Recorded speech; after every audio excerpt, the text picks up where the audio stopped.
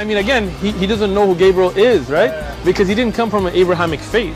The people of Mecca were pagan. Quran is mentioned, if this book was from other than God, they would have found in it many contradictions. If a book is without contradictions, that has no bearing on whether it comes from God or not. I've had phone books that are inerrant, but I certainly don't think God gave them. That we believe without understanding. The brother asked a very important question, that most of the scholars say that listening to music, watching movies, and most of the television programs, they're haram. So how can we have fun? Let me tell you, brother, at the outset, that having fun is permitted in Islam as long as the fun is halal fun. That the standard narrative has holes in it. The Prophet tells us because Satan or the devil sleeps over our nostrils. Those who oversleep and not pray Fajr on time, Satan urinates in their ears. I really do think Jesus was crucified and that he really was dead and buried. He thought that he was a son of God in the sense that he was specially chosen by God. I think Jesus really did think he was going to be the Messiah, the future king of Israel. I mean, that is, after all, why they crucified him.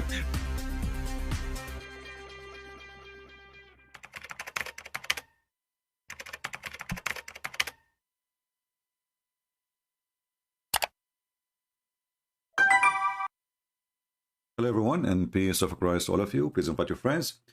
And today we are going to have one more comedy. You know, the Muhammadan, they are so desperate trying to find the Prophet. Sometimes they try to find him in our book. And sometimes they try even to find him in the Hindu scriptures. And sometimes they ask atheists to come and help them. Mimi Hijab, he made a video saying that he can prove the evidence of Muhammad being a prophet in 10 minutes. Now, the 10 minutes became series, like, 10 minutes, It's a joke.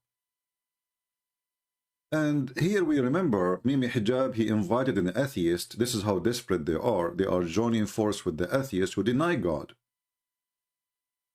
And the Quran says, you will never find one believer. You will not find one believer. So I wonder if this guy is even a believer or not. You will not find one believer. He is going to be friendly or loving or nice. I mean, what you call this? He called him a friend. He called him, we are welcome. He is welcoming him. The Quran forbidden Muslims to honor non-Muslims. What about atheists? So the Muhammadan, because they are so desperate to defend their false religion, they want so down to the point they are asking atheists to join them. But the Quran for sure forbid them from doing such a thing. But we are talking about kids from the street like Mimi Hijab, so he can do whatever he wants. When David Wood, he asked him, your God, Allah have hands and legs? He said, who said so? And just I saw a video posted in DSI, whatever they call it, channel. He admit that Allah can be inside his creation. So in the debate, he denied it. In speaker corner, he accepted. They are kids. They can say, they can lie, they can do whatever they want, and nobody count on them. And today is nothing but an example of the stupidity. This is why nobody is watching his videos. So you will not find one of the people who believe in Allah on the last day,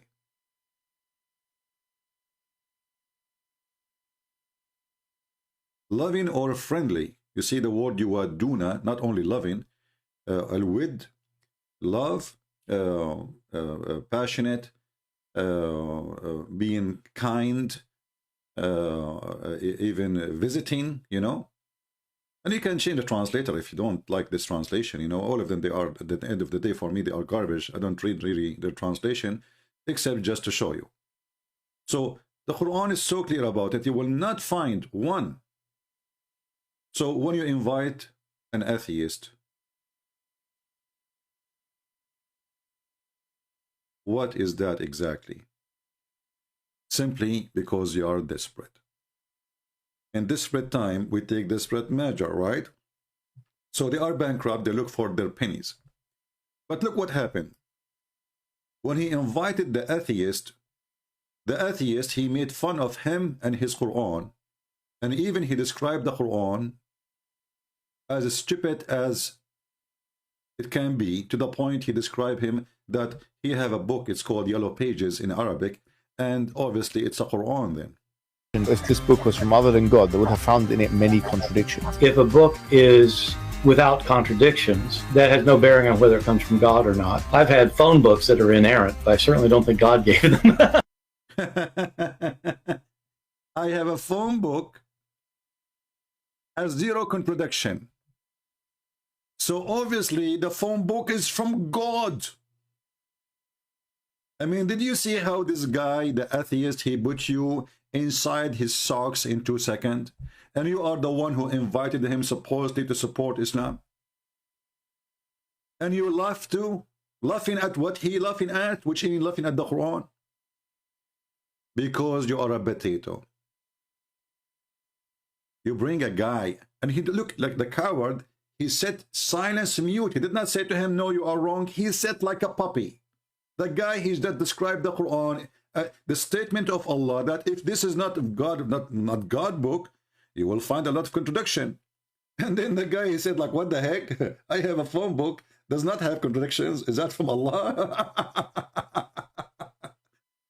But guess what? The Quran is full of contradictions.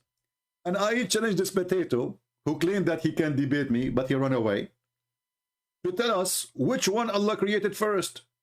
The mountains or the stars? The trees or the stars?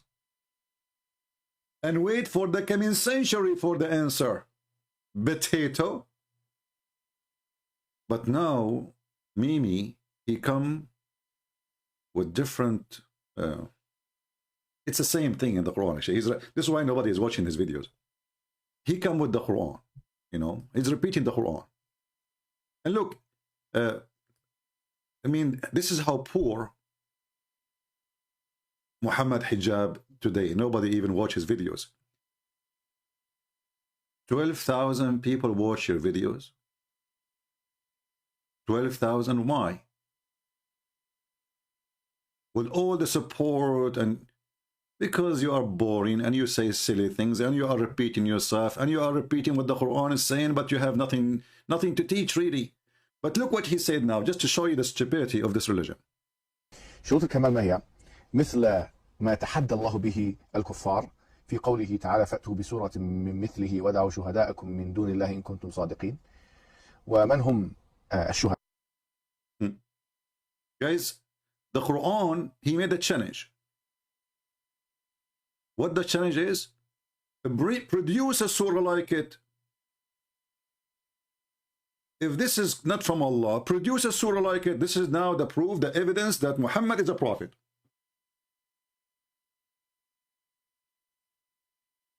Well, produce a phone book like it. Can you? If you produce like it, you will say this is a copy. Can you produce any poetry like the poetry of Imr al-Qais? In fact, your prophet, he stole it from Imr al-Qais. We have huge names in the Arabian Peninsula who they are a great poet men, and they are Christians. Can you produce any of their poet? However, the challenge of the Quran of producing a book is the most stupid challenge. Even Muslim sheikhs, they laugh at it. This is Sheikh Ahmed al-Qabaiji. Very well-known sheikh. He laughed and he say there is no way that this Quran is coming from God. And don't tell me that, you know, he is David Wood. You do not know Arabic, you do not know Hebrew, and this is coming, and Elijah, I mean God with us.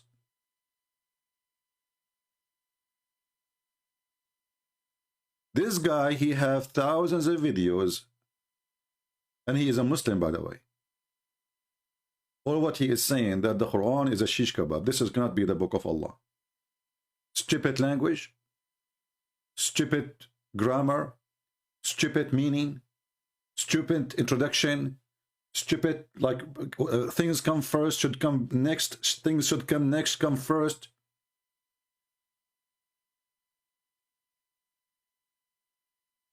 So why Muslims, even, you know, a big sheikhs, even the descendant from Muhammad,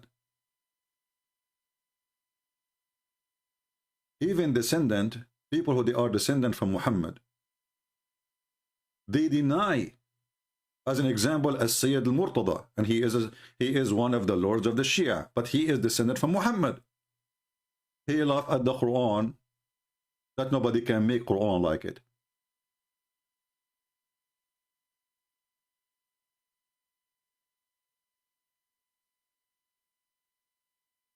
And many other, but this is descendant from Muhammad himself, a big name for the Muslims.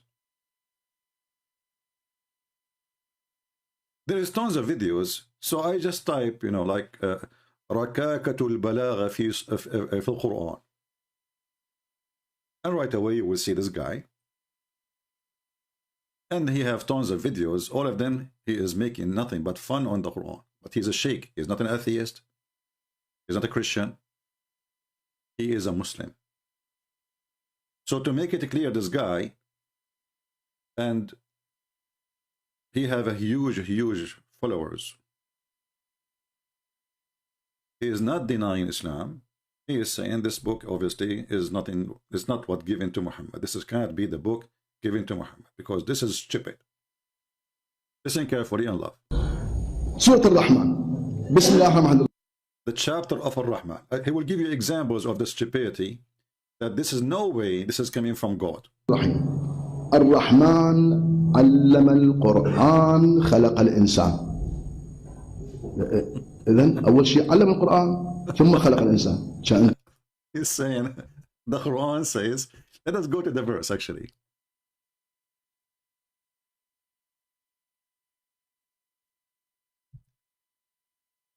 Ar-Rahman, and the Muslim they translate it as Allah, but doesn't say Allah, it says Ar-Rahman. And any Muslim can tell us who is Ar-Rahman? First time Muhammad he said Ar-Rahman after he received a letter from Rahman al-Yamama. So he copied a name, he added to his religion. And then the Arab they said, oh, Muhammad now he worshipped two gods. Before he used to worship Allah only, and now he is worshipping Ar-Rahman. The only Rahman we know is Rahman al-Yamama. Potato. Then this guy saying, so Ar-Rahman allam al-Quran, created the man. And he's saying, how in the world this can be a good Arabic language? You teach Quran to who if you did not create the man yet? Did you create the Quran first, or did you create the man first and then you teach the Quran, or you taught the Quran before you created the man?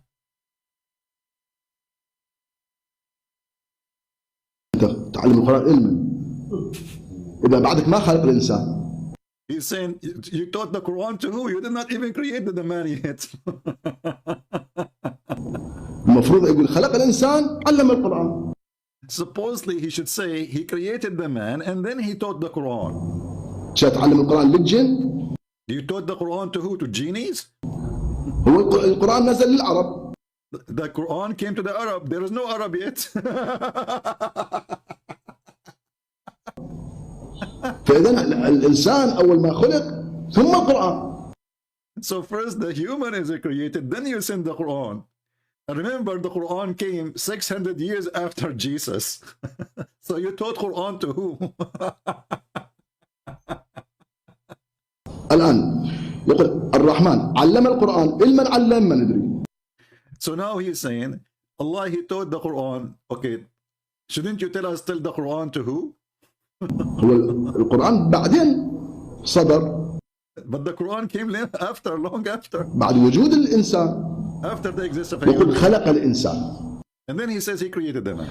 زين علمه البيان الشمس والقمر بحسبان. And then he says he taught him the language. Allah taught us the language, al-bayan. And then he says, and الشمس والقمر بحسبان. What does that mean? The sun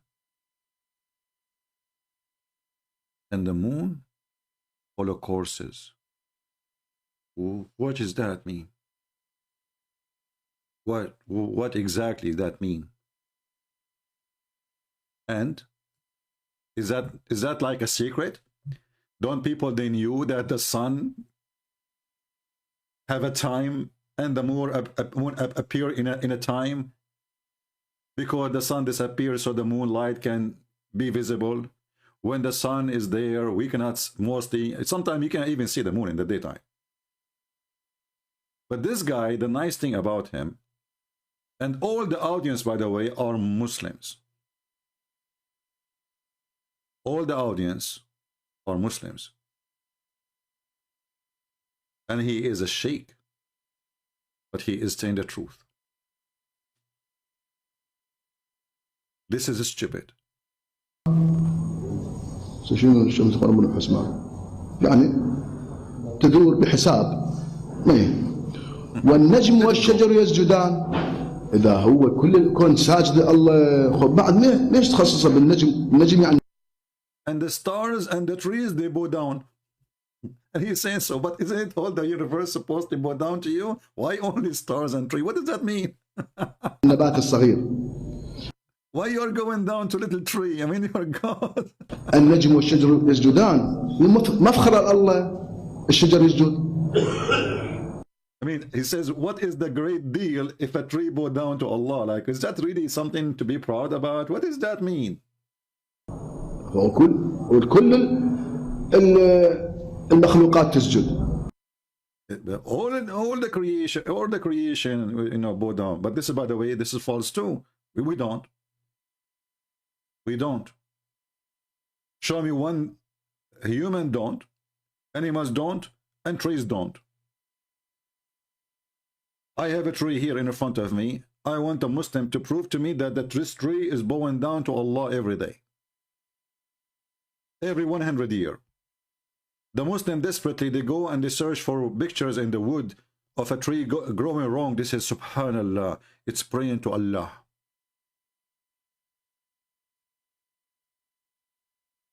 So do you see how desperate they are?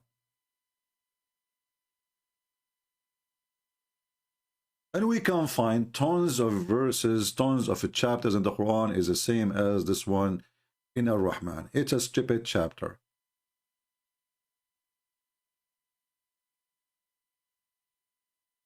And you know, if the proof that somebody is a prophet is this, why Allah did not give such a thing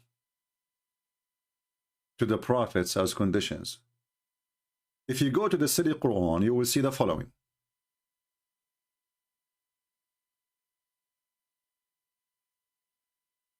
In chapter 3, verse number 183.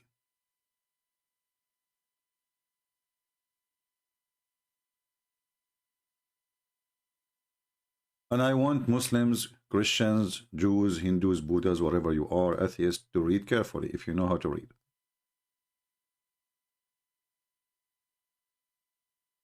Whatever you see between the bracket, obviously it is not in the verse. Muslim, they insert it because the Quran is stupid.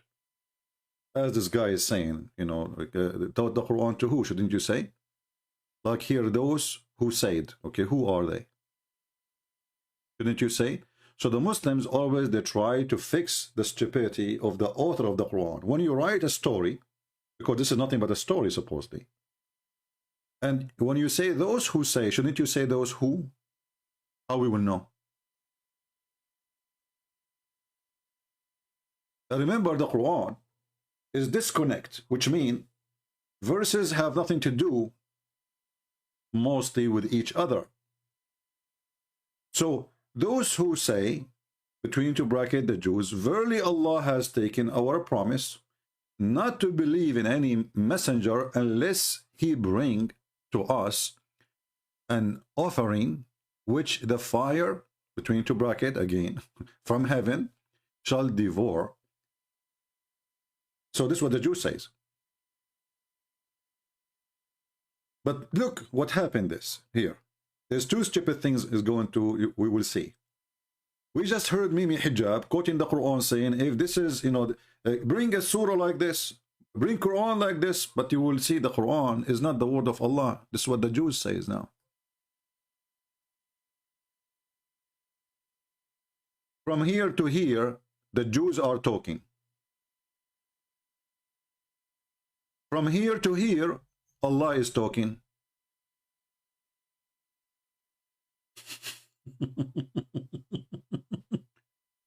So how the stupid author of the Quran says, bring Quran like it, when half of the talking is not his talking, it is the enemy of Allah.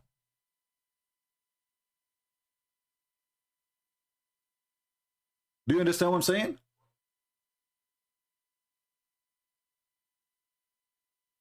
How you are saying, bring me Quran like it, and then half of the talk is not your talk. If we ask any Muhammadan, is this sentence here, from here to here, is that Quran? They will say yes. Okay, bring me Quran like it. You say we cannot. We cannot bring Quran like it. Abdul, you cannot. Yes, I cannot. This is impossible. It's a miracle.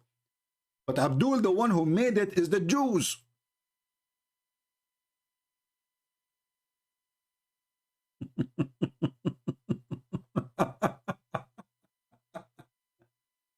So this is number one mistake. Mistake number two. Now, if the Muslim, they say, oh, the Jews did not say that. This is Allah saying what the Jews said. That is even more stupid. Because if the Jews did not say that, and then Allah, he's saying what the Jews said. So did the Jews say what Allah said, or Allah saying what they did not say? So if a Muhammadan will say, oh, this is not really exactly what the Jews says, that's mean Allah is a liar.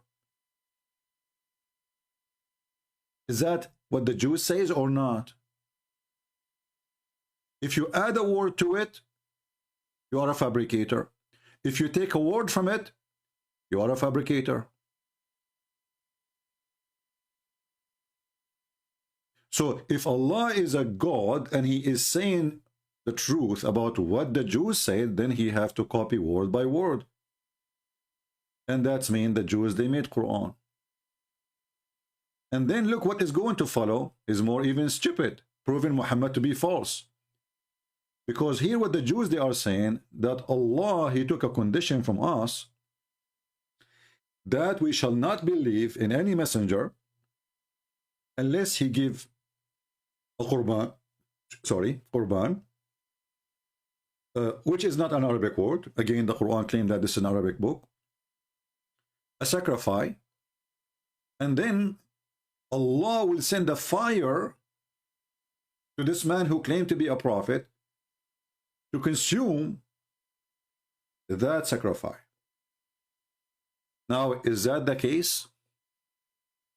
Is it true what the Jews, they say? Or the Jews are making an excuse? Read carefully the verse. Muhammad, he confirmed what the Jews says. He says, say, verily there has come to you messengers before me with a clear sign, even with what you speak of. Did you see it? So the Quran confirmed that this is true. Allah, he made it a condition that if a prophet come to you, you shall not accept him unless he make an offering. And then I will send a fire from the sky as a miracle, like what happened with Abraham. And the same happened in the Quran with the children of Adam, Cain and Abel. When both of them, they were fighting over marrying the women who her eyes was fine, and the sister, she have a cross eyes like Mimi Hijab. So, verily there come to you messengers before me with the clear signs, even what you speak of. That's mean that the God Muhammad he speak of, which is supposed to be the God of the Jews, he did exactly that. So how come he will not do it to Muhammad?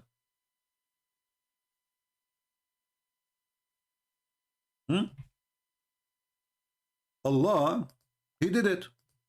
many times before. And why he did it?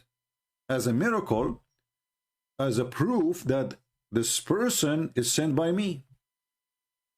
So instead of making a video saying the proof that Muhammad is a prophet in 10 minutes, and what is that is the Quran. Or what Allah he need to light up a matches from heaven and send it down to eat the offering of Muhammad, and that's it. But he failed. And look what he said. Well, there is a prophet before me. They come with a clear sign like what you asked for, but you killed them. And here we see that Muhammad is a fraud again. Because who are they? The messengers of Allah who the Jews killed them. I have the whole Quran in front of me. I challenge any Muhammadan to tell me the names of those prophets the Jews they killed. What the Muslim will do now, he will go and search in the Torah.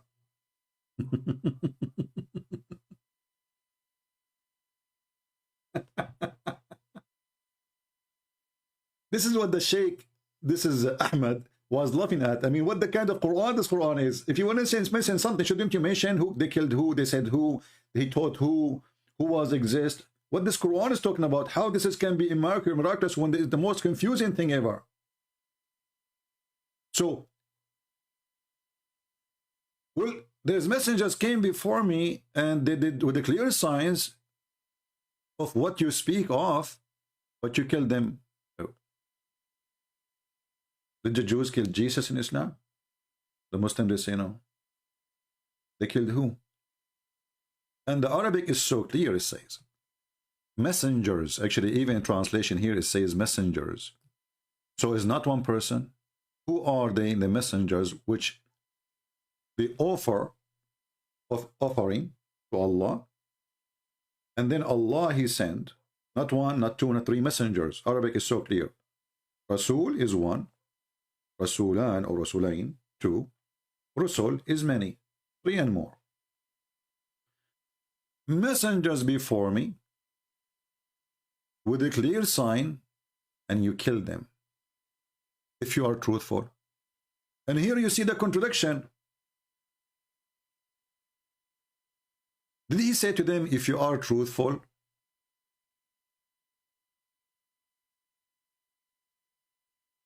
Is that a truthful go back to them asking for the offering, or a truthful goes back to them, they will believe? If you are a truthful is about accusation of them being lying, well, he just confirmed that messengers before they came with the signs, which is the offering, and the fire come from the sky. So they are not lying. If they are truthful is about they will believe if he did it.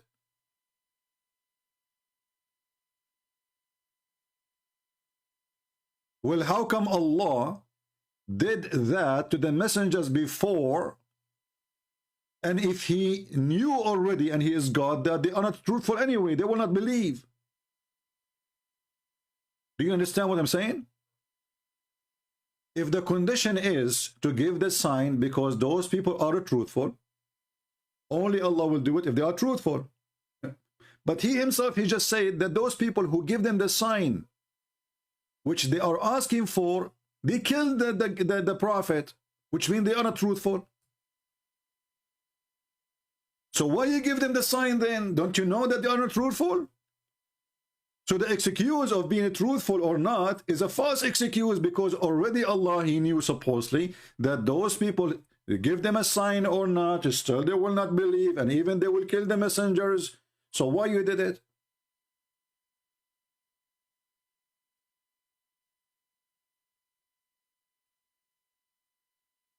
Do you see why we say Islam is stupid?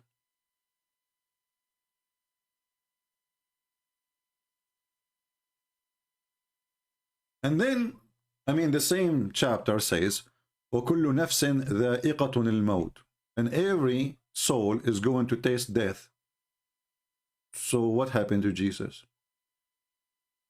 And only in the day of resurrection, You will be paid for your wages. I'm sure the Muslim here, they will say, well, you know, Jesus, he will die before the day of resurrection. But if we go to the Quran, which the Muslim, they claim it's amazing in Arabic, the Quran, it says clearly that peace be upon me, the day I was born, the day I die, and the day I will be resurrected. And the same stupid Quran says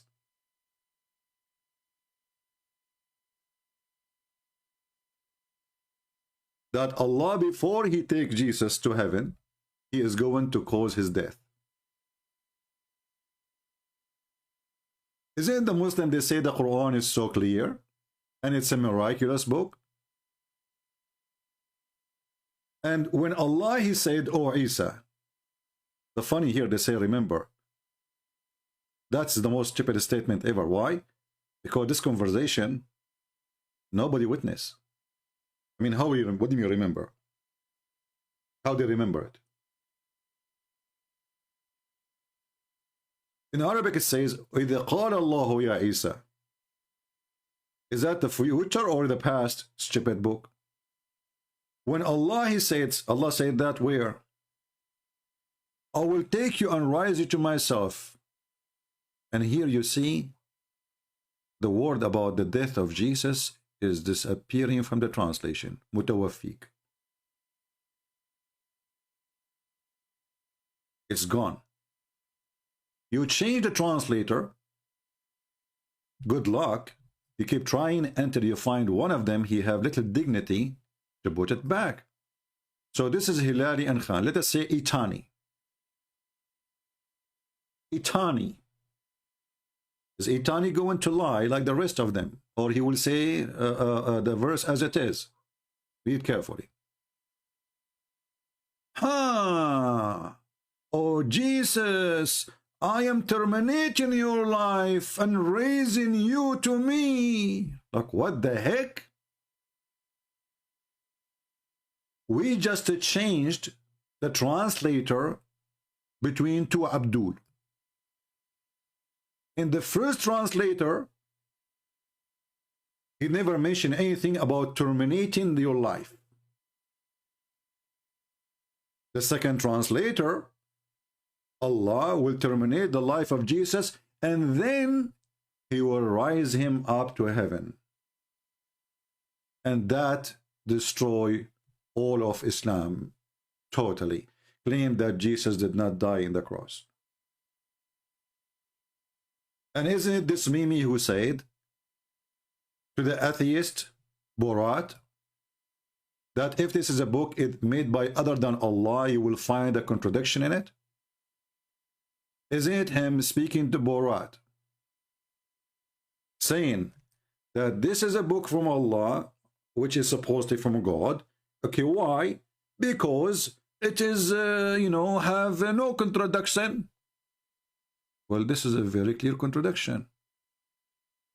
Whether it comes from God or not. I've had phone books that are inerrant, but I certainly don't think God or not. That has no bearing on whether it comes from God. Without contradictions. If a book is without contradiction, God, they would have found in it many contradictions. if a book is without contradictions, that has no bearing on whether it comes from God or not. I've had phone books that are inerrant, but I certainly don't think God gave them. So you see how stupid the Quran, a phone book is better than it. Because how in one verse it says that Allah, he made someone look like Jesus in the cross. And then other verse saying in the same book, I'm terminating your life before I take you to me.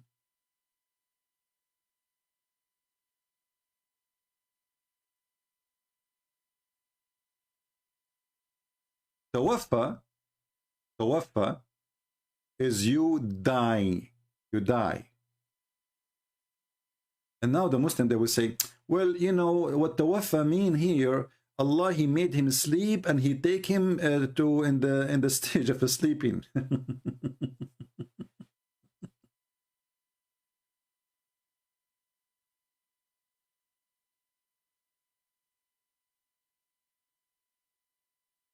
Amazing Quran. Who can make Quran like this? Who mixed between Haman, the guy who lived in Iraq, and the Pharaoh. Suddenly Haman became his minister. What kind of God? He think the Sumerian, they will exist in the time of Moses. Who can make Quran like this? Nobody, brother. Nobody. So Moses went to the mountain, he come down, he found the Sumerian misleading them.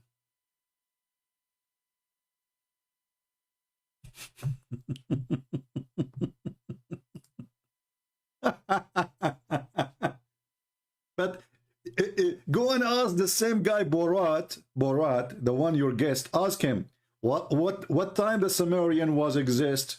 He will laugh at your prophet.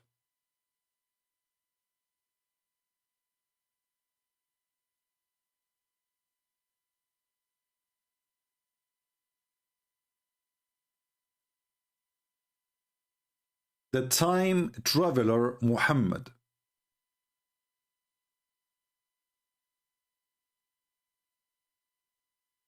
I'm going to open my Skype, hoping that we will get some Abduls who have the courage and the knowledge to call us. For sure, this guy, Mimi Hijab, is a kid. He neither have a knowledge and neither have a courage. I will never dare. All of them, they want to debate me only face to face because it's an excuse to run away. Let us open Skype and see if we will get any Muhammadan.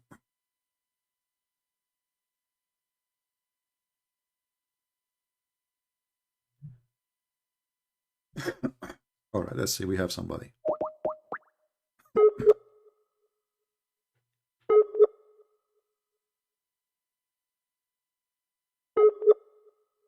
Maybe he's not online. If you are a Muhammadan, please text me and I will be happy to call you. Anyone? Don't send me hello and hi. I will not add you. I don't add people. Don't send me links. I don't click on them. Don't send me pictures. I don't open them. And if you are a Muslim, you can text me. Say I'm a Muslim. I will call you. That's the best I can do for you. Any Muhammadan?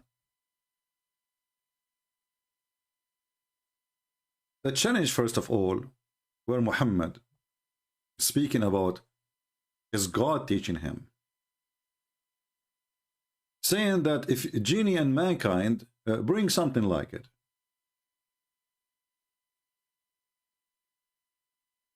is it proven to be false from the Quran, because the Quran itself says Allah, he refrained from sending miracles.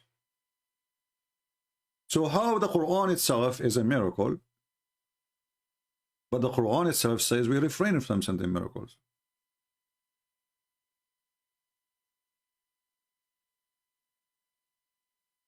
Do you understand what I'm saying? Chapter 17, verse number 59. So imagine you say to your people, you know, are refrain from cooking, and you say that when you are standing in the kitchen on the stove cooking. Or you say, I refrain from talking by talking.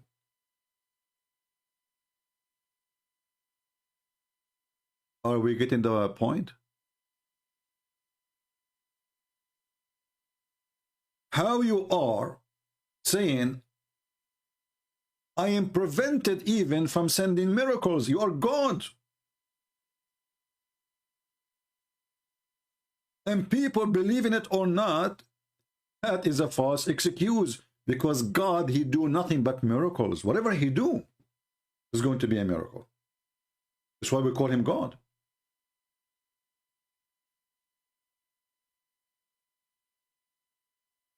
So I'm not going to send you miracles, but we just heard Mimi Hijab saying the Quran itself is a miracle. And nobody can make like it. But the Quran just said, I'm not going to make miracles. And if you read carefully the excuse, you will see how silly Muhammad is, repeating the same excuse. He don't have miracles. He don't have signs.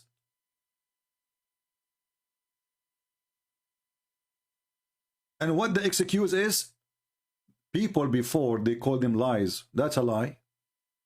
The Jews, they believe in the miracles of their prophet. And a huge part of the Jews, they believe in the miracles of Jesus, and they become Christians.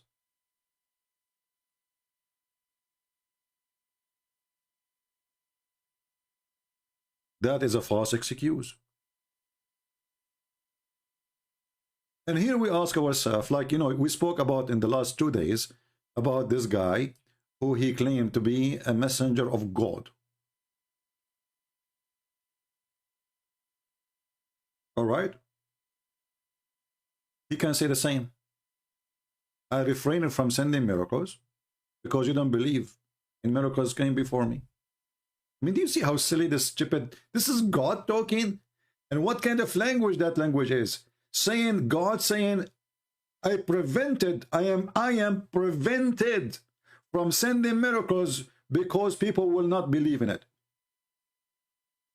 That excuse alone is an excuse of a stupid, because if this is the reason not to give a miracle, that means Allah, when he gave them miracles in the start off, he do not know that people will not believe in it at that time. People, do you understand what I'm saying? If the reason not to send miracles is that they will not believe, that's mean that the miracles which Allah he sent before, he was not aware that those ancient, they will not believe.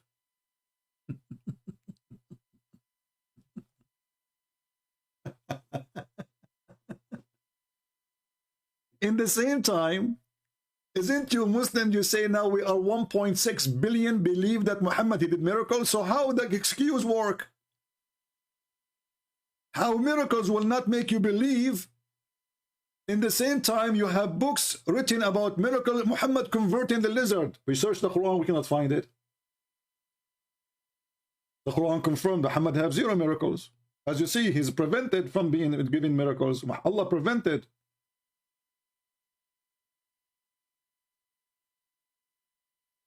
If Muhammad converted the lizard to Islam, and then Muhammad he says that the lizard is an enemy of Allah. I mean, how that work? Is he the enemy of Allah?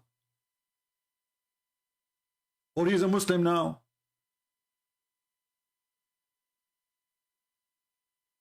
When the Muslim they say that Muhammad wanted to do poo-poo, and then he ordered trees to come to him to keep him in the shade. And here I wonder, I mean, how long the poo-poo of Muhammad was? What shade? The trees, they will not keep you, I mean, they will not hide you except from the top. If the purpose, because the Muslim, they might say, oh, those trees, because he was shy, he don't want people to see him. My friend, trees, they don't hide your ass. That can happen if you are a bird in the sky and looking from the top of the tree. If I am in the ground and Muhammad in the ground and he is doing poo-poo in the front of a tree, I will see him. So Muhammad who ordered trees to come to keep him in the shade, this is in the hadith. The Quran says he will refrain from giving him miracles. Did Allah refrain, or he didn't refrain not? Did Allah change his mind?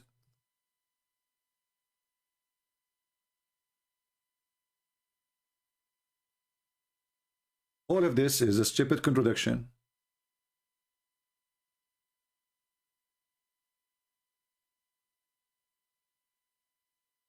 And then if we search in the yellow pages of Muhammad, we will find tons of verses. People keep asking, how come he don't have one sign from his God? Just one. You are not asking for much.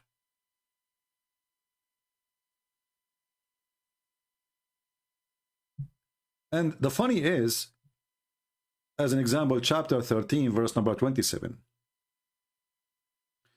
Remember, the Muslim, they say to you, the Quran speak about a miracle, which is the moon split. But this is a chapter 13, but this is not according to the revelation. According to the Quran today. Chapter 13, Ar-Ra'd, is almost at the end of the Quran. And it's still people, and came long after the chapter of the moon. And people, they are wondering how come there is no sign from his Lord. Do you see it? This is Muhammad almost in the end of his life. Still people asking, how come this Abdul, he have 0 miracles? He keep telling us about Musa's miracles. Jesus have miracles, but he has none.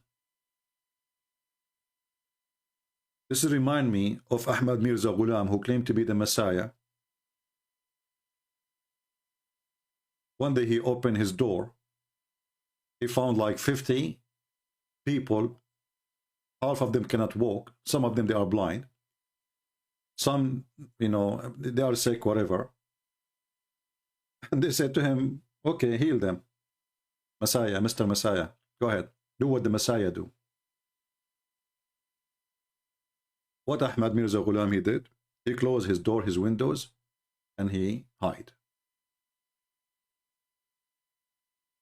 Go ahead, aren't you the Messiah? Go ahead, Mr. Messiah.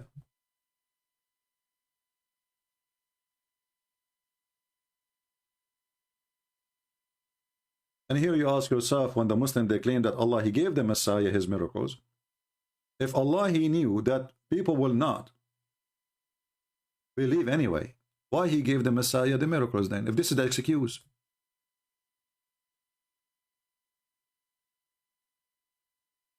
Very silly, very stupid cult. It does not even fit for a kid.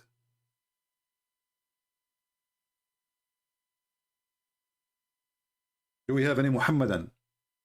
Do you have anything to say?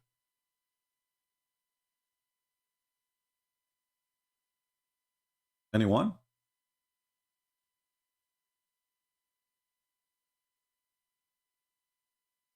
Any half one?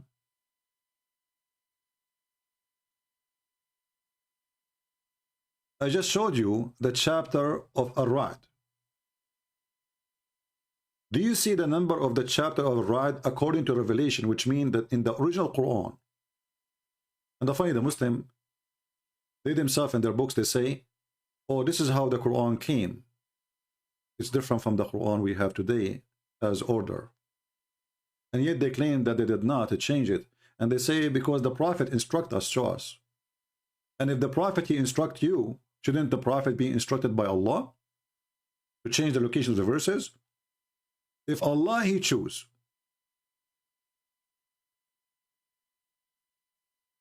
a certain way to send the Quran to you, who is the one making the correction? So this is 96 chapter was given to Muhammad. 96 chapters. And still he have 0 sign from his Lord.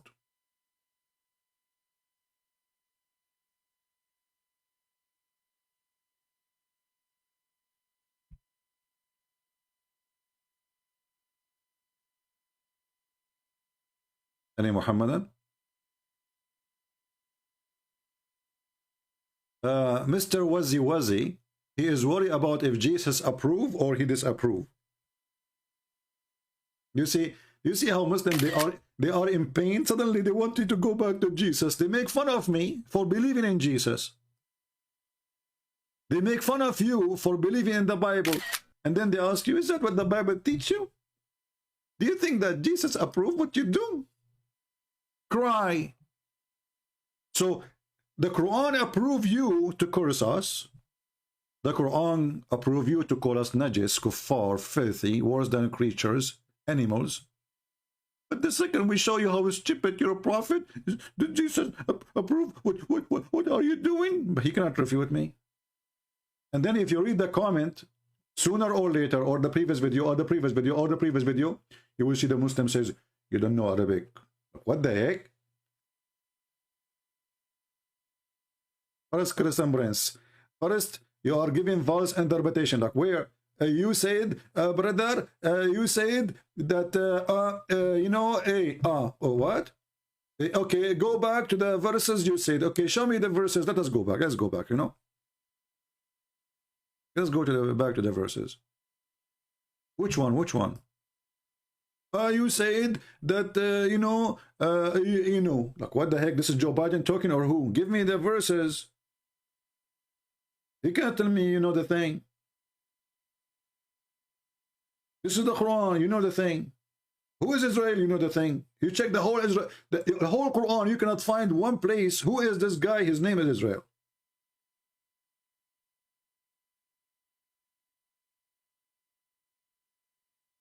Oh, you said that the Jews, they, you know, they requested, you know, a sacrifice, and Allah, He approved that. You are lying. The Quran confirms it. It's in front of your eyes.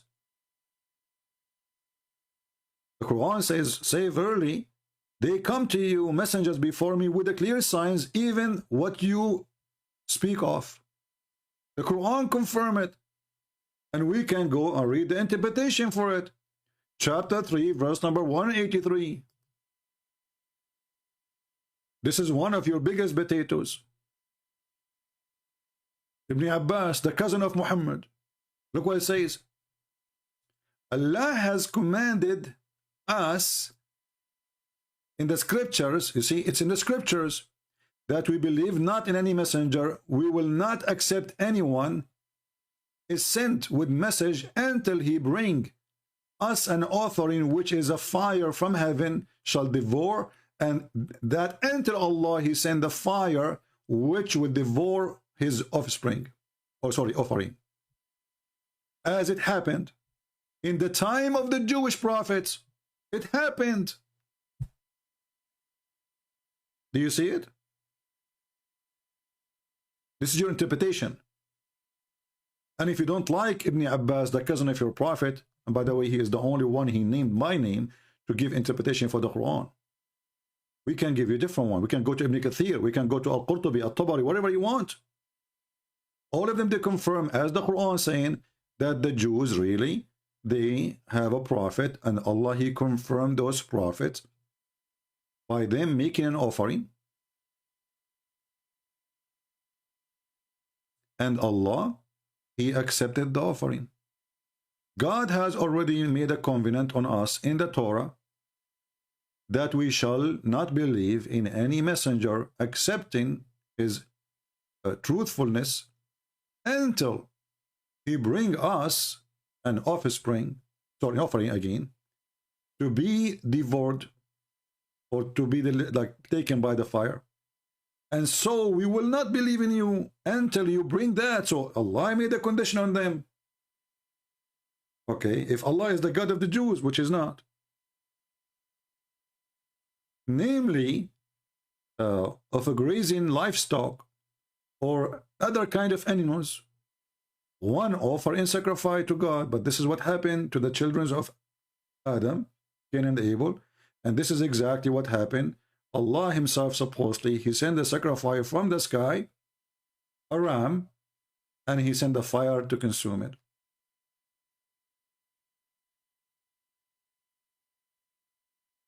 So why Muhammad, he failed, if this is the condition made by Allah? So look how stupid this religion. If Allah is the God of the Jews, and Allah told the Jews, listen to me carefully, any prophet, he come to you, he have to do this. He have to make an offering, and then I have to send a fire to consume this offering. Otherwise, he is a false prophet. Muhammad, he agreed that Allah, he put those conditions.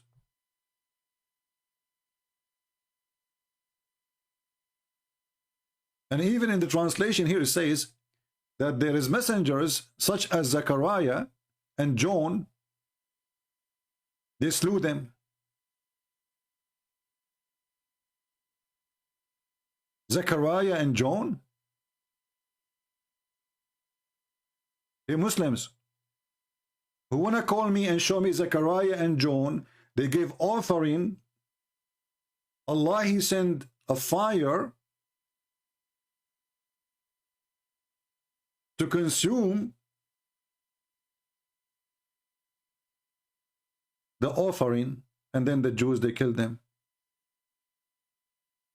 And if the Jews, they killed Zechariah and John, why the Quran never says so?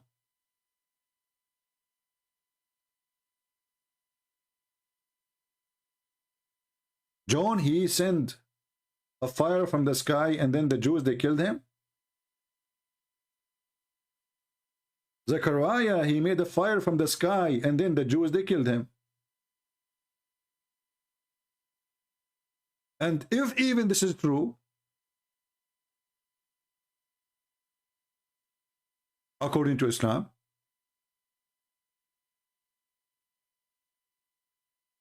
so why Muhammad did not give in the sign the same as the rest? Especially the Jews killed him anyway.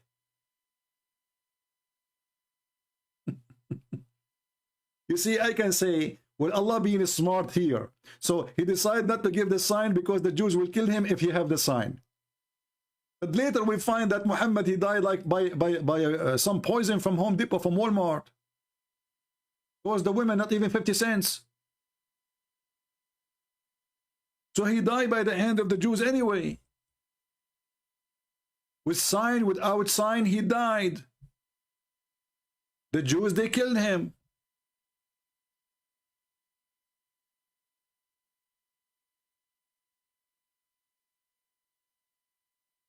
Our Skype is open and we have 0 Abdul. Do you see how proud they are about their religion? Do you see?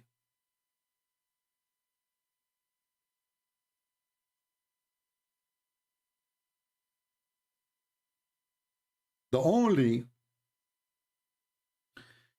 question I have, which is really making me, I'm trying to find out, figure out, what is the name of the rat, the poison she used?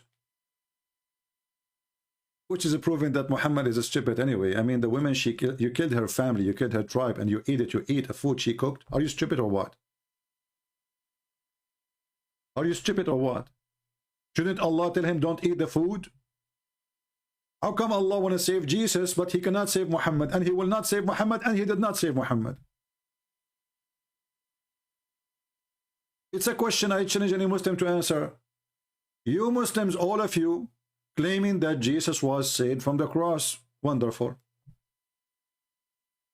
Why Muhammad was not saved from the rat poison?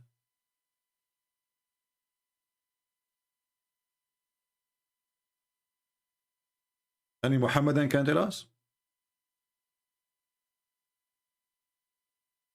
Does that mean that Allah, he loved Jesus more than Muhammad? And Muhammad, he made a prophecy about his death, by the way. You know, Muhammad, he reminded me very much of Joe Biden.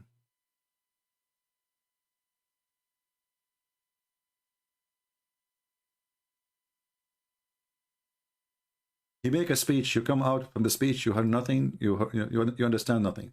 So Muhammad, his God, he told him how he will die. How he will die, Muhammad? Look at the prophecy. He either will die normally or he will be slain. Is there a third option?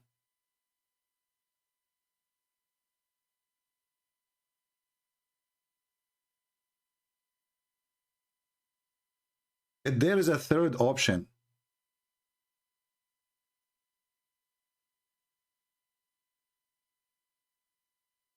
if he die or get killed, how come Jesus, he confirmed that he will be killed? He knew what will happen. He knew even who would deny him. He knew when. He knew the time. He knew the names of the people. Allah, he made a verse saying, if Muhammad die or get killed, is that the third gender now?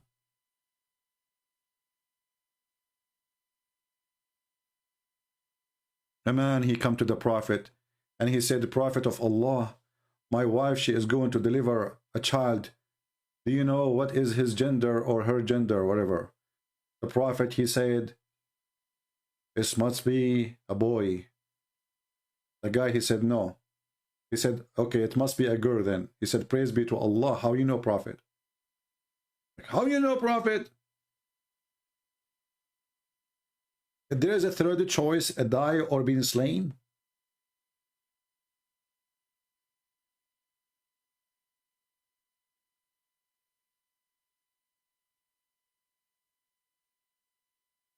I remember once in the month of Ramadan, in the Saudi TV, they have a, you know, they keep doing that until now. So they have a question. If you answer it, they will give you 1 ounce of gold. Like at that time when the money was like rain, you know, not like now. Saudi Arabia is going bankrupt. But all the money they have is not, they are not blessed. So the question was, they go in the street and they ask people the question, and the TV, this is a TV station. At that time, there's no internet. This is a long time ago. So, an insect mentioned in the Quran, and it make honey. What is the name of the insect? The first Abdul in the Quran, and it make honey. He give up. Second guy. And then the surprise is that the one who answered is not the one, he is the foreigner. He's not even a Muslim. I mean, isn't it obvious? An insect make honey and mention in the Quran. There's a chapter in the Quran. It's called the chapter of the bees. As long as we are talking about the bees. Is it true that the Quran claim that the bees eat fruit and shit honey?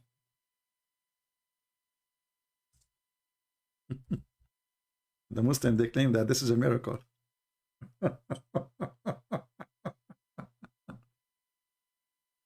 According to the stupid Muhammad, Allah, he inspired the bees to eat the fruits and to do poo-poo honey. Abdul, the honey is not their poo-poo.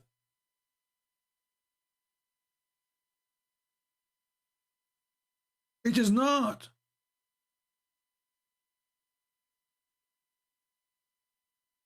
So the genius Muhammad, he did meditation. He want to be Sadhguru, the idiot Sadhguru. So he said to himself, honey, obviously this is their poo-poo, huh? Because why they are not, they go and they eat. You see them go into the flowers, their mouth is, they must be eating there, huh? Or they go to the apples or anything, they are eating there, brother. So then eat of all the fruits. As the way Allah, he give you ways, and then come forth from their bellies a liquid. So the bees, they eat honey, they eat fruit, they shit honey. Muhammad did not know that we are stealing their food. Simply, we are just stealing their food. This is my challenge to the Muslims. Look in here. Look at this. Allah is proud about being a drunk, about alcohol, and he is saying this is a sign from Allah. And they say to you, who can make Quran like this Quran? Being drunk is a sign from Allah? How?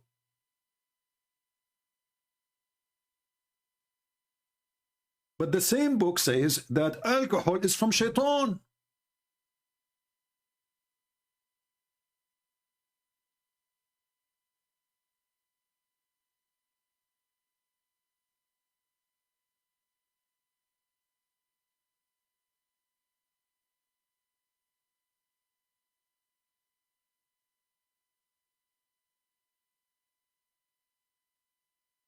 Is it from shaitan? Or it's not? Is it a sign from Allah or a sign from shaitan? The same stupid book. And now we can explain, I mean, why the Muslim, they keep saying, take a beer.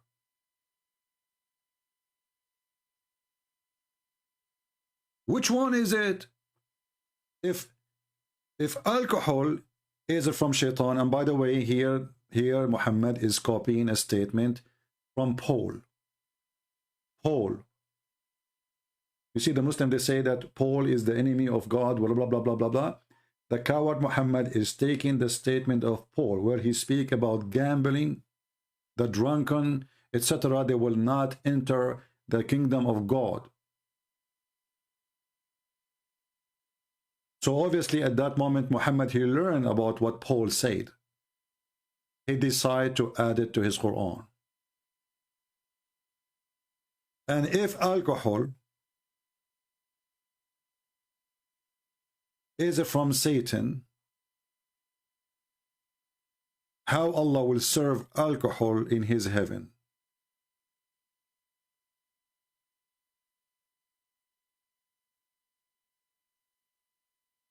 You message me in Skype, don't run. What's your name? I don't have any message. Are you the one, his name is Jax? No, Jax, this is Tuesday.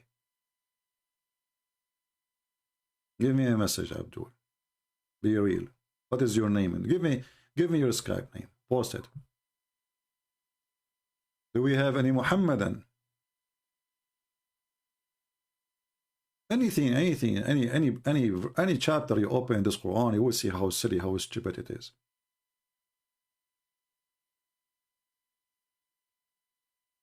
Have you ever heard of a God, he says, Allah will not take you accountable for your false oath?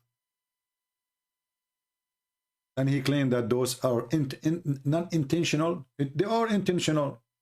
Anyone he take an oath, he knew what he's saying. It's an oath. If there is an oath, can be by accident. Do you see the stupidity?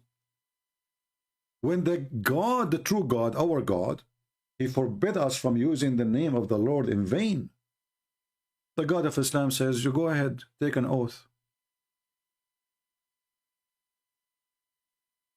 As long as you don't mean to be honest, it's okay.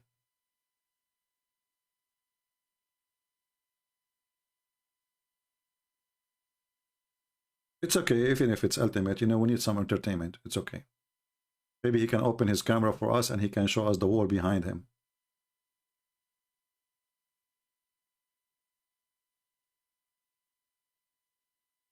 We need some pictures for an example of how dirt can affect your life. Do we have any Abdul?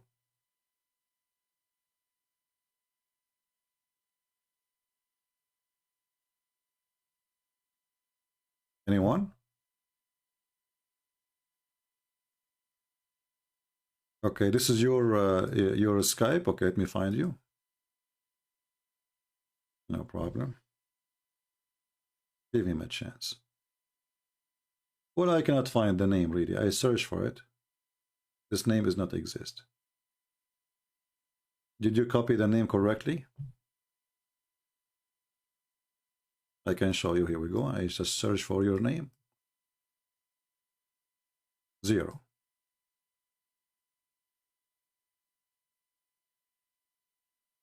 I could not find it.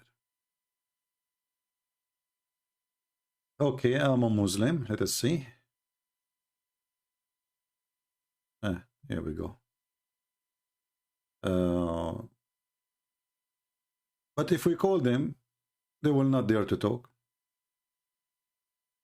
Let us call the coward.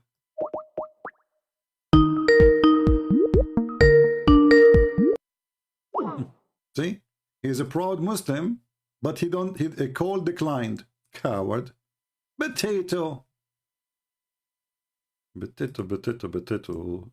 Potato, potato, potato. Potato, potato, potato. Potato, potato. And here we skin you in. And here we dip you in, and the oil is so boiling.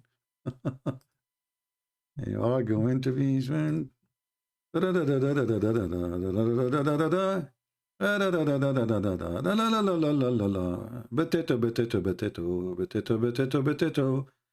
potato, potato, potato, potato, potato. Prove me wrong. Be a man and call me. If you are not a potato.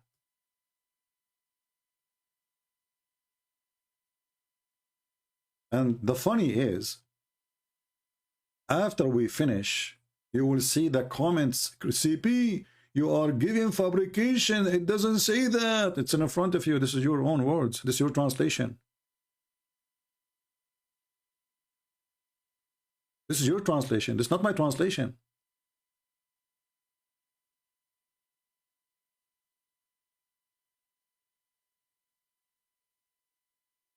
Okay. Let us see. Maybe this one. Okay. Are you the guy from Qatar? Doha, Qatar?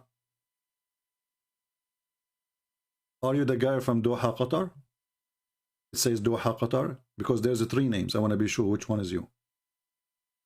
Please confirm so we can call you.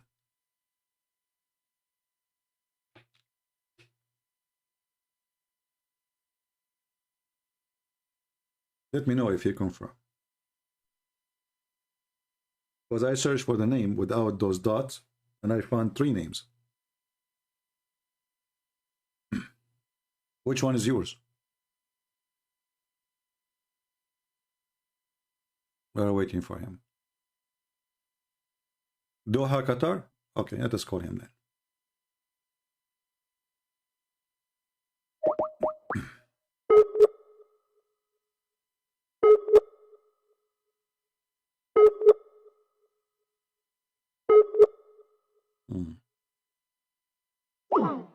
It says he is not online. If he is the guy from Doha, Qatar. Are you online? Or maybe you are playing games now. Do we have a real Muslim? You have a lion picture? No, this guy don't have a lion picture.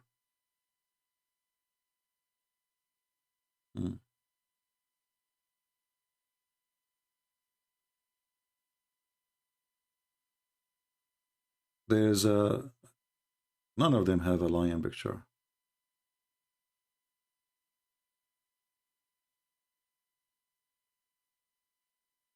Okay, let us see. I will send you hi. Just tell me hi back if this is you.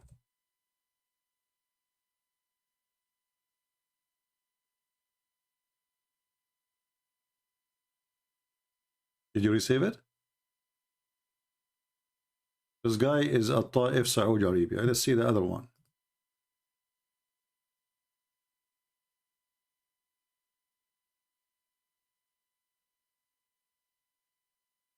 This guy is...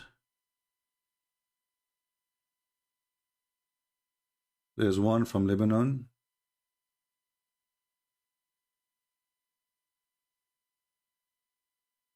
This guy from Qatar.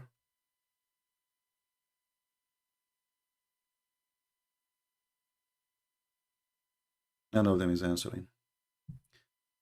Anyway, you know, if you really, you want to contact me, you can contact me yourself. I'm not going to look for you. We don't have time to waste it. If there is any brave Muslim would like to contact us,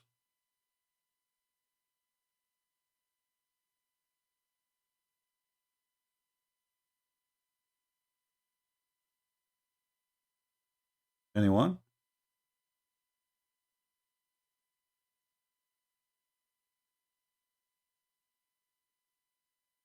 Who is a person he think Quran is coming from God? We want someone is serious. Someone really he have knowledge.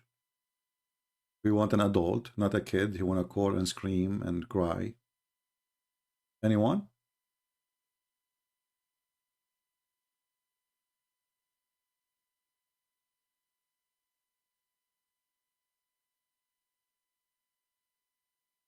Any Muhammadan?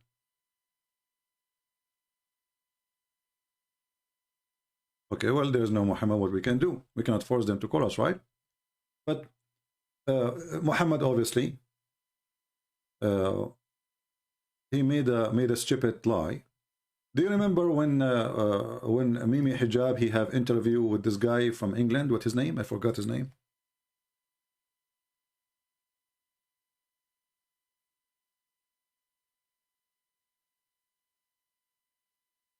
And Mimi Hijab, he decided to recite for him the Quran. And supposedly the Quran will make him believe.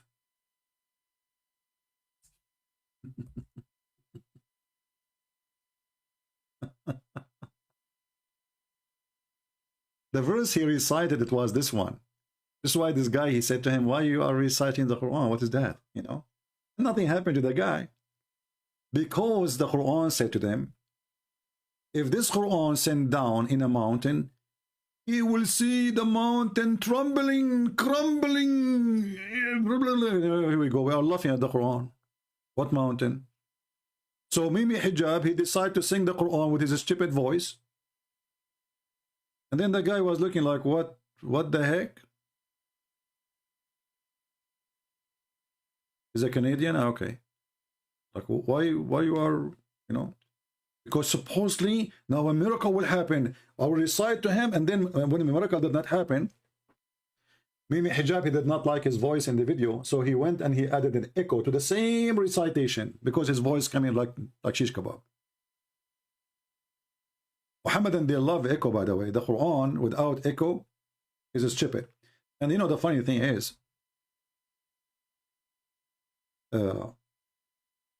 some of you might say the Quran recitation is really nice, but you did not notice that this is a recitation is nice because the one who is singing it, he have a nice voice.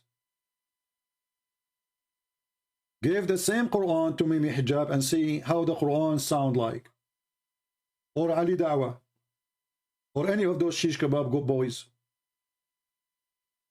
Actually, once there's a guy, he called me, and all what he do, he recite Quran. I don't know if any of you have a video. If you hear the Quran, it sounds like coming from a donkey. The same Quran, the same verses, you give it to somebody, have a nice voice, it's going to sound nice. All those who have songs, especially these days, full of F word, the SHIT word, right? The people, they buy their songs and spend a lot of money on their, you know. But the words is really disgusting. It's bad. Is that a miracle?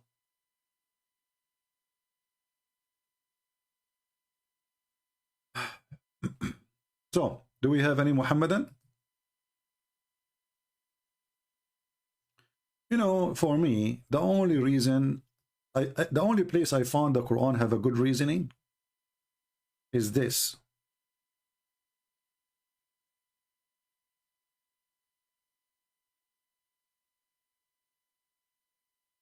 This is the only thing can make me, you know, think about Islam for a second.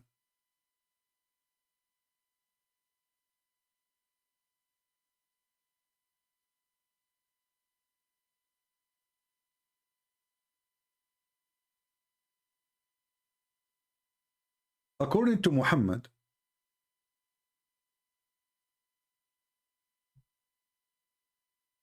if you go to the heaven, you will have a lot of reward.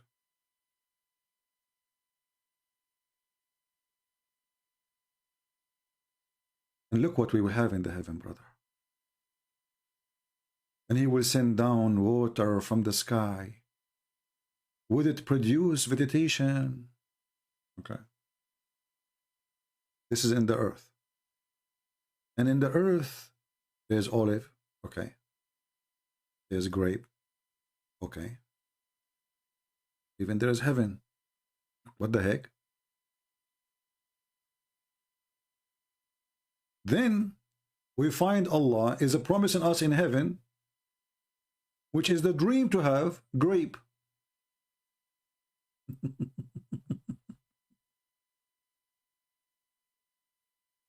But we just get it in the earth. What a grape. If we can't go to Walmart right now and buy some grape, or even for free grow a tree in my yard, how that is the promise of God?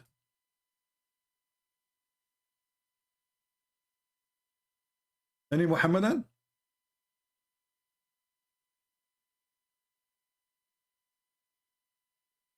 Grape? Fig? Olive? And what make it more funny, more stupid, that Allah, He is going to buy things is made at that time by the Persian who they are pagan.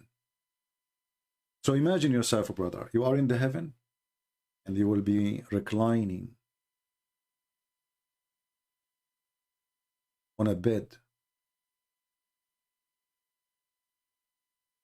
And this bed, brother, the sheet of it is made from istabraq. Istabraq at that time is a brand of silk made in Persia, expensive. I mean, do you see how silly, how stupid this religion is? Imagine we have somebody like this guy now from Lebanon. He said, I'm going to give you Nike in heaven if you believe in me. This is what exactly Allah is saying. This is a very famous brand at that time. I will give you Gucci in heaven if you believe in me. You know, what? What Gucci?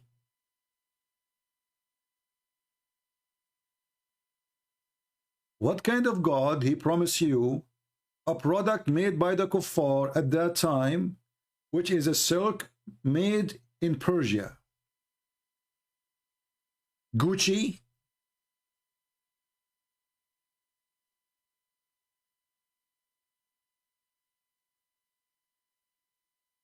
Who is here for the first time? By the way, we don't have many people today. I don't know people they are eating, right? I did not eat.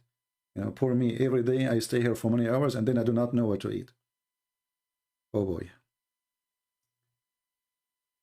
I guess each one of you have like a nice meal now, huh?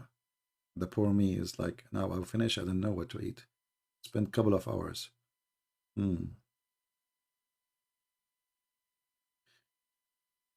But who needs fruit, brother? Look at the Quran. Look how beautiful Quran. It must be from Allah.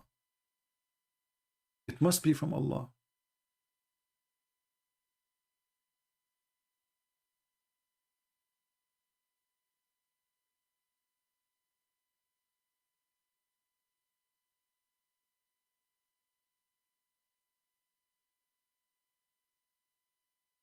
You know, this God, he have a special touch in his teaching.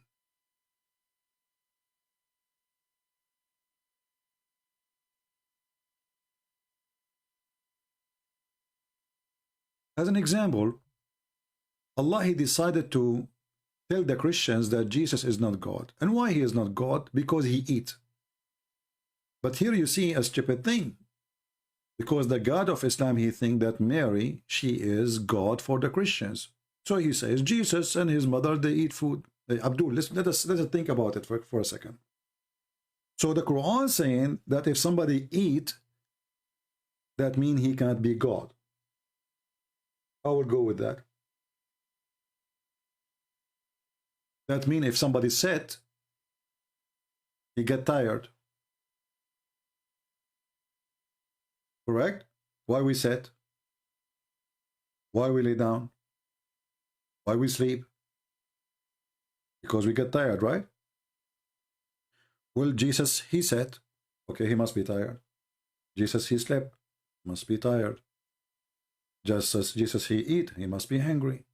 We are going with the logic, all right? So when somebody do an act, the act present a need, especially if it's a physical act. Wonderful. Allah, he sat on the chair for what reason? Any Muhammadan can tell us? Why Allah, he sat on the chair? You have a chapter in the Quran, it's called the chair. It's not even a throne. And by the way, the word kursi, it's not an Arabic word.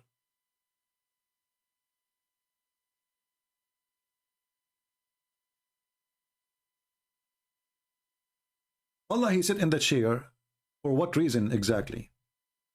You see, chapter 38, verse number 34, it says that Sulaiman, he sat in his chair. And by the way, here there's a contradiction. Anyone remember why? But the point I'm trying to make here, that Sulaiman, he have a chair. Allah, he have a chair. But as long as we mention this one, anyone notice that this verse is a contradiction for a different verse? Anyone remember? Anyone remember which verse? Here it says that Sulaiman was sitting on his chair when he died. in different verse in the Quran,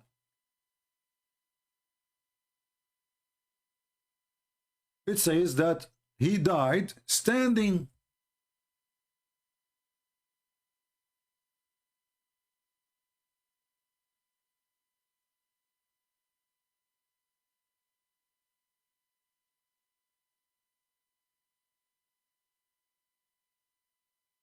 And this is why his staff is the one who made him look like he's not dead.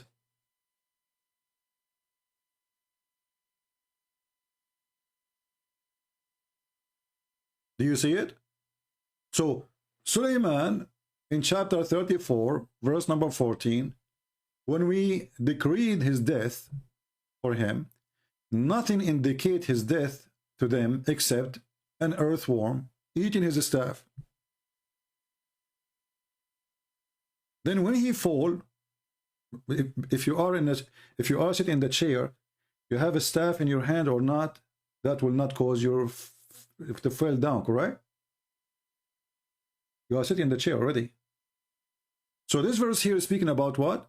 About he dies standing. Chapter 34, verse number 14. True story, by the way, true story.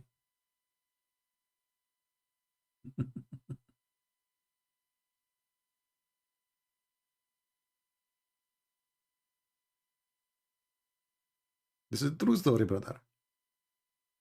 This is Ibn Kathir.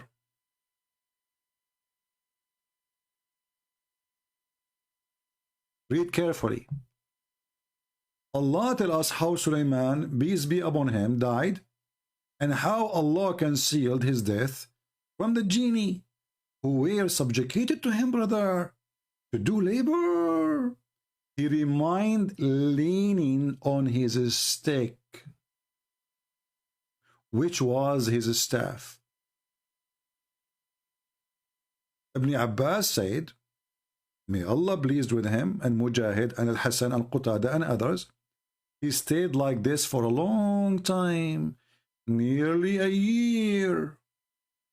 When the creature of the earth, which is a kind of worm, termite, ate his stick, it became weak. Do you see the word? It says fell to the ground, people? Do you see it? He fell where? To the ground. Correct? If you are sitting in the chair, you will not fall in the ground.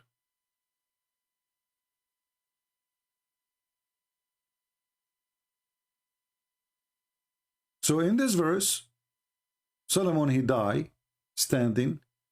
And you know, I mean, the guy is saying, the first condition to be a prophet of God, he said, make Quran like it. Okay, I will make Quran like it. Says, my grandfather, he died and he was holding a stick for a year and nobody noticed that he's dead.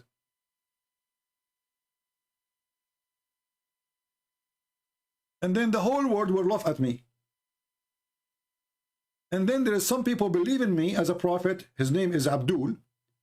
And then they will say, look how amazing our prophet, the Arabian guy, the Arabian prophet, he is, you know, he told us a story about his grandfather who died for a year. And because he was leaning over his stick, nobody noticed. I thought genie is a shaitan, the same as kind of shaitan. They are smart. So the genie, just because you are holding a stick, nobody noticed that you are dead? That's it?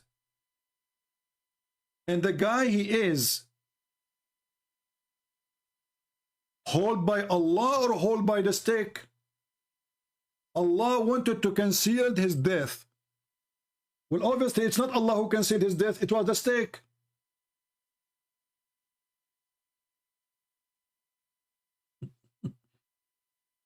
And then they say to you, who can make Quran like this? I say, nobody can make stupid Quran like that. Nobody.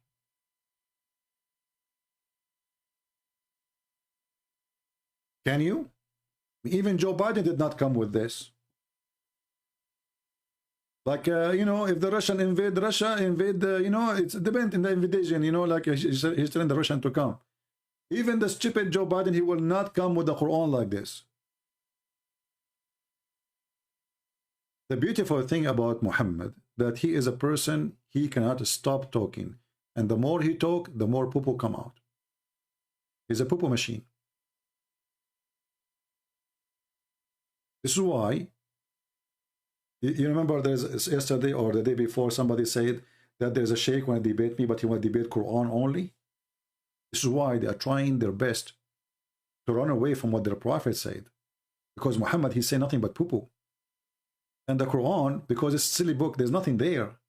So they stick with the Quran, says, let us stick with the Quran. But as you see, the Quran is stupid too, it doesn't matter. Wherever you go, we will get you busted. Quran alone, without Quran, Hadith alone, it doesn't matter. We will get you busted. And this is why they don't dare to call me. Here we go. My Skype is open for the last, what, I'm here for how long? An hour and 31 minutes.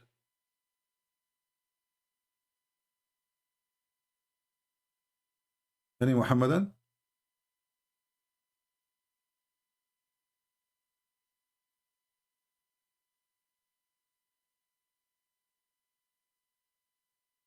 Who can make Quran like it? Nobody. Can you?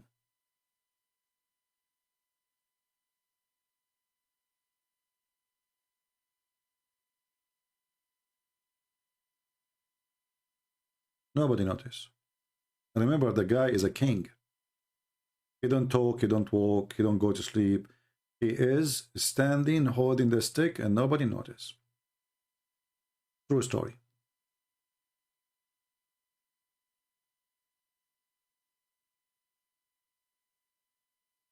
Any Muhammadan?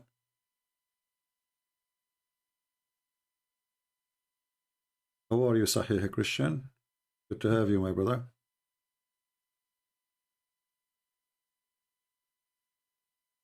Why you blocked Nader Ahmed in Skype? No, we did not block him. Nader Ahmed, he called me last time and we laughed at him. And the guy, he have enough trauma since then. Are you Nader Ahmed? The one is, because the only one who mentioned the name of Nader Ahmed is Nader Ahmed. He seek attention. Are you Nader Ahmed? Are you? You know, those little ones, they go around in chat. Why you block this guy? And he is the guy, by the way, because nobody talk about them. Nobody care for them. And this guy, he don't even know his prophet name. Nader Ahmed is the best of the Muslims ever I spoke to. He is the one who admitted that his prophet have sex with the goat. And he said, which one is more horrible, Christian Prince? A prophet having sex with the goat or smashing the head of the baby? Ask him. I challenge you to say he did not say that. And if you are Nader Ahmed, get me busted.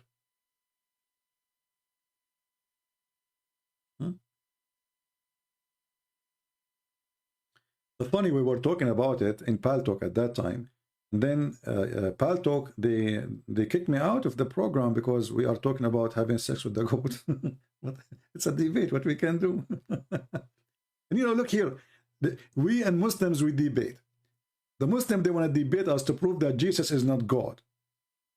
We debate Muslims, proving that Muhammad is a scumbag. I mean, do you see the difference?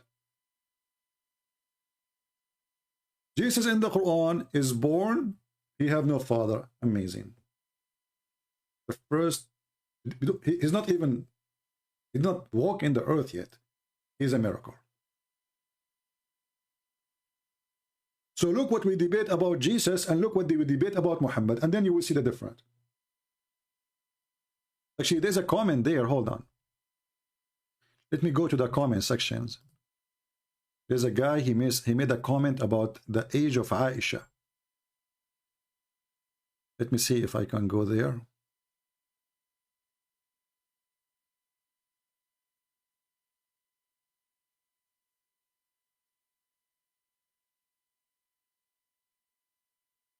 All right, let us see. He mentioned something about the age of Aisha, trying to refute me. Oh, look at this guy here. This is a smart guy. He decided to get me busted. So look what he said.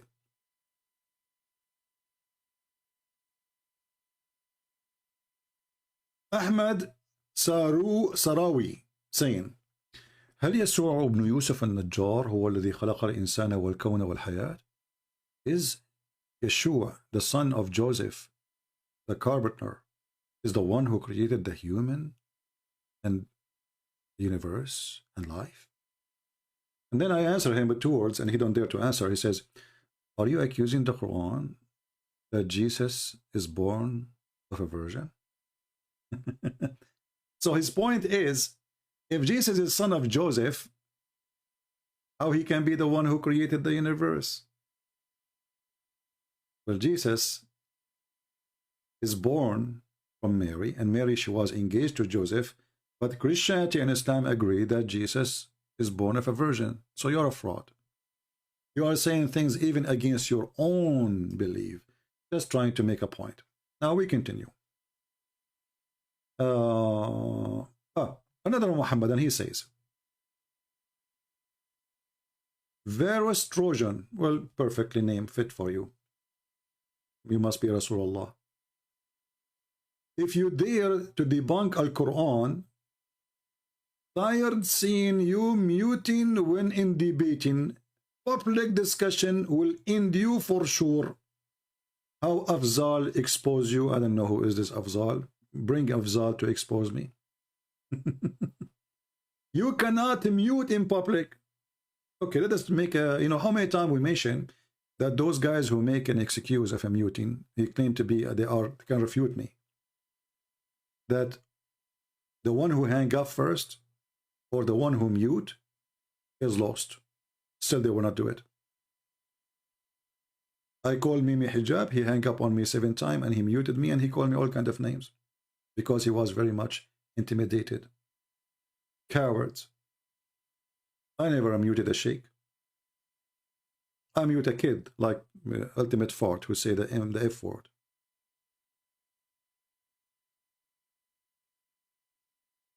Cowards. Let us see the other one.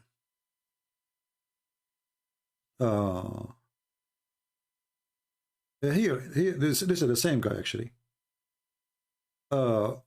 Okay, I know where you're going. Ha ha ha. Is it true that the Prophet married Aisha when she was at the age of 6 and consummated when reaching the age of 9? Okay. She regarded herself in Sahih and Hadith, etc., but mildly anti-Islamic, manipulate the topic into evil context, defaming the Holy Prophet and gain attention. Look what he said. It was nothing but a normal practice in medieval time. So it was a normal practice at that time that a man, he is 54 years old, he go and he have a sexual desire for a 6 years old girl.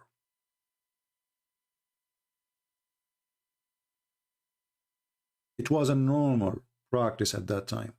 You see, this is the response. And then he says, well, nobody condemned such a thing until 1905. That's false. People, they condemn Muhammad since the beginning of his claiming to be a prophet. Even Abu Bakr. When Muhammad asked Abu Bakr,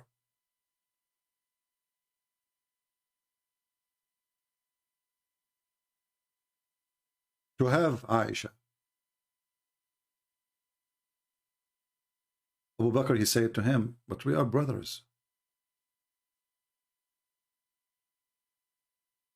Remember, Abu Bakr should be honored to have Muhammad marrying his daughter.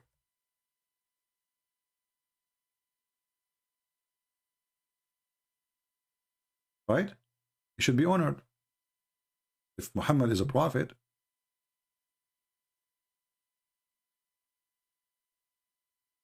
why Abu Bakr is making excuses? This is an excuse. You are my brother. My brother in what?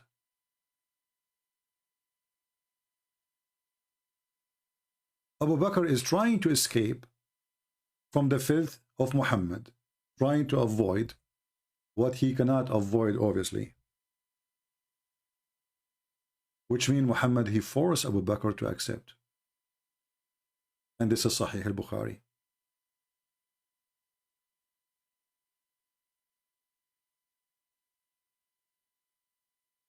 Same time, when you say it was a lawful time, a lawful practice at that time, is a marriage between a child and adult is not accepted today. For what reason exactly? What is the reason behind it? What is the logic? If we ask Muslims, what is the marriage? They will say it's a contract between you and the one you want to marry from. Okay. Did Aisha knows even what marriage means at the age of 6? Did Aisha agree? According to the stories, Aisha, she was playing with the swine.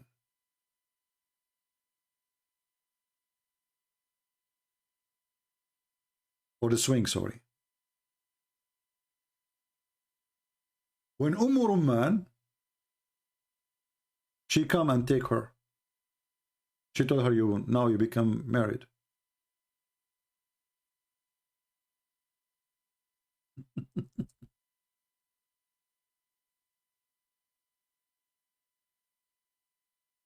Have you ever heard of a marriage like this?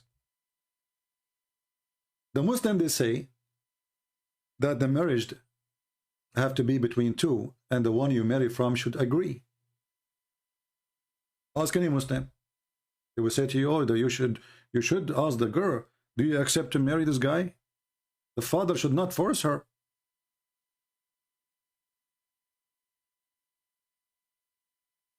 Aisha, at the age of 6, she was forced, and Abu Bakr was forced.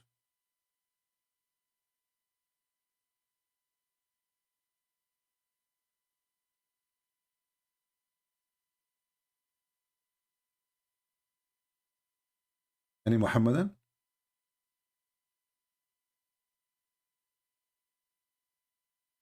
And then the Muhammadan, they try their best to deny that Aisha, even when she became almost 15, still she didn't have her period.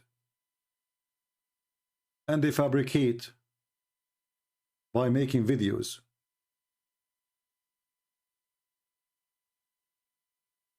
That she was not really at that age.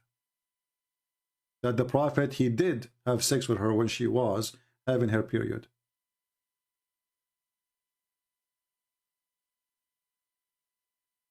Let me find you something which is funny.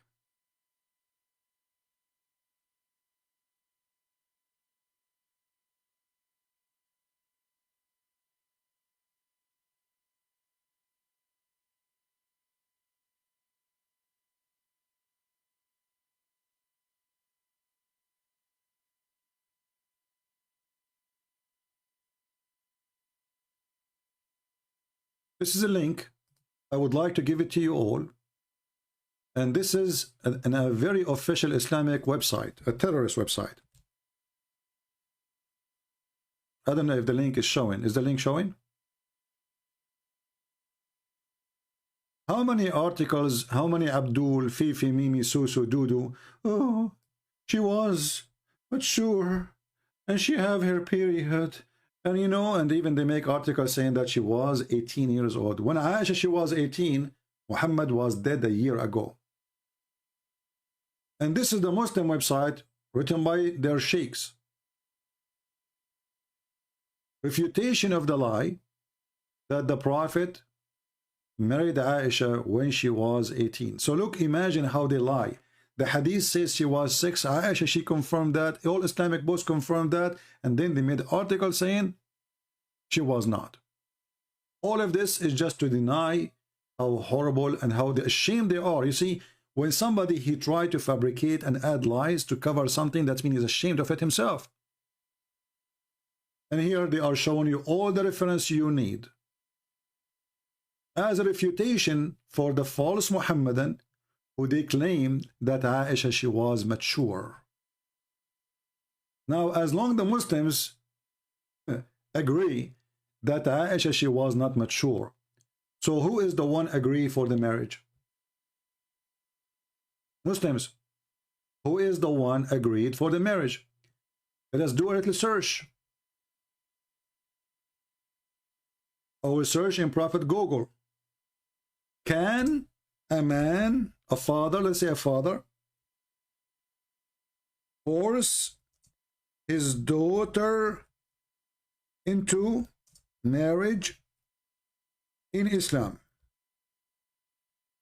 I'm not going to show you my opinion. I will show you the opinion of Islam. Parent forcing their daughter into marriage. I am a Muslim. I have asked question about my friend who is being forced to marry someone by her parents. She wanted to marry someone else.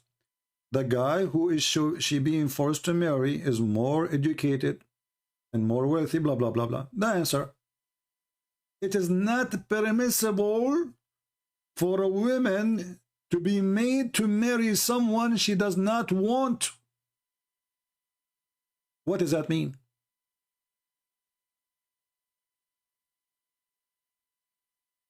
That mean she have to agree. Okay. And then they start quoting you reference, which is funny reference.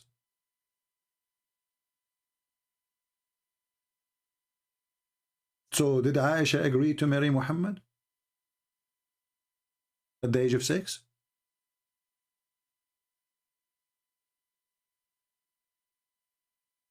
Any Muhammadan?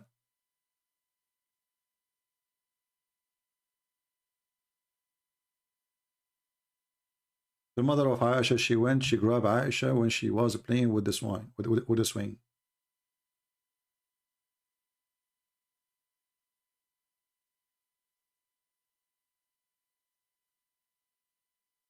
Do we have any Muhammadan here would like to call us?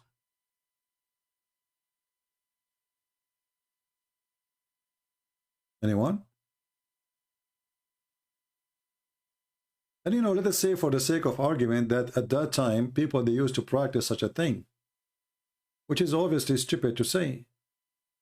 Because name for me one person in the time of Muhammad was marrying a child. Just name one. You see, if Muhammad married a child, that means Abu Bakr should marry a child. All his companions should marry children too. Can the Muhammadan find me one of the companions of Muhammad marrying someone at the age of 6, which is 5 in our calendar? In the top of that, if that was normal as you claim, which is not, shouldn't Islam fix it?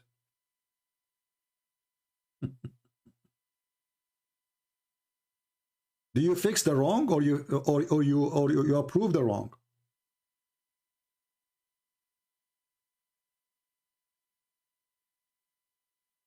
Anyone? I see there is some argument about a guy, his name is Ammar. Mr. Ammar, why you don't text me, my friend, and call me? I like to speak to smart people.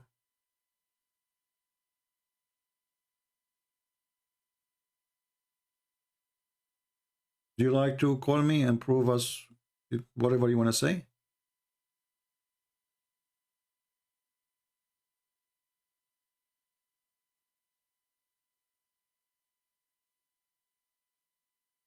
Even Muhammad, he is out of his sense when he tried to seduce one of his companions to marry children. And he refused. And we know the story of Jabir.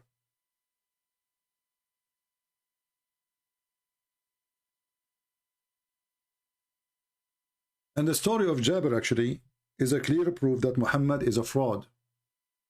He's satanic. Regardless of marrying children now. If there is somebody you know, and he is happily married, why you are trying to tempt him to find a different wife and she is a kid?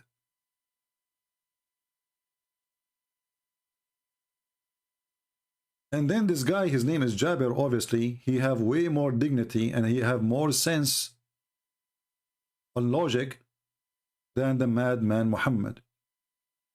He said to him, well, I married a woman so she can take care of the orphans, which is the children of my father or his brother.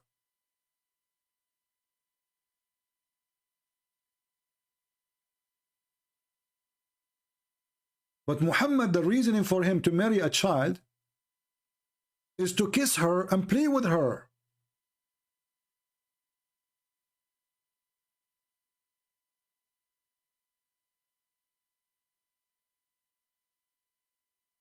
Play with her?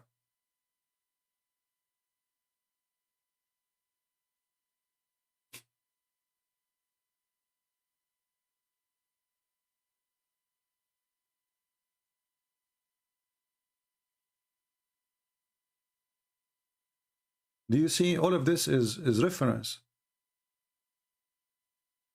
This guy Jabir, he said to him, I cannot marry a child like them because I needed a woman to take care of them. I dislike to marry a girl like them. Them who? The orphan. He have orphans. Allah Messenger asking the man, why you did not marry a child? Why you marry a mature woman, a widow? So you might play with her. Look at the reason even for marriage. And this is the mentality of a pedophile. Pedophile, they enjoy being with little ones. It's a sickness. And the reason they enjoy it, for sure there's many reasons, but one of them, that a child will be amused with you, whatever you do. You tickle her, ha ha ha, she is laughing. It's very easy. You give her a candy, she is happy. A woman, she will not be happy for a candy. So the sick pedophile, he is giving his reasoning for this man to marry a child. He said, why? Why you didn't marry a child so she might play with you and you play with her? She might amuse you and you amuse her and she amuse you. Look at the reasoning. I said, my father or my brother died and left for me a bunch of girls, that little girls, orphans. I dislike to marry a girl like them, so I married a lady. Do you see how filthy this man is? Here Muhammad is doing many evil things. He is trying to tempt my man to not to like the wife he have already. He is happily married, and to go after a child. And all the reasoning he have is just to play with her.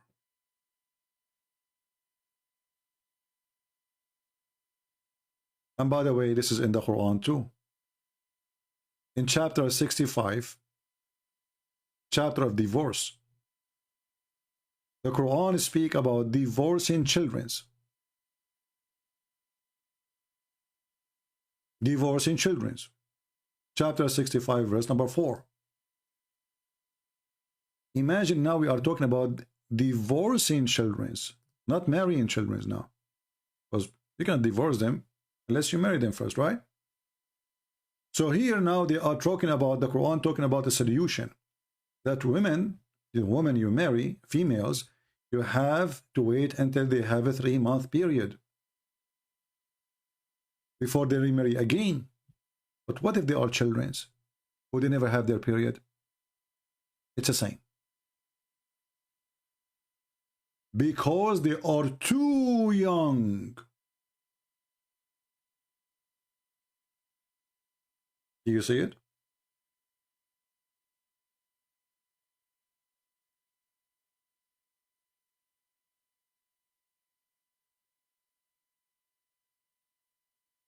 And what the proof that Muhammad is a prophet?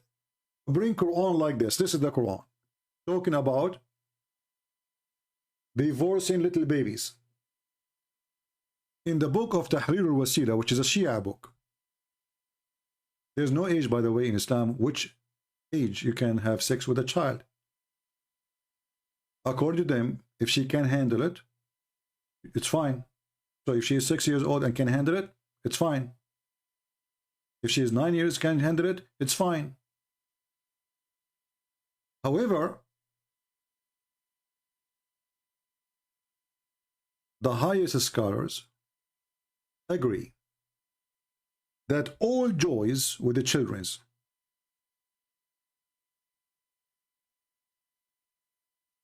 even the infant,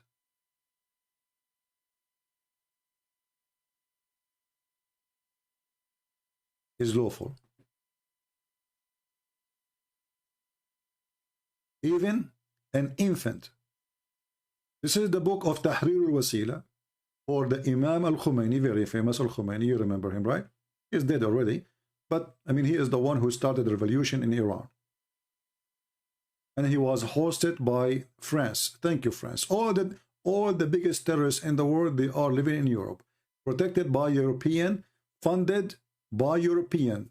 Be my witness. An American, not to mention. Tahrir al-Wasila, Al-Sayyid al-Khomeini, volume number 2, page number 241. And this is the Shia library. So we are not copying from Sunni website. Maybe they play with the text. Here it says,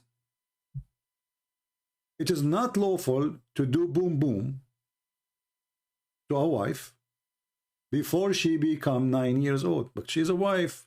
So what do you do? Why you marry her then? Look what he said.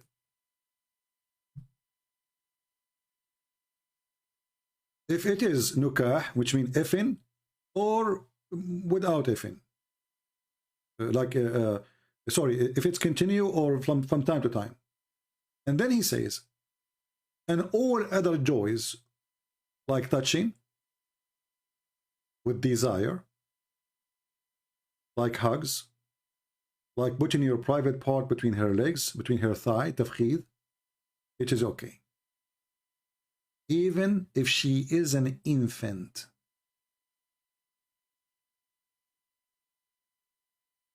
And if he did if her, by the way, there is no sin. That's what it says.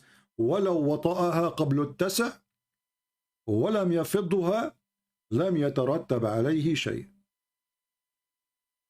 If he put his private part in her private part, but he did not break the skin, it's okay. And this is Google translation. We can translate to you.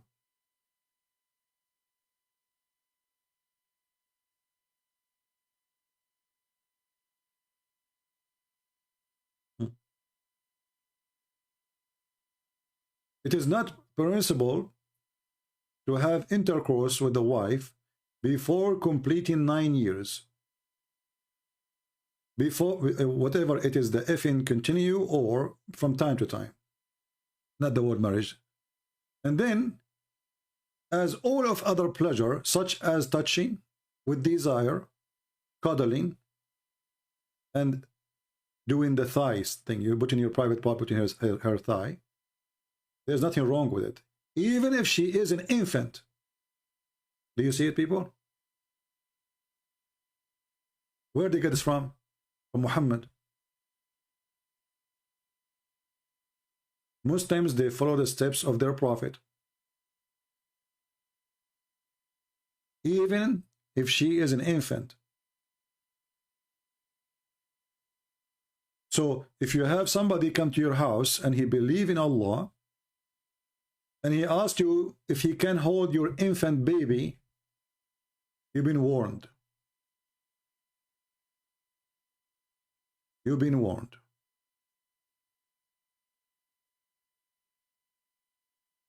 Even infant.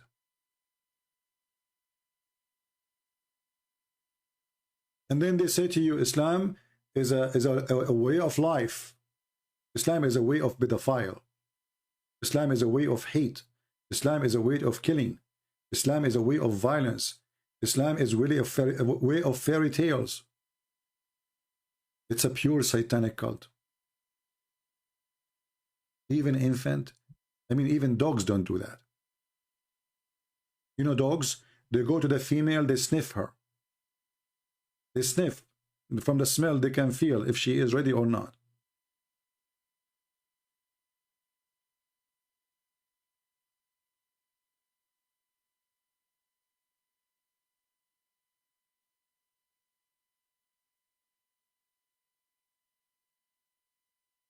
Do we have any Abdul? And because their prophet is a perverted man, they try to find all kind of excuse. And now you need to believe that Muhammad is a prophet. Why?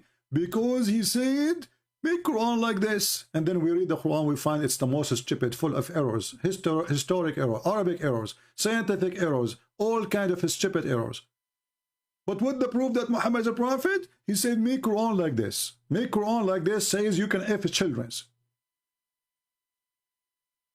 Can you make books like mine?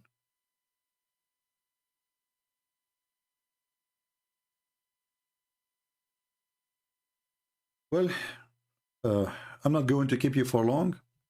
Already we are here for 2 hours exactly and 1 minute. Today is Saturday, and I would prefer to give you some time to stay with your family.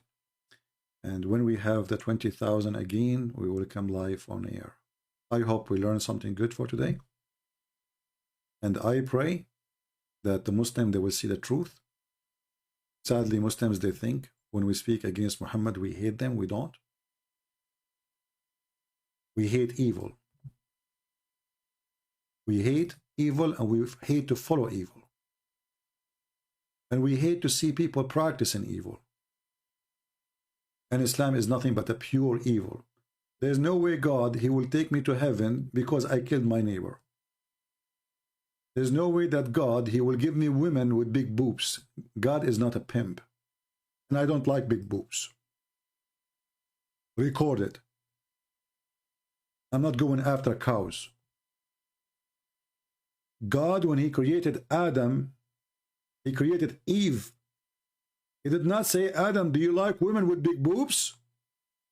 What kind of God this God is? Boobs. Even you're not ashamed. You try to tempt me to believe in you, Satan, by saying to you, I will promise you, if you believe in me, if you follow me, to give you women with big boobs.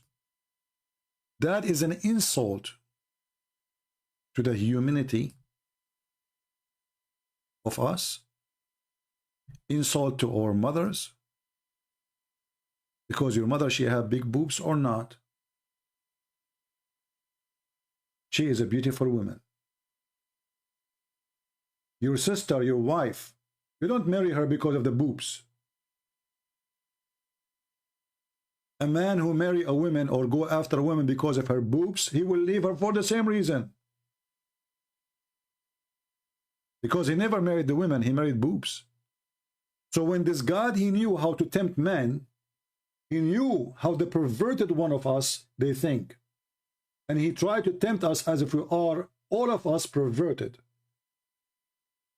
That means this God, he have a perverted mentality. There's no way God will come to your door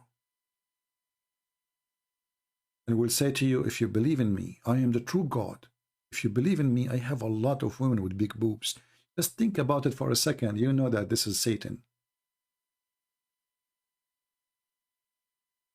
Is that the exact Arabic translation? No, actually it's not. Because in Arabic here it says, وَكَوَائِبٌ وَكَوَائِبْ أَتْرَابٌ.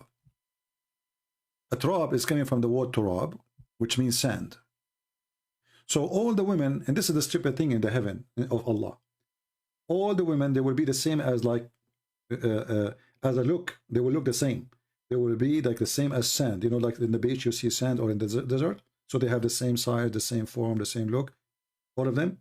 So they are a trap. They are the same kind, the same height, the same name. This is what Muhammad described later. That even they have the same name, they sing the same song, they have the same face, the same eyes. This is stupid. So what the point of having all those women if all of them, they have the same look?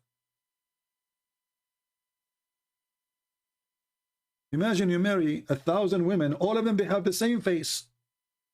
And they say the same words. Even the song they sing, it's the same exactly. That is stupid, because sleeping with one is sleeping with all. The same hair, the same eyes, the same age, the same look, the same height, the same weight, the same breast, the same whatever. So what the point? And then here, speak about kawaib, and those kawaib is the firm. Like, you know, when you have a balcony coming out, you see, in Arabic we say Kaaba. Kaaba, it's a cube. You know, the Kaaba is a cube. So those breasts, they will be coming out like the Kaaba in their chest. They will coming out standing forth, strong and big. And all those women, they will have the same size. And those are description for women who they are going to be the virgin, not the wife of Muhammad. Once a Muslim woman, she said to me, oh, there is a hadith says that Allah, you said you did lie. You said that there's nothing, there's no promise for women in heaven. I said, well, so what is the promise? She said, well, the prophet, he said that Muslim women on earth, she will be 70 times more pretty in heaven. I said, really? Okay, is that something you like? She said, yes. You said there's no nothing, there's no proof for, there's no promise for Muslim women. So you will be 70 times more pretty. But even this one is a pretty for the man, not for you. I mean, you cannot even leave the house. Nobody can see you except one man. But look what happened. And right away, she, you know, people start laughing at her. I felt sorry for her. If all women on earth, Allah will make them 70 times more pretty. So let us say we have a woman, her name is Aisha. I'll type in Arabic, hold on. Aisha. And a woman, her name is Hafsa. We call her Hafs. And a woman, her name is Dudi. Who care for the name?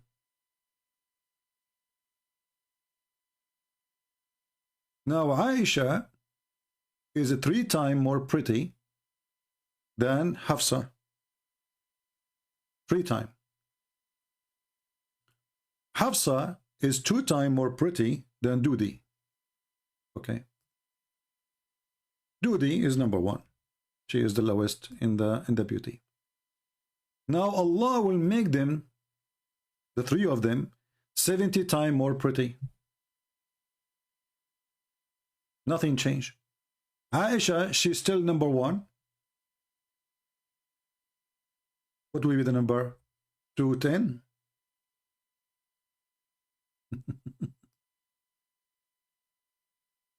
Hafsa, she will be 140 times more pretty.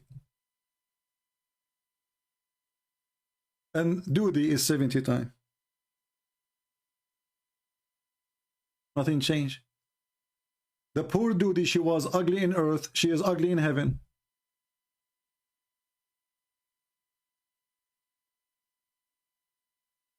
Nothing changed.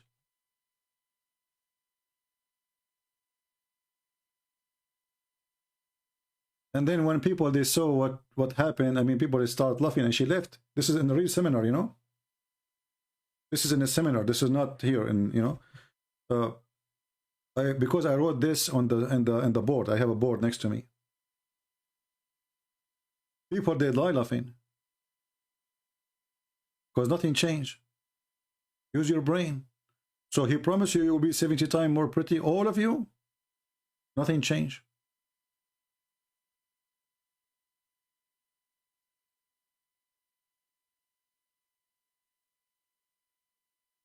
What a stupid religion. So Muhammad, he tried to tempt the men by what they like, and he tried to tempt the women by what they like. You know, Allah will make you 70 times more pretty. So now the woman, she's excited. I will be 70 times more pretty. I mean, who cares anyway? You will be jailed in your house and nobody can see you except a mule. He will F you non-stop. So what the point of this beauty? If nobody can see it, and the virgin, the hur, is more beautiful than you, and all of this just to satisfy a man, not even you. You are not even in the scenario. You are not in the case. You are not even in the party. You are just a decoration for the party.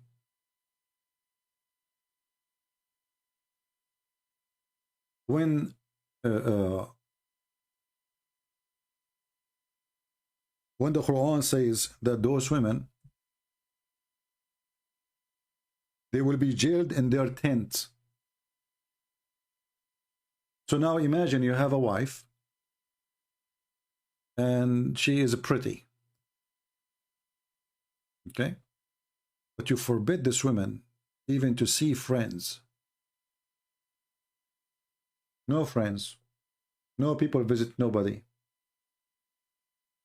You are going to be jailed, restrained in your tents.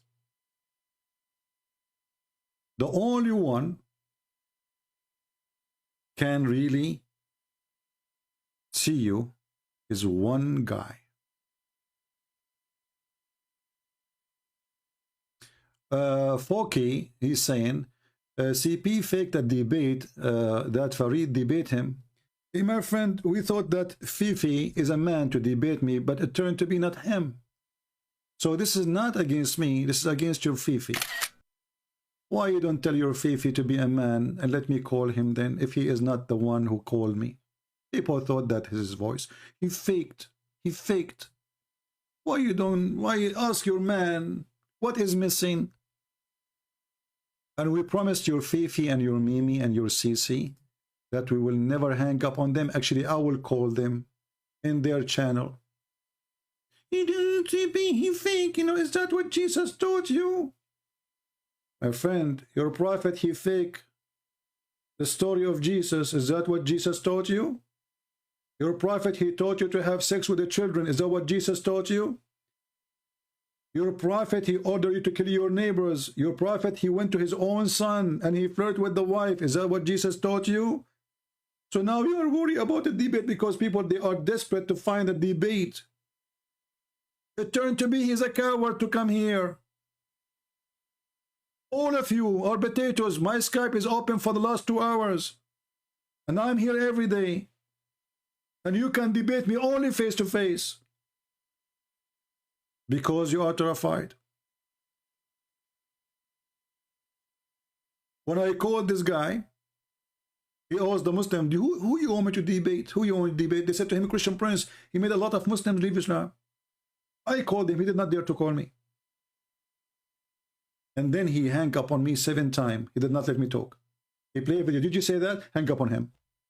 He was so terrified and so scared. Where is the one who can debate? All of you are a bunch of cowards. All of you. I called them, they hang up on me. They did not even let me talk. And the call is recorded there. Go and see it. And not only the coward, not only that, they put the speaker, the laptop, which I'm talking in Skype, in the other side of the room. So when I talk, people who they are watching, they cannot hear my answer.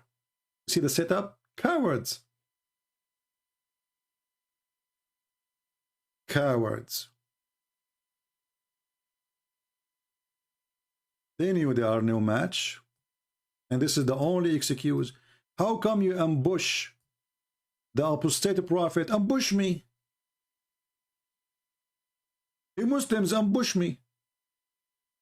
You ambush the apostate prophet. How come you don't do that with me? One of you call me without telling me that he have Susu and Mimi and Titi and Fifi with him. And ambush me. Do you dare?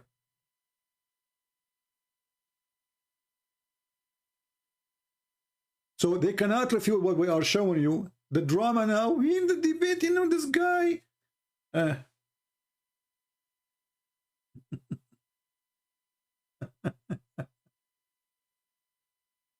They try to change the topic to make it about something else. And my friend, if lying is haram, I will understand if Muslims, they believe in lying is haram. Let us say you are saying that this person, he lied, right? Well, isn't it your prophet, he says you can lie in 3 cases, to your friends, to your family, and to your enemies? So if lying is halal in Islam, why you are accusing people of lying if lying is okay? I don't understand the logic of those Muhammadan. Is lying haram? Who is a Muslim want to tell me if lying is accepted in Islam or not?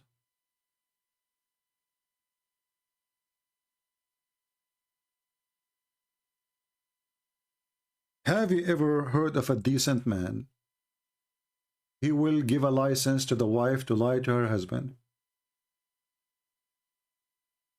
and the husband lying to his wife.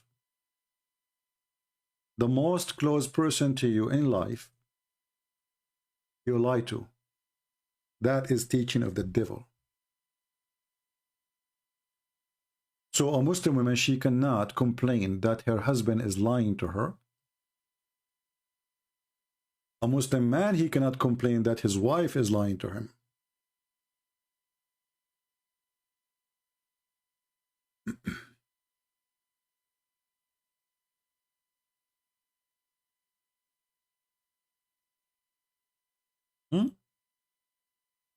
Is that true?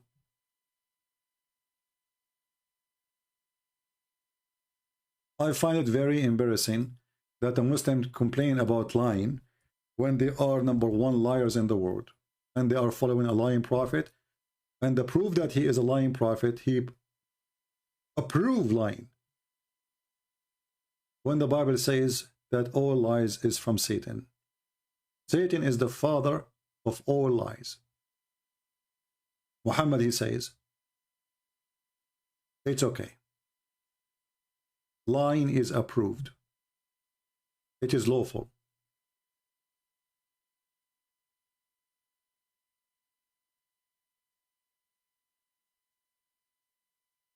There's a Muslim woman, actually she's a convert. She married Abdul, and she found later that he is married. He go to Jordan. He married her in America to get the green card, as usual. He go to Jordan. He have a nice young woman, you know. The woman he married her, she is way older to get the green card, the citizenship. So later she found that he is married. He keeps saying, my parents are sick. I want to go and see them. My mother is sick, you know, etc. I want to go and see them. So she found out that he is really married. And then she went in the internet to Islamic website asking for solution. Says, I discovered that my husband is lying to me. He married to a new wife. The answer was, let me see if I can find you the you know. The guy, he said to her, the sheikh, first of all, you have no right to ask him such a question.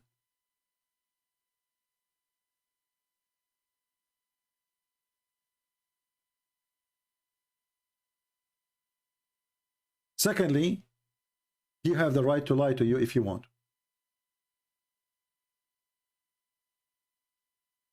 Can you believe it?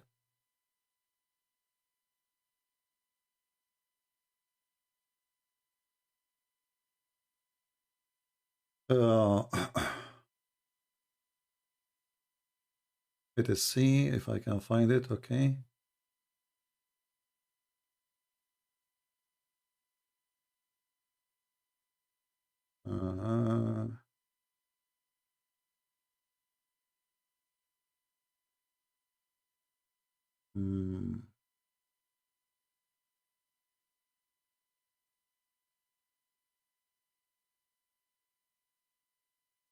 Okay, this is a different one. This is about lying too. I found the one about lying, but this one. Let's see. This one says there's a virus. I cannot.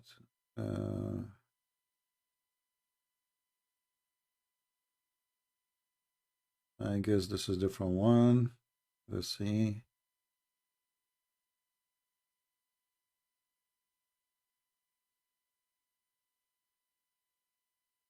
Okay.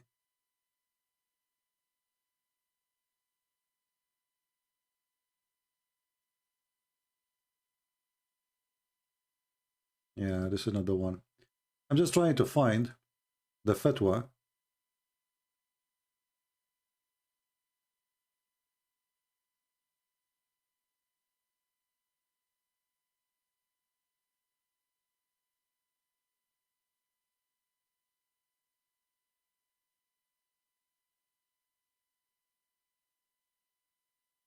I need to find it. Anyway, he told her that it's not your right to question him. You have the right to marry a second wife anyway. So what is your problem? What is exactly your problem? And why you are asking those questions? Now you are in trouble because you ask those questions. Don't ask.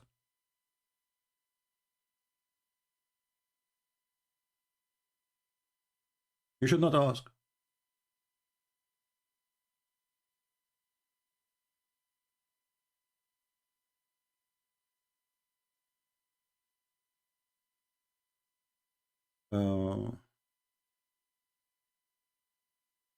Yeah, the one you gave me is not the one I'm looking for. Anyway, there's tons of stories in the internet, you can read them. But this is actually the consequence of what it's called marriage in Islam, because in Islam there's no marriage. Women, she is just an entertaining person. It's a temporarily entertaining person. There's no marriage.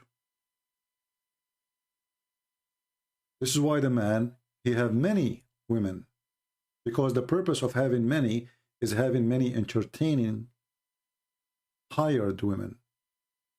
And here you notice that Muhammad himself, he allowed the mut'ah.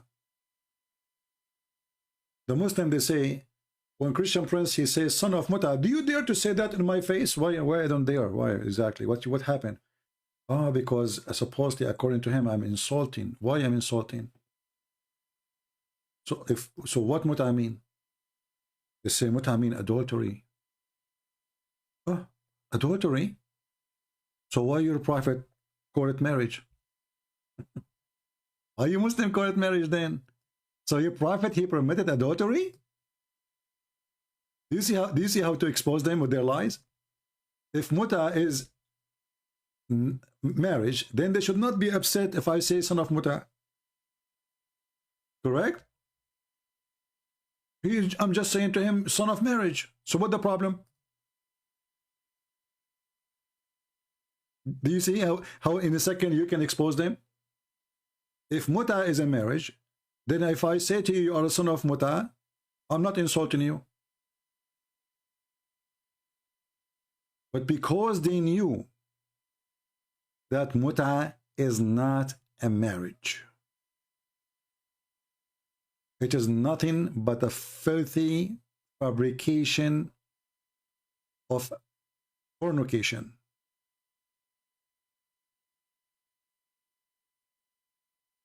This is why how you can test them. Just say son of mut'ah and you will see how will be upset he is. And then you ask him, is mut'ah marriage? He will say yes. So why are you upset?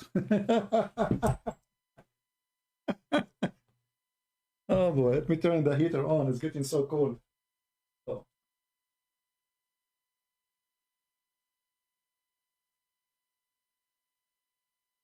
All right. So look how silly.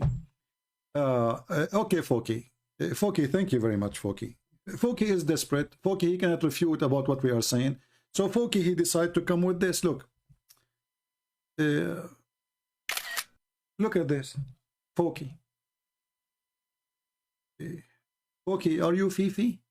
Or you are just, because you start with if. 1 Samuel 15, you should kill babies, women, and people. Is that peace? But your prophet, he killed women and people, and it's okay. And Al-Khadr, he killed children too. And let me get you busted now. What if I show you this is in the Quran, speaking about the same person, Samuel? Do you dare to call me? People, do you think this coward, he dared to call me? I will show you the story from your Quran about the person who his name is Samuel. Do you dare to call me Abdul? No, I don't dare to call you. I'm a potato.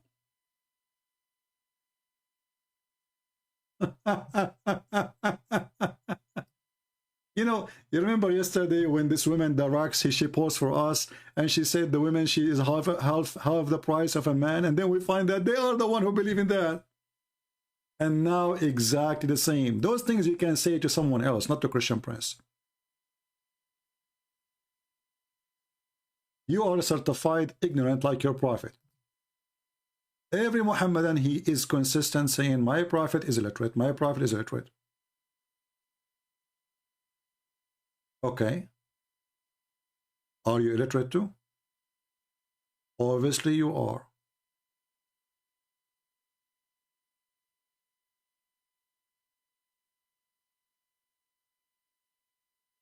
Let me show you, you idiot, the story from your book. And then he will say, you know, forget about it.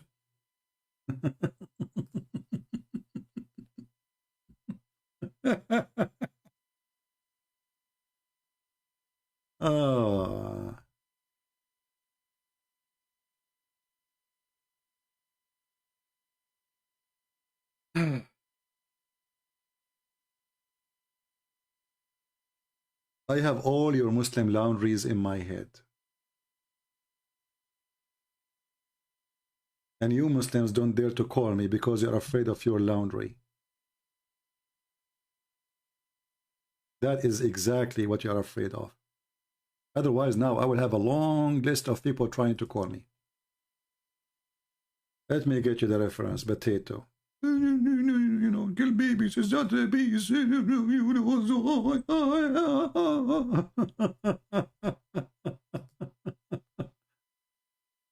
All right. Let us see.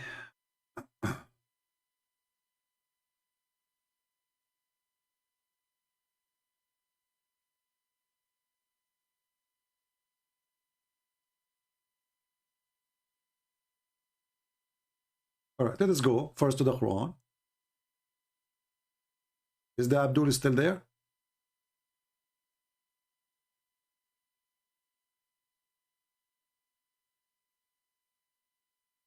This is your stupid Quran in chapter 2, verse number 246 and 247 and 248, 40, etc. Speaking about Samuel.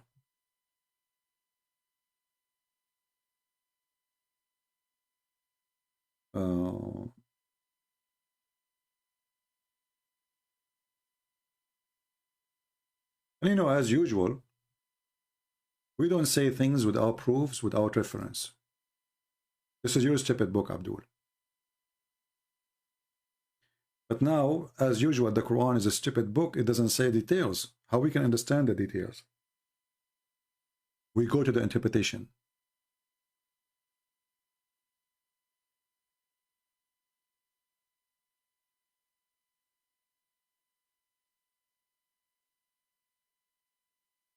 Do you see why your boss don't dare to call me? They are little, small, tiny. Because this is what they will say to you. They will come says, you need show us Samuel. And then I will show them it's in their books. So if it's disgusting in my book, then it should be disgusting in your book too. Is it disgusting or not disgusting? Oh, it's disgusting if it's in your book. But if it's in our book, it's okay. Here you will see that the enemies of the Jews, they killed every single one of them. And then there was, which story is really, I mean, there's a lot of exaggerating in the stupidity here in the story, but we will go with it. So they attacked the Jews and they killed everybody, and there's only one person who he left. His mother, she did not deliver him yet.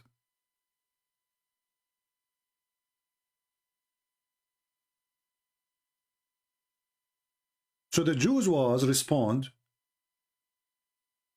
the war of the Jews was respond to the aggression of the enemy who killed their children and killed their babies and killed their women.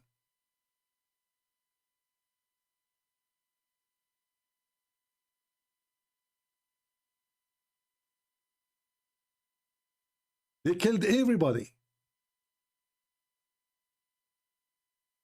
And for sure, the story in the Quran is stupid to say they killed everybody except one person. And how the person became a king there if everybody is dead? But who can count in Muhammad what he say? He's a stupid man, he say as he wish.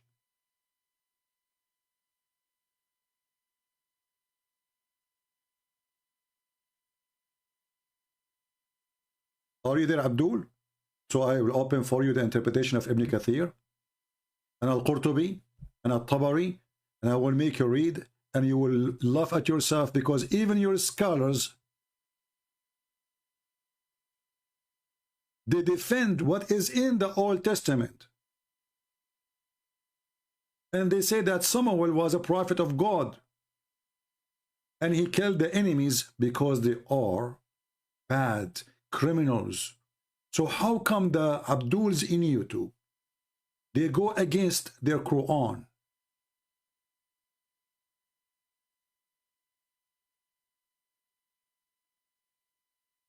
There's two reasons. Number one, 99% of those who make accusation against the Bible, they are donkeys. Number two, they are just trying to make a point. Even the 1% who is left, he knew his line, but he assumed that you are ignorant, you do not know that this is in the Quran, so he will say it to make a point, supposedly in order to make you ashamed. But then we find that this is in their religion. And Muhammad the coward, he copied from the Torah, the story, and he gave his blessing for the killing. And not only that, the verse says, it is a must for you to go and kill, because those people, they take us away from our houses, from our land, and they took our children's. It's prescribed for you to go and kill. And then they tell you the story.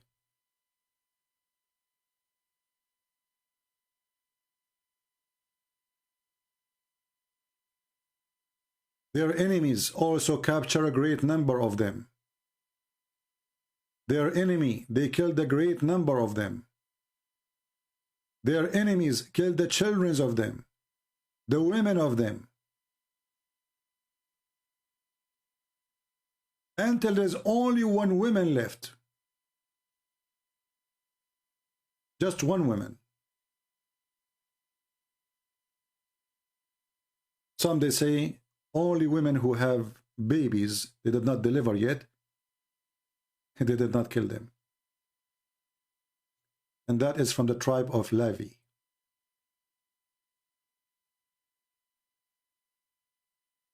And then this boy, he practiced justice against the enemy who killed their children, who killed their women, who killed their father. This is your story here. And then that boy, Allah raised him to be a righteous person. When he reached the age of a prophethood, Allah revealed to him the command. And what the command? Go and kill them. What is the Abdul? Are you there? Uki, are you still alive?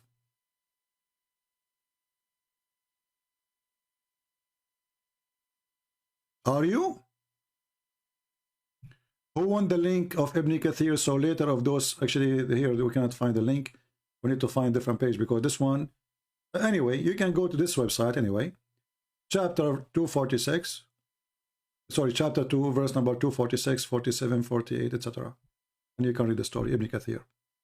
Or Al-Qurtubi, or Al-Jalalain, or Al-Tabari.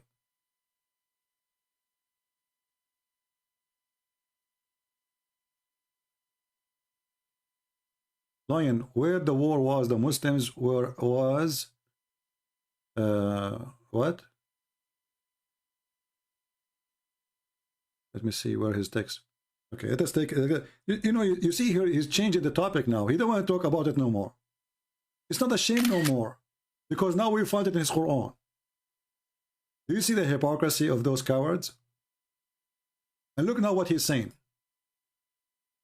Remember the Prophet, he says, lying to your enemy is permitted. Lying to your wife is permitted. So they are practicing their right to lie. Read carefully. Lunin, is that war where the Muslims were attacked? That will you do? Abdul, first of all, Muslims is the one who attack.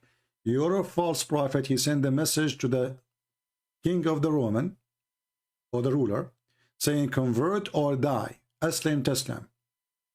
And you're a prophet, he says, attack the Romans so we can get the blonde diggers.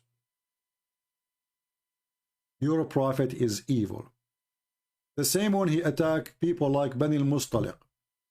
They did not fight him. They are not even in war with him. They were not aware even that Muhammad, he did not even send them a warning. Convert or else. He killed all the males. He captured all the children and the females and he raped them. Do you see it? You are just a potato.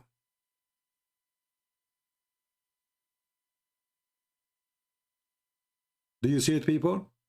He attacked them when they are not even aware. They are headless. They were even watering their animals.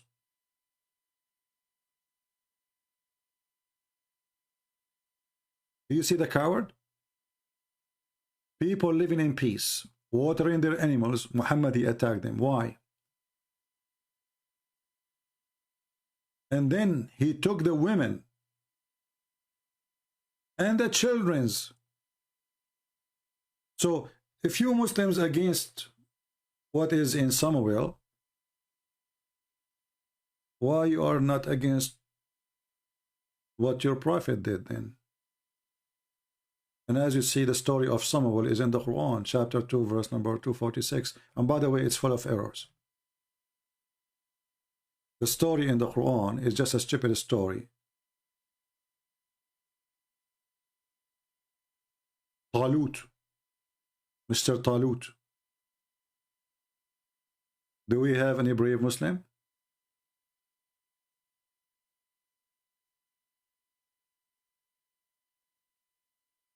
When Muhammad he speak about a prophet, his name is Al-Khudr.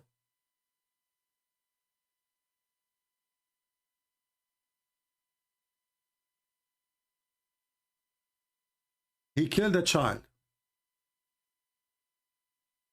Who is the one who ordered the Prophet of Allah to kill the child? Allah. Why? Because the child later, brother, will be kafir. So the Quran approved killing children if they are going to leave Islam. This is your Quran.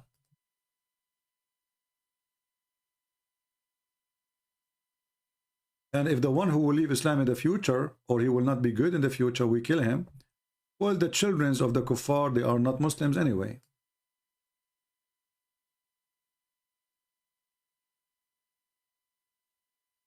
Medina were not attacked, they converted to Islam. Yes, this is true. The Medina is the city of the Jews. He killed them all. It's called Yathrib. Even the name, he changed it.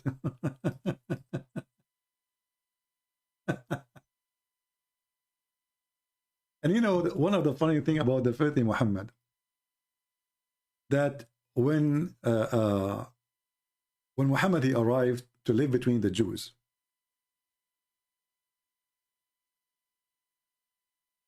he saw the first time people fasting. First time ever he see fasting. So he asked the Jews, why you are fasting? They said this is the day when Moses he crossed the sea.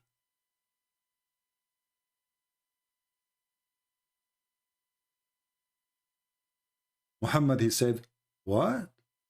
This is really the day? Well, as long this is the day, we Muslims are more close to Moses than you. And right away he ordered the Muslims to fast Ashura.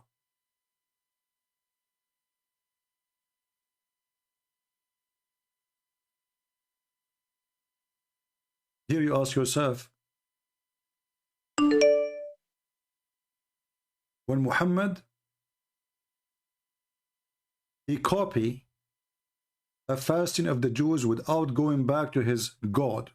He just heard a Jew saying, this is the day when Moses he crossed the sea.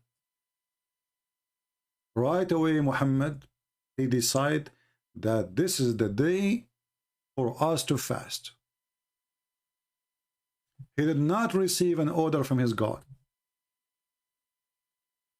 Do you see it?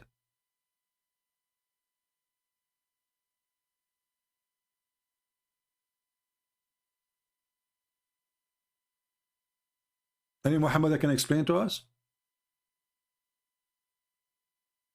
And then this funny Muhammad, not only he stole the fasting from the Jew, he claimed that the one who fasts this day, Allah will erase all his sin for the previous year.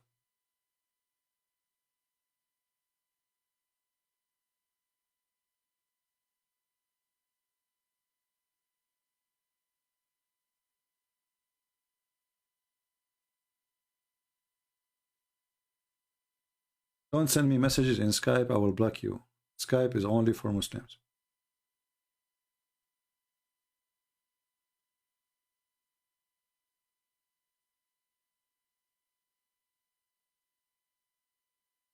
He just learned about the day. So how this day is the day will erase your sin? Do you see the fraud? Like if his God told him this is the day you should fast, I would say, well, his God told him that. But he just learned about it.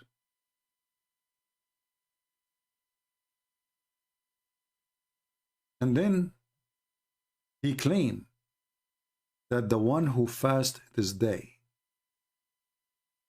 Allah will erase his sin for the past year. And then Muhammad, he learned about fasting of Ramadan from the Sabian. So he decided to forget about it. What happened?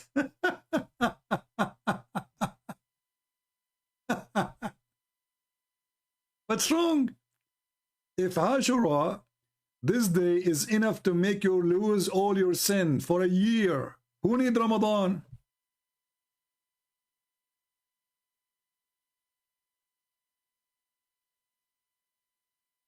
Why you replace it with Ramadan? You found different fasting, so suddenly Ashura is not important. Look here. Look at this. The month, the day of Ashura, the one who fasted is going to erase the sin of the all preceding year. And this is from Sahih Muslim. But he just learned it from the Jews.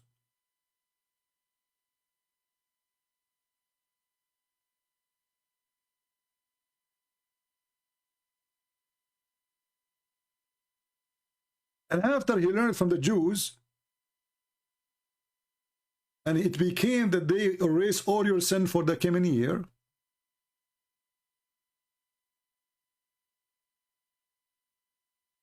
Fuki, just say hello, okay? We give you a chance as an adult, you are just a kid. Bring next time, bring your parents and let them call me, or your sheikh. So look what happened, people. I just learned something from the Jews, that this is the day where Moses, he crossed the sea.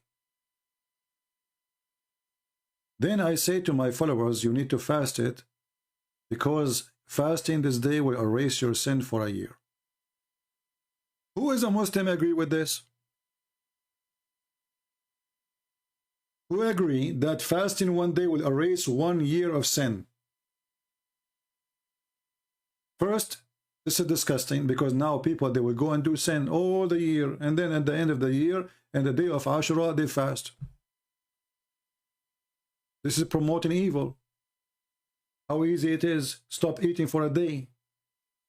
You see how easy to wash your sin away? Just don't eat for a couple of hours. As simple as that.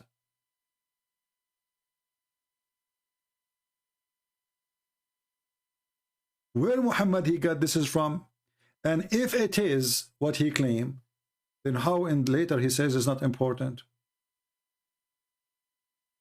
Fast Ramadan. Do fast Ramadan erase your sin for the last year?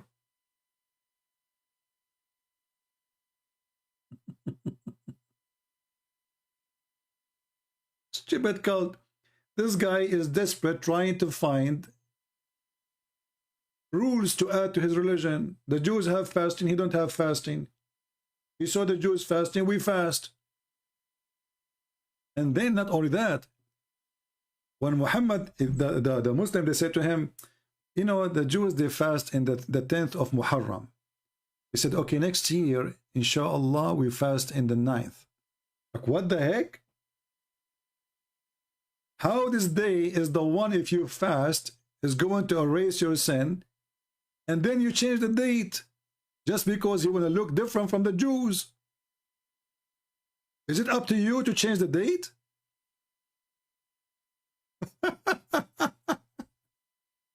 People, do you understand?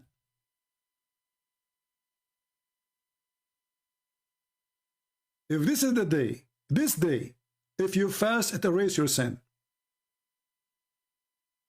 Then Muhammad, because his companion, they say, "But you know, this is a great day for the Jew. Didn't you say we should not follow them, do what they do?" Said, okay, next year, inshallah, we fast in the 9th of Muharram. Do you see the stupidity?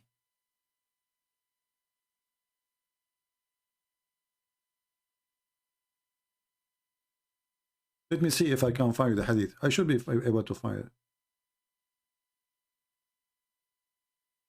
Look here, it says, it is the day, look, read with me on love.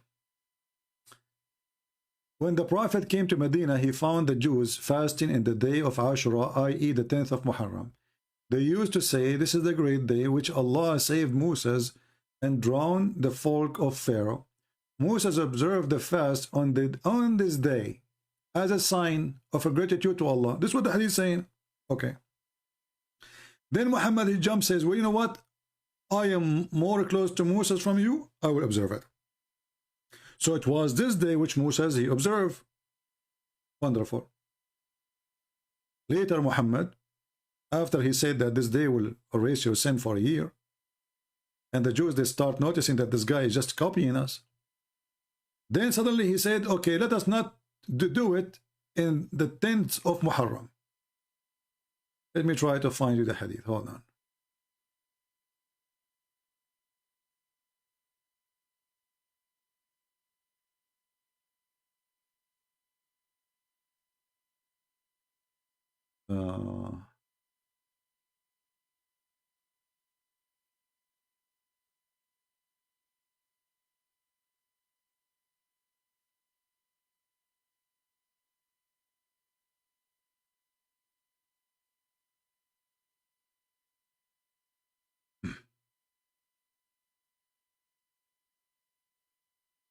let's see. I'm just trying to find the reference so you guys can save it.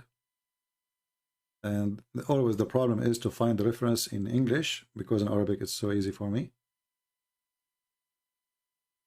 Let's see.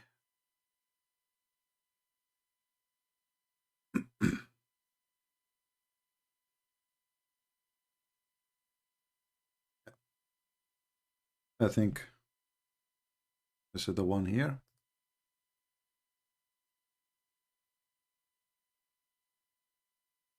Oh, we can't find it in this website.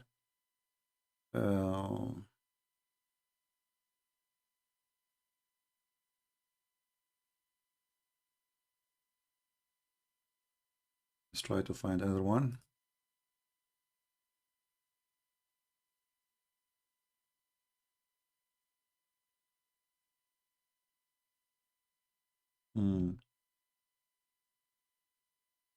I could not find two hadith in English, so we need to find another one. Hold on.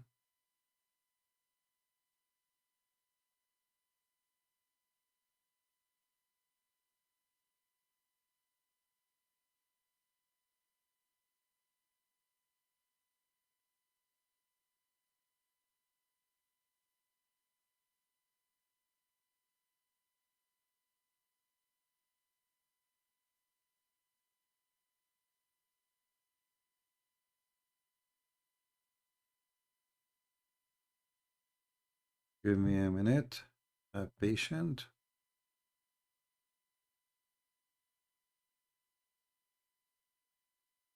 Okay. Maybe we'll find this one. Let us see.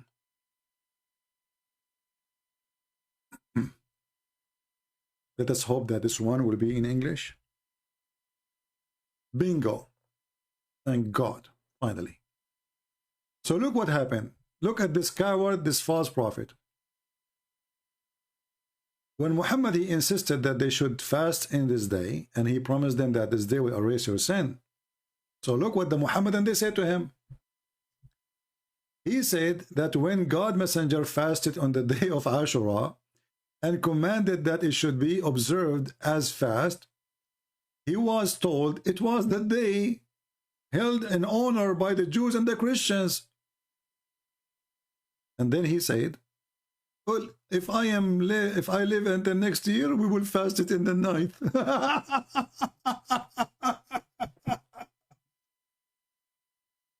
But if this is the day you are honoring because of Moses, he fasts in that day. Why you change the day? Do you see the fraud? People, do you see the fraud?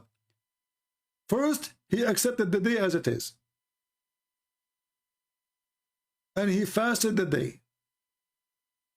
And he told them this day can erase your sin for a year. And then when the Abdul, Mimi, and Sisi, they complained, but this is the day, it's a holiday for the Christian and the Jews. He said, okay, well, you know what? Next year, we fast it in the... Can you change the day? If it is the 10, should it stay the 10? If this is the day when Moses, he crossed the sea, and this is why you accept it, you just learned it from them, who are you to change the day?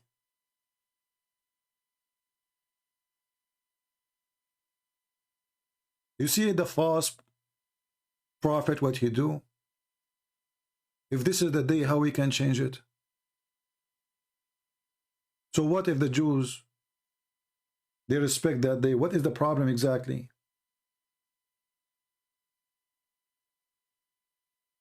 And he did not even live. He was killed by poison like a rat.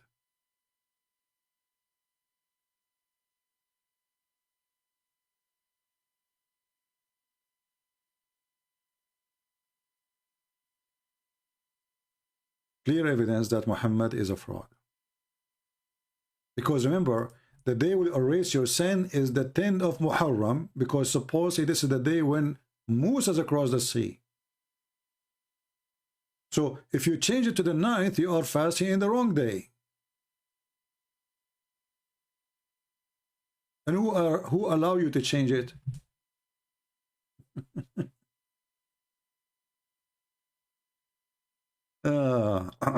Anyway, did we have a good time learning, guys? I was going to go an hour ago. You see, guys, what you do to me. I almost says goodbye. That was 2 hours exactly ago. I mean, 1 hour ago. Now it's 55 more minutes. Oh boy. So actually, I will try to put a timer next to me. Maybe I should make it maximum of 40 minutes, because honestly, sitting in the chair for long, it hurt. It hurt my back.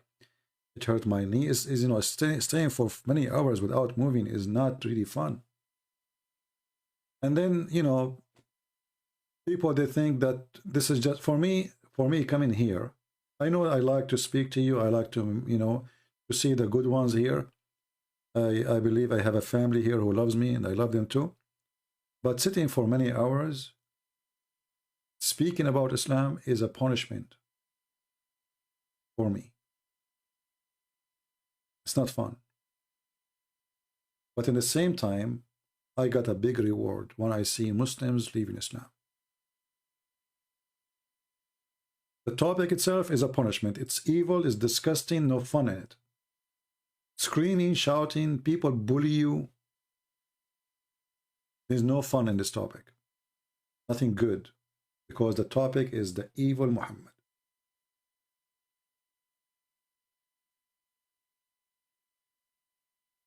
But somebody have to clean the garbage from the street.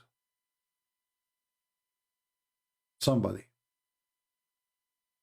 And until now, I cannot find somebody really he can replace me and do the work. Sadly, until now, most of the Christians do not even know how to debate Muslims. We warned them a billion times. You don't debate Muslims by 5 minutes for you, 5 minutes for me. You don't debate Muslims anyway. You have to corner them. There's no debate. When you speak to a Muslim, you have to prepare yourself for a corner match, chase match, not a debate. A debate have to be done between two honest people. I asked him about his faith. He answered me from his heart. That is not exist in the case of Muhammadans. Because lying is permitted in this religion. So you have to understand, you are debating people who follow literally the devil, who said to them, you can like your enemies, and the Christians for them are an enemies. Atheists for them, they are an enemies. The Quran make it clear that the Christians and the Jews are the enemies.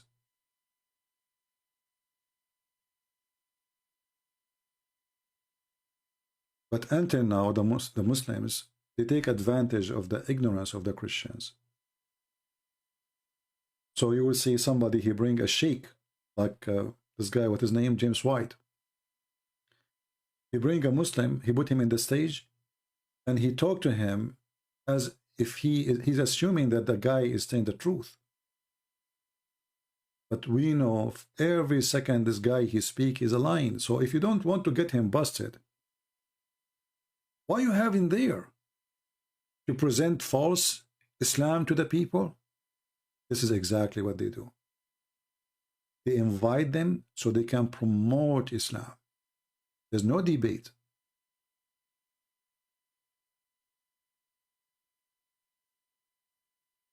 Always remember that you cannot debate a liar,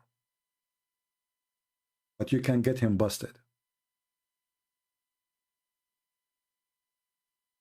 I don't know if you understand what I'm saying. What I meant by that with my limited English. You cannot debate a liar. You cannot. But you can get him busted with his lies. And this is what the Christian should always consider, that I'm not going to debate him. I'm going to get him busted. Or there's no debate in the debate. Do your God Allah have hands? Who said so? If there's a contradiction here, who said so? They lie. And then we show them from their own interpretation. And then they say to us, oh, this is a man. And then we show them what their prophet said. Oh, this hadith is weak. And hadith is weak. It says Hassan. It says good. No, it is not really. This is the publishing house saying that. But in reality, it's not. So you are not debating. You are not. The debate always have to be between somebody is faithful and he speak in a faithful way. Not somebody is lying to me about his religion in order to win an argument.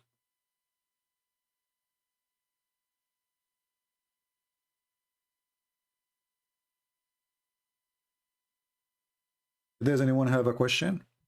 Otherwise, we will stay for 2 more hours.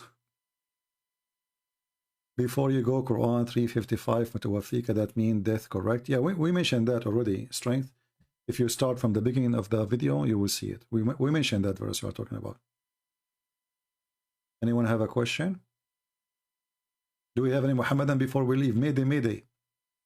Last call. You know, once I was like, this is what the Muslim they used to do, by the way, with me when I am in Paltalk.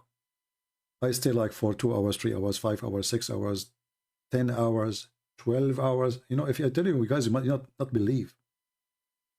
People go to sleep, come back, I'm still there. And I was really happy. I made a huge number of the Abduls leave Islam. And the Muslim who challenged me to come to Paltalk is the Muslims who brought me there. I never heard of it. But what they do, when I say, okay guys, I'm leaving, suddenly the Abdul, he put his hand up.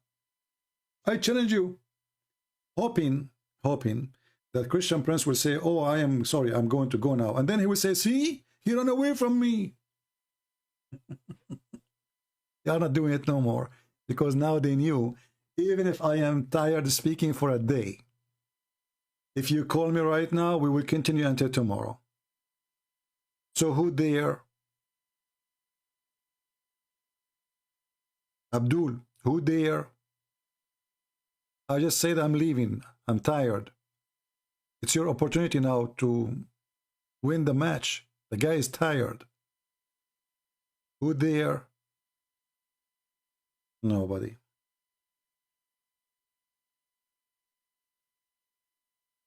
If the Jews' new month of Muharram was the month of the Jews or Islamic calendar, no, this is the Muharram is not really an Islamic calendar. This is the Arab calendar.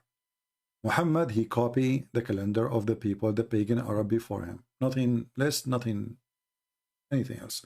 But what happened when Muhammad he copied the calendar of the Arab before him, and then Muhammad or the Muslims, they changed how the calendar worked. So let's say for us now, every year the years start in January 1st, right? The lunar calendar, you have to do a correction. Either you do it every year, or you do it every 2 or 3 years. Muhammad, he copied the calendar, but he considered the correction is from Satan. Let me show you the reference. Hold on. See, another question. We will stay here maybe for an hour now. Who is going to make me a sandwich? All right.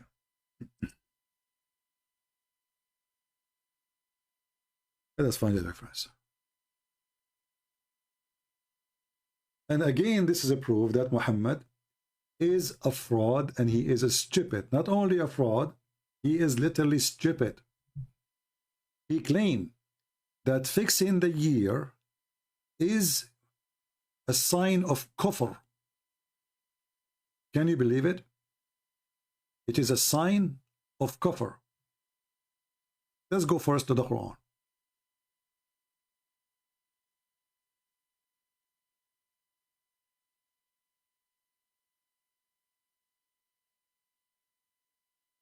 Actually, this is a good question. Maybe we should make just a video about it.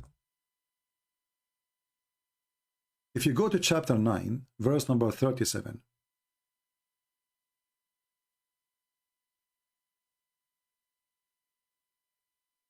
What the Arab they do, and the Jews they do the same in their year. But the Arab they do it in a different way, and the Jews they do it in a different way.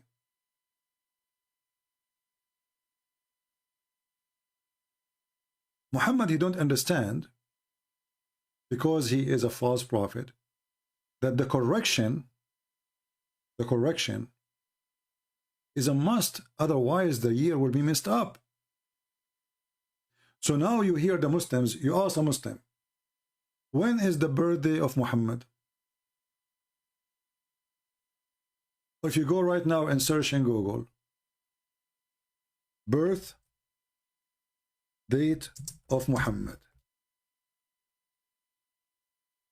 this year. Look with me. This is an example. In 22 is going to be October 8. In 23 is going to be September 27. In 24th it's going to be September 15. And then you keep going until it became October, it became August, you know, and July, and then you go all the way until it become January and December and etc. Why?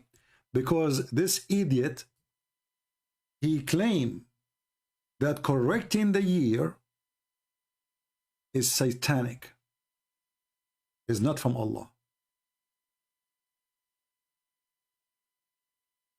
Do you see it? So because now he opposed it, and he claimed that this is a violation from against Allah.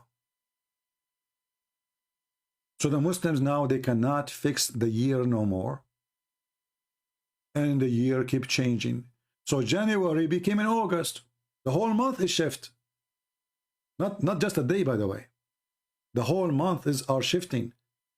Like now I show you the birthday of Muhammad, but in reality is the month is shifting. So sometime December come in July in Islam, and July come in September, and September can come in February. Why? Because the whole calendar is shifting. There's 10 days shorter. 10 days shorter, right? I don't know. Did I answer you about the question? I hope you guys, you take reference for this, because that alone actually proved that Muhammad is a fraud. Shouldn't his God say to him, this is true, this is correct, that the year is the lunar year is 10 days shorter, so you have to do correction? Shouldn't his God knows such a simple thing? And why this is against Allah? Right? Somebody says there's a hadith in Sahih al-Bukhari that the Prophet, he healed somebody. Well, the hadith proving to us that this is a fraud. Why? Because if Muhammad can breathe three times to heal somebody, need to tell us why 3 times, and how come he could not heal himself? Wasn't Muhammad suffering from pain? So this guy, he was hit by something, he had a pain there. And then he breathed into it, Muhammad, and then he healed. And then we find that Muhammad, he is suffering for many years by the poison he ate at Khaybar. And each time, every day, he feels as though his artery is cut off. Why Muhammad don't blow air at his himself? The one who can heal others, he cannot heal himself. Obviously, this story is a fiction. Correct? Imagine Jesus is suffering from pain of sickness. Of sickness. Not the cross. It happened now. Even that Jesus, he overcome. And he overcome even death. So if a guy, he can blow some of his breathing at somebody who have a pain, and he can recover him, well, he can recover himself. As easy as that. Same time, the Muhammadan, they are hypocrite. They say to you, anything is not against the Quran, we reject. How many times you heard them saying that? million times. Okay. Isn't it the Quran says that Allah he refrained from giving Muhammad miracles? So if Muhammad have the miracles of healing, that is a miracle. Did Allah refrain? Or he did not refrain? So if the hadith there is true, then the Quran is wrong. Kabich?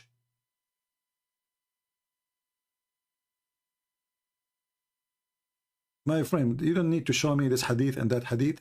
The same goes to everything. And I answer you already. I think this guy, he have a maybe slow internet. This answer goes to all hadith about healing of Muhammad. Doesn't matter what hadith. So you do not need to post for me this hadith and that hadith and that hadith. Either the Quran is telling the truth, and then the hadith is false, or the hadith is false and the Quran is telling the truth, because they oppose each other. Same time, if the hadith is telling the truth, then the hadith too is telling the truth that Muhammad, he could not heal himself. And it's going to be very funny that Allah, he will support Muhammad to heal somebody pain, little wound is hurting him, you know. But he cannot heal himself. All right. Anything else? Yeah, and Muhammad, he suffered from black magic. And not only that, he suffered with his penis too, because his penis was not functioning. Because remember, the black magic not only controlled the mind of Muhammad, controlled his penis. So Muhammad, he could not function as a husband no more in the bed, to the point his penis is not functioning. So the wife of Muhammad, she said that the Prophet, he was bewitched, and he imagined that he have intercourse with his wives, but in fact he did not. So a person who can fix the wound of somebody, can't he fix his penis? All what he need to do, just to blow some air from his breathing 3 times at his penis, and then his penis will wake up like a cobra. But as you see, the penis of Muhammad is dead. You play music, he don't stand up. You play the anthem, he don't stand up. You turn the you put him in the microwave, he don't even move. He's dead. Why? According to the Muslims and Aisha, he was bewitched, and according to Muhammad, by the way, because he agreed that he was bewitched, and then there's 2 angels, they came, as you see in the story here, actually, it's mentioned in this story, that 2 angels, they came, and they found that somebody took some hair, maybe from his butt, and they control Muhammad from far distance. But isn't it this is against the Quran, where the Quran says that Allah protect Muhammad? Right? And you know, if people can control somebody by taking his hair, voodoo, this is voodoo. How we can control Sam Shamoun? I'm not sure about that. I hope Sam Shamoun listening. Hey Sam Shamoun, how we can control you, man? We need to take some hair from you. Okay? We need to grow some hair. And if somebody can control somebody by some hair, get all what you need to do, get some hair from Trump. When he was a president, you can control the whole America. All what you need, just some hair. How easy it is. And do you see how easy it is? Anyone you want to control, just get some hair. Hey women, you want to control a guy? Get his hair. If he is bald, I'm sorry, it doesn't work. But you have to get some hair. If not from his head, it doesn't matter from where. So, and then they say to us, the proof that Muhammad is a prophet. Look at this guy. He was bewitched, which means he was under the control of Shaitan. His penis is not working. His Allah, he forsake him. He tried to commit suicide. What the heck? He was killed by poison. I mean, name one thing. His wife, she was a child. He approved lying. A king, he dies standing with a stick. And then the Muslim, he find that the Quran is the proof that Muhammad is a prophet because we can't make Quran like this.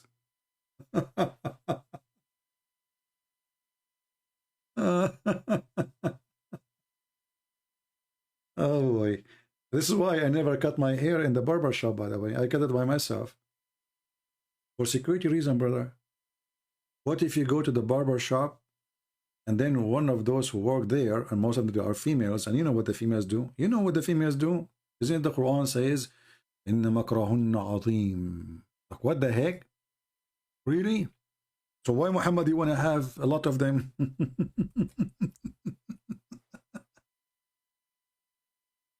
You want to see how the Quran speaks good about women?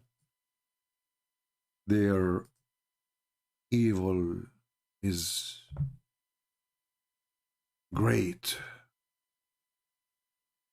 Makrahunna azim. And the funny is, or kaydahunna azim. When the Quran say that women, they are really evil, and they do makr or they do kaid in Arabic, the Quran admitted that Allah, he have nothing to do with his creation. Because if they are what they are, isn't it Allah is the one who made them?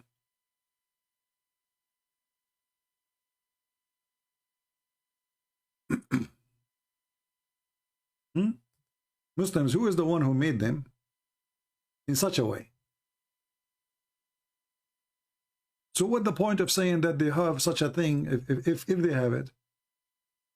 If they are pure evil, are you warning us or you are complaining?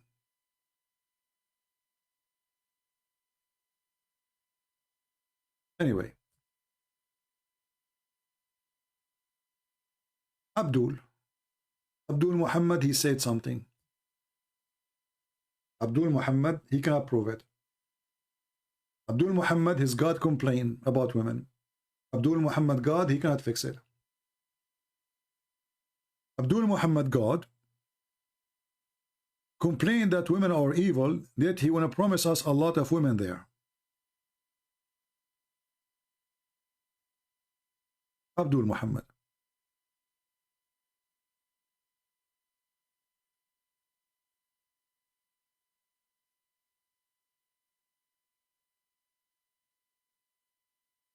In Romania, yeah, I heard about this guy in Romania, Darwis. I was in Romania actually 2000, which year? 2019? I think I was in Romania in 2019, yeah. And I went all the way to the borders of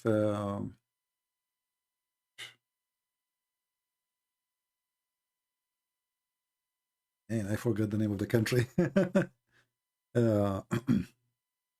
know the country between Russia and Romania, what it's called? Moldova. Yeah, actually I went all the way to the river. There's a river there between Romania and Moldova. You know, you cross, you go to Yashi. You know, I'm sure you're Romanian, you know Yashi. So I went all the way to the river. Actually, I was going to go to Moldova, but then I changed my mind about it. They told me it's not safe, etc. And I said, okay, no problem. Yeah. Anyway. Do we have any Abdul? Not Maldives, Moldova. Maldives is an island. Moldova. Yeah. Yeah, Moldova is, if you cross, I think, from Romania, I think you can cross from Moldova to Ukraine or to Russia, I forgot. My friend, we will talk about all the hadith, that's it. You know? Yeah. Any other question? Beside that, Muhammad, he can heal people and we prove it to be wrong.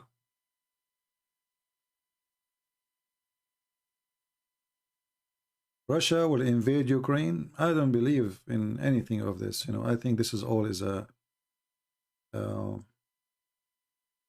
Maybe we should make a video just about politics. But you know, this is all for the benefit of the Russian. Speaking about war, but not doing it, because the price of oil and gas will be sky hiking. So the longer they can keep doing this, which means war and no war, the more billions and trillions of dollars will make. It's a business, my friend. It's a business. I don't think there's any war will happen. This is all is just a, you know, they fool people with it. There's many people here. They believe what a news station. Have you ever heard of a country advertise that he would do war? I never heard of one. Doesn't matter how big you are, you know. I mean, you just do it. So if the guy want to do the war, he would do it 6 months ago. And the guy, he have the most powerful army in the world. Who care about what the Americans say? If the guy want to take Ukraine, he will attack Ukraine. American, they will not even involve. All of us, we knew this.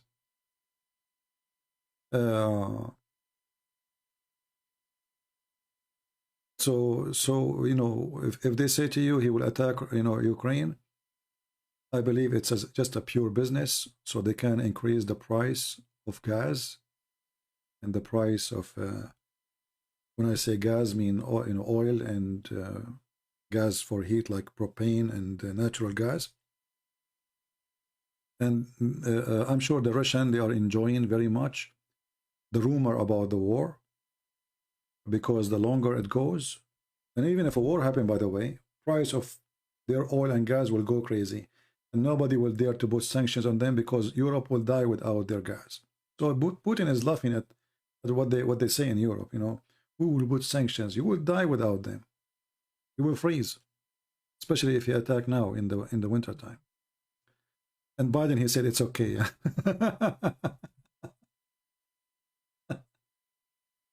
Maybe you should give a speech how people need to spread your channel. Hey, my friend, I cannot tell what to do, but I don't care really much about how they spread my channel as much they spread the videos. So I encourage people to download videos. You can cut them pieces about topic because my videos are long, and I will try my best to make them smaller or shorter. You know, but I fail always when it's come to make short videos. You know. Yeah. Anyway, I don't believe there's any war will happen in Ukraine.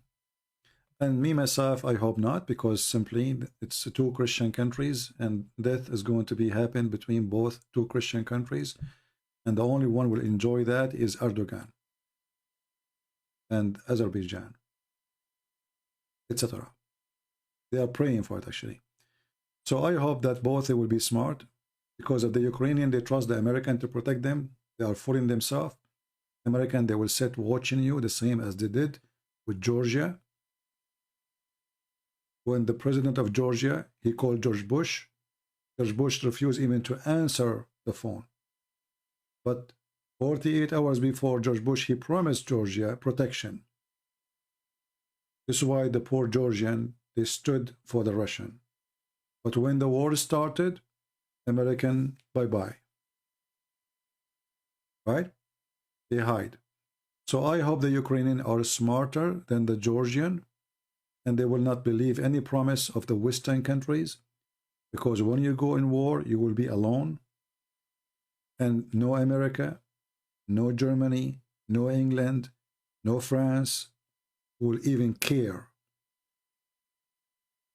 Nothing. And this is what happened before. So why they will do care now? So I hope that's the Ukrainians are smart people. They will not jump into such a war, and they will avoid it as much as they can, even if it is the Russian who they are doing the aggression, because it is not smart to go to war if you will lose anyway.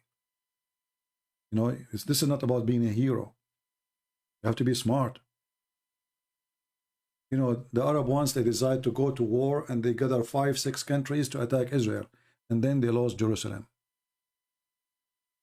Right?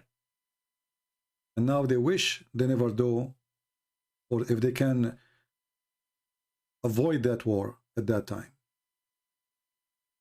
Right?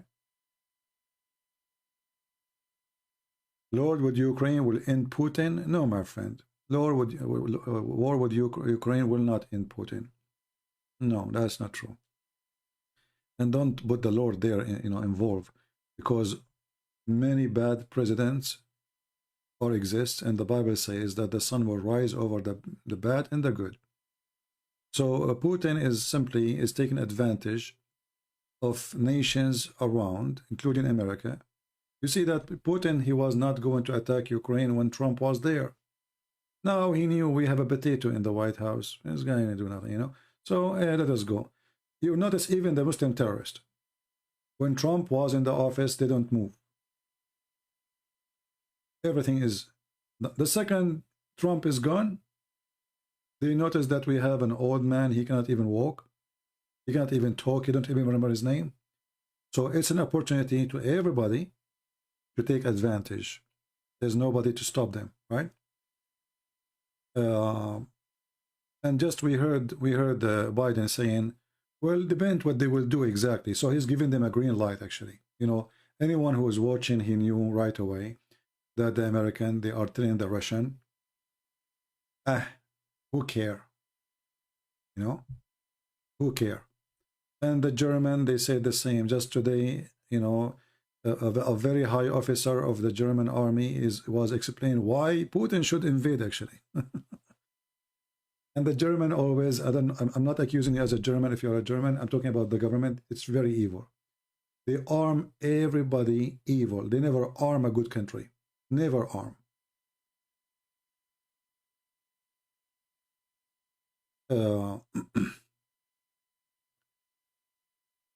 Things is messed up and politics is really ugly. Putin is power hungry. My friend, all of them, they are power hungry. But I will tell you the benefit. If Putin, he attack Ukraine, what is the benefit for USA? And I believe USA is trying to push Putin to attack Ukraine, because they will use that as an excuse to put sanctions on Russia, and then they will stop the gas line, which is going all the way through Europe to Germany. And then the American, they will sell their own gas.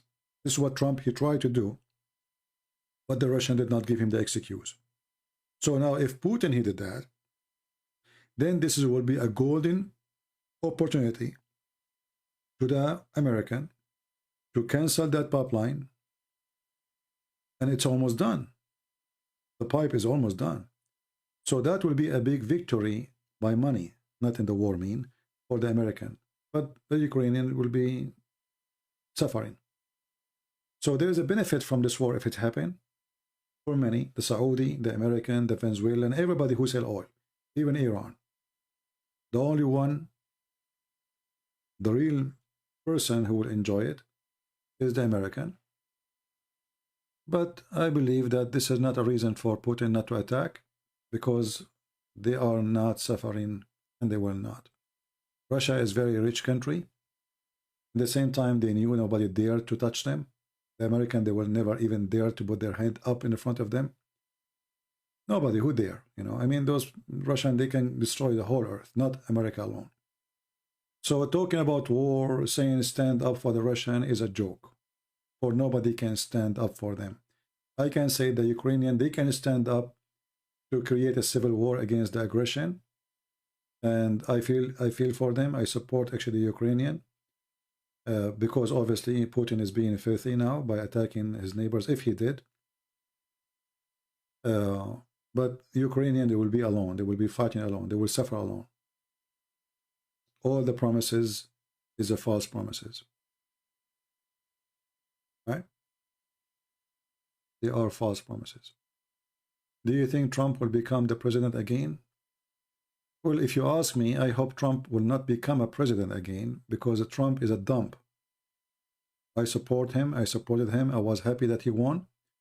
But Trump is dumb, is stupid too. But he is better stupid than the one we have in the White House now. The one we have in the White House is certified donkey. Trump is a mule, you know. Sometimes he do what horse does, so he's smart sometimes, and sometimes he kick you in your nuts. So Trump is not really the best, but in the scenario we have right now, he is the best between the donkeys. All right? So we hope Trump will become a president, but he is not my favorite. However, he is the only one in the shelf for now. And trust me, if Trump he become a president, Putin he will, you know, he will not be playing around. Everybody knows playing around. Nobody care for America no more. Nobody even respect America no more. We have those mentally ill in the White House and the liberals controlling the country. They stop gas line. Have you ever heard of people they don't want to get a free gas, free, and they want to buy gas? Welcome to the donkey party. Actually, even their sign is a donkey. And now we understand it. You know? Trump, he did many mistakes, stupid mistakes. However, he is better than anyone, better than the Democrat Party. If you are a Christian, you should not ever vote for Democrat. Democrat, they stand for everything wrong. As simple as that. Everything against God, they stand for. They stand for abortion. Anything wrong. So Democrat, well, there's no question. It is Antichrist party. Literally. For everything they stand for is evil and stupid in the same time.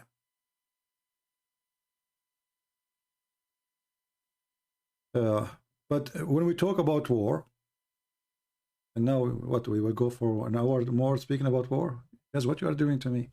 If we want to talk about war, remember that war, you know, you can say Putin, he is seeking power, he is a power lover, etc. He won again the Soviet Union. Well, Americans are doing the same. Americans are telling everybody in the world what to do, what not to do. Their nose is in every place in this earth. Nobody have bases as we do.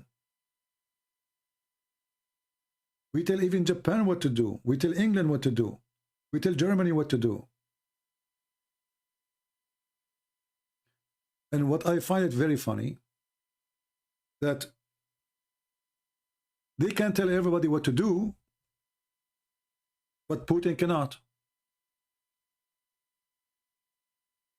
You know what I mean?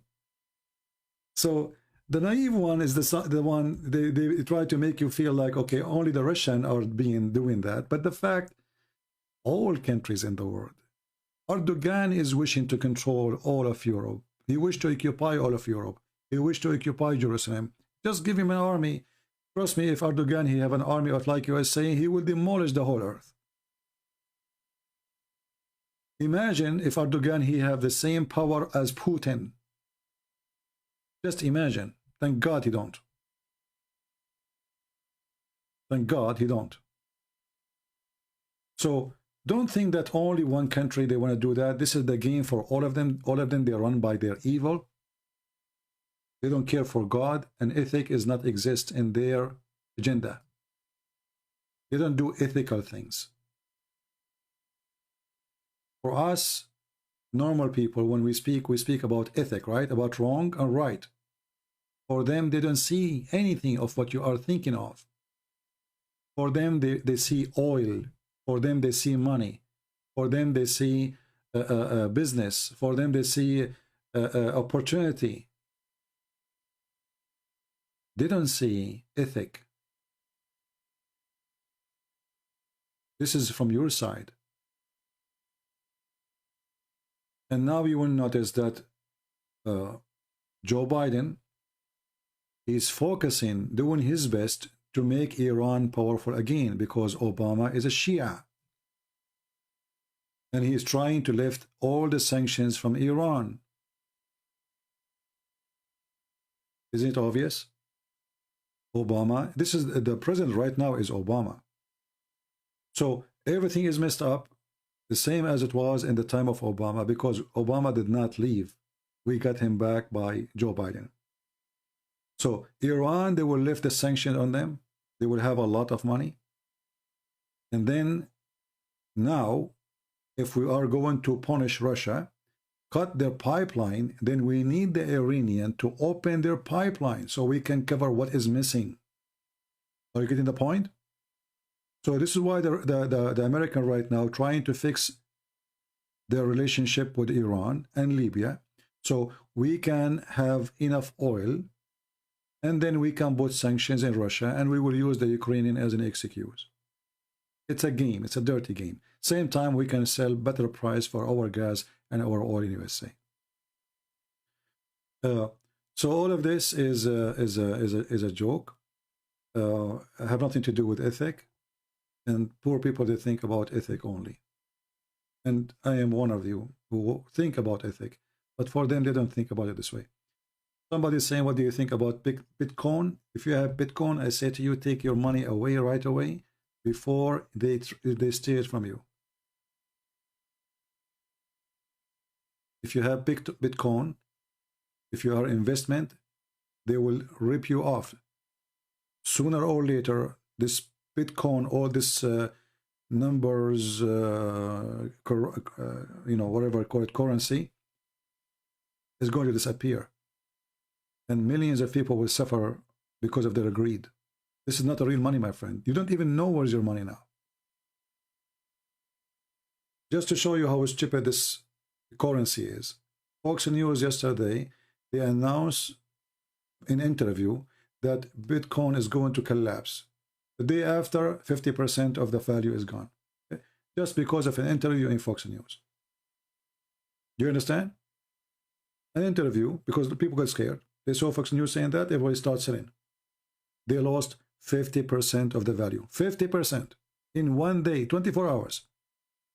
So don't be a fool. If you have a saving, don't put it there. Don't put it there. Don't be greedy. Take your money. They will steal it. You don't know even where is the money. And what is this money is about?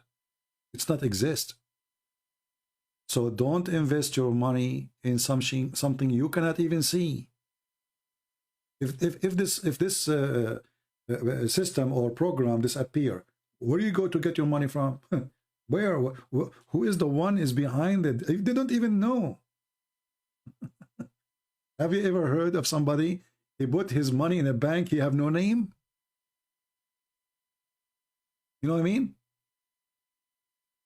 Do you want to put your money in a bank, have no name, have no address, have no location? If you do, you are really lost your mind. Literally.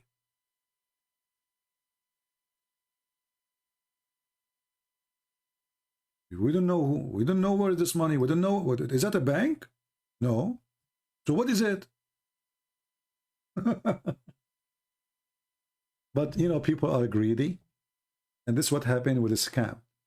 You know, there's many apps they send you, like, you know, like I heard about an app was exist in Romania, was exist in Greece, was exist in Italy, was exist in Spain, and lately they appear in Egypt. They changed just the name of the app. They say invest. If you give us $1,000, we give it to you. $3,000 within a week. After 1 week, they will send you $3,000. You will say like, what? Now I will put back the 1,000 they gave me and the 1,000 I gave them, and the 3,000 they gave me, they get them back. So all the greedy one, and by the way, they are not giving you the money from them. What they do, as today you send your money, a week ago there's a guy sent his money. So they will take the money which sent today to them by you to the one who sent a week before you. So they are taking from your money and giving it to somebody else just to fool him. And then when they have billions of dollars, they disappear and you do not know them. Right? Now I see Ahmed is saying, I want to say thank you for, you know, I became a Christian. Well, my friend, thank the Lord. Don't thank us. Thank the Lord for you become a believer. And thank the Lord you are saved. And for us, we are here just serving. All right.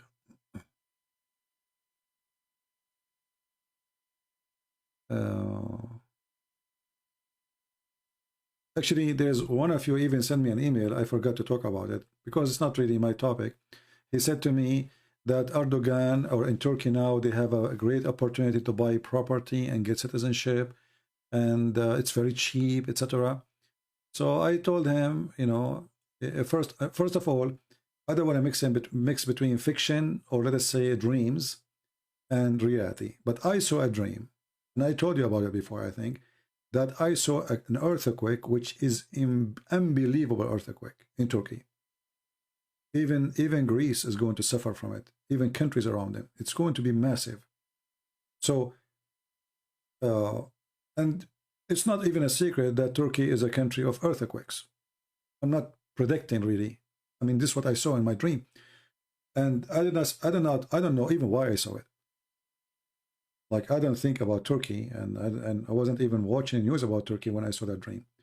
But I saw a huge, massive earthquake, and a lot of people die. And the earth was like somebody is, like, you know, putting his hands on the ground and flipping the ground upside down. But if you speak about reality as economy, why you want to invest in a country can have bankruptcy anytime. Actually, it has already bankruptcy. It's already bankrupt. Banks in Turkey, they can close their doors any second. American, they saved Turkey many times by giving them currency and money. Qatar. Turkey is borrowing money from everybody. They don't have money. So all those golden opportunity, if you invest in Turkey, that's telling that the country is suffering. It's not in a good shape. This is just to bring money, and then they give you nothing back. And then one day, if you decide to leave and take your money, good luck. First, nobody will buy your property, which you bought, which is useless. Secondly, the property price will drop horribly, because this is when people, they sell when it is bad.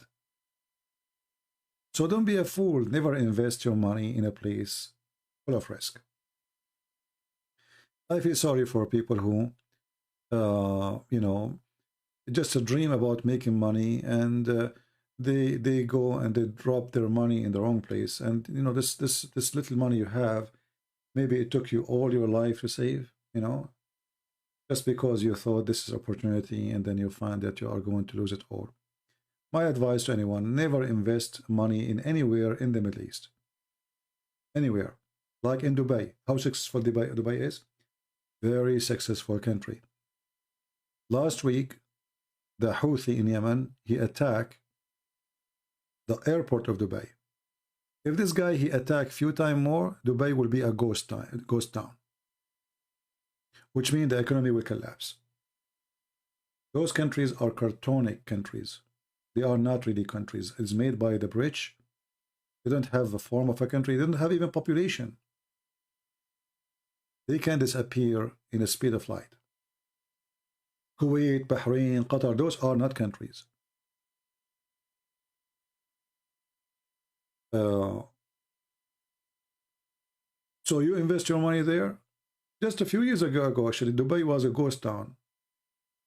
There's 27,000 cars in the airport parking in Dubai, because people, they were leaving, they can't afford it no more, there's no jobs, and they leave in their cars because nobody will buy it anyway. If Iran hit one missile at Emirat will be empty, because all the foreigners will leave. And even the citizens, they will leave too. They have money. But people, they, you know, they are, somebody saying you are your own bank with Bitcoin. My friend, there's no bank. Where's your money? Look what Benny, he said. That is not right, Mr. Benny. Or Mrs. I don't know if this is Benny is a name of a boy or a girl, I'm not sure. Bitcoin is not a bank. This is number one. Number two, you don't know the address of the bank. Number three, what is the guarantee you will get your money back? There's no guarantee. Is it protected by the Federal Reserve in your country? If this currency disappear tomorrow, where you go? You will sue who? Do you have a name? So don't say such a thing. Your own bank with Bitcoin? There's no bank. No, you cannot. No, you cannot. First of all, it's forbidden in many countries, which means if you try to use it, if you open your computer and you log in some countries, you go to jail and you stay for 15, 20 years. And in the same time, the one who controlled the system, nobody knows who is he. So he can cancel your account, he can take your money, and he can say to you, bye-bye. All your money is a username and a password. So even if somebody steals your password, he got your money. And there is no money for real. It is a fraud. Yeah, you will see, you will see. People will cry badly. People will cry really badly because of those currency. Just in one day, yesterday, let me show you, just to show you how this bank is a fraud. When a TV station like Fox News make an interview saying that this coin is going to collapse, and then second day 50% of the value goes. 50%. Not 5%. So where is what are you doing to yourself? So if you are a person who bought this currency for $70,000 a week ago, and now it is 35.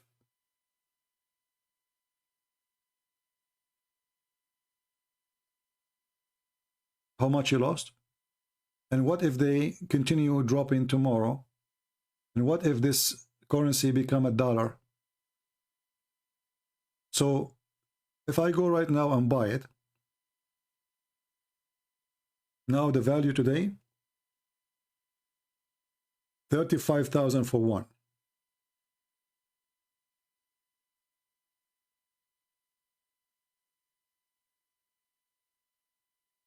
What if tomorrow the value become, what if I buy now $35,000 currency from this currency, which means 1, and tomorrow it become 10? There's no value for it. How in the world half of the money is gone in one day? Because it's not money. It's not. It's a joke. It is literally a scam. And do you know who is the one having your money? Where you are sending your money? Mafia, drug dealers, who? Nobody knows. Nobody knows. Anyway, I asked you vax and donation in your channel Bitcoin. You know, my friend, I don't take Bitcoin and I don't deal with it. And even Patreon, I don't think they accept it. I don't want this currency. I don't want to have anything to do with it. Regardless if I have money or not, I will never use it.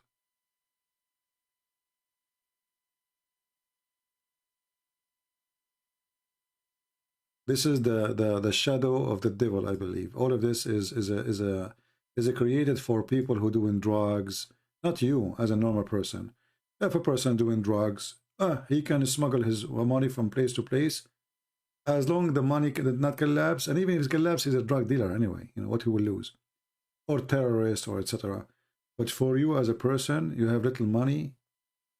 You put all you. If somebody he saved in his life $100,000, that's mean you bought 3 coins, just 3. If you lose those 3 coins, you lost your life saving. Why you want to do that to yourself?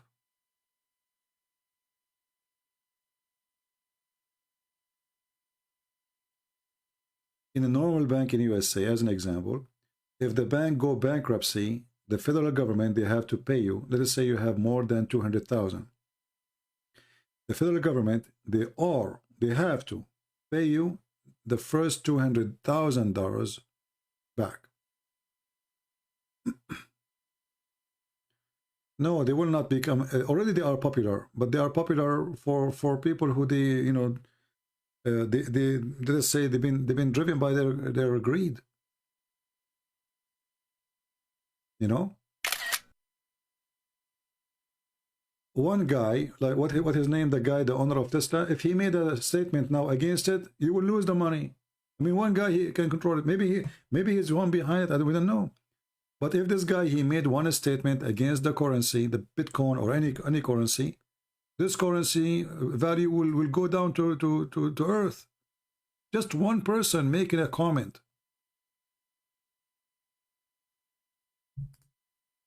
Any business is controlled by a comment is not a business.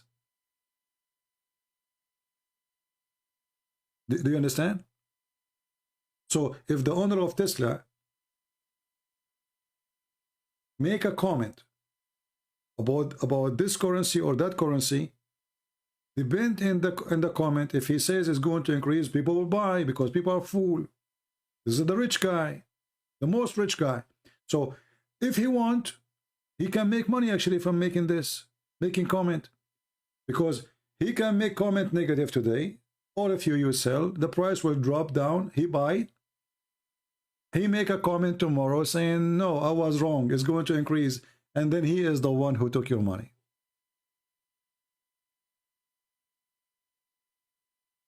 Do you see what I'm talking about? This is why you see all of those who want to go in the White House or the senators, they are dying for the job. Do you know why? Do you know why Pelosi, she is in the age of 100, 200 years, and still she don't want to retire? It is the stock market. Those who they are in the office, they receive information from the vice president of companies about when the price will drop, when the price will go high. It's part of their national security to know. So they have access to information which will drive them so rich. Otherwise, do you think really Trump, he is so desperate just to be in the White House? This is money. This is billions. Have you ever seen somebody of them, he became in the office, he did not become rich, and he don't own stocks? They never lose stocks because they knew the news before you know it. When you know it, it was too late.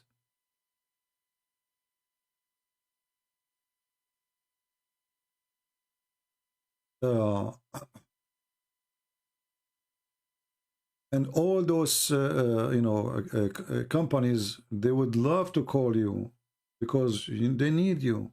Say tomorrow the price will drop, sell. Right? Yeah, insider trading, yeah. Anyway, so stock market is very risky, but at least the stock market exists. It's a real thing, but it can be destroying your future and your, whatever you're saving. Currency, the digital currency, is the biggest risk ever you can imagine. And you will not know what I'm talking about until you lose everything. And time will come, just wait. Time will come. I believe that this mafia who's behind it, they are waiting until they they are going to expose. Something will happen to expose them. And then they will disappear and all your money is gone. Right? But anyway, I hope I'm wrong. But for me, if you ask me, I will never, if I have the money, I will never invest there. Not even for a second. I believe the best investment for anyone, buying a property, buying a land, buying a building, people goes, people come, land exist. You go, but the land will not.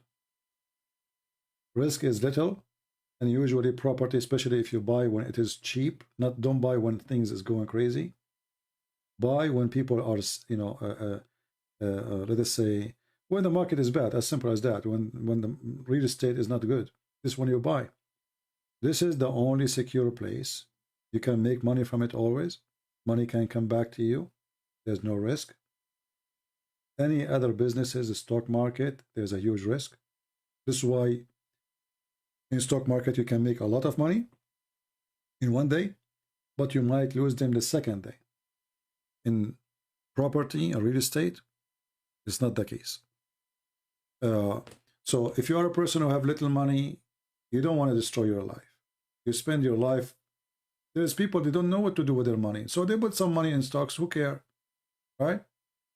They put some money here, some money there. Who cares? It's like gambling for them. But if you are a person who have little money, don't be greedy, because this is what happened, by the way. People who they are poor, they are desperate to get rich, and this is your weakness. So you watch, you see this guy, he made a lot of money here. This guy, I want to be that one. And then you jump, and then you find that you lost everything.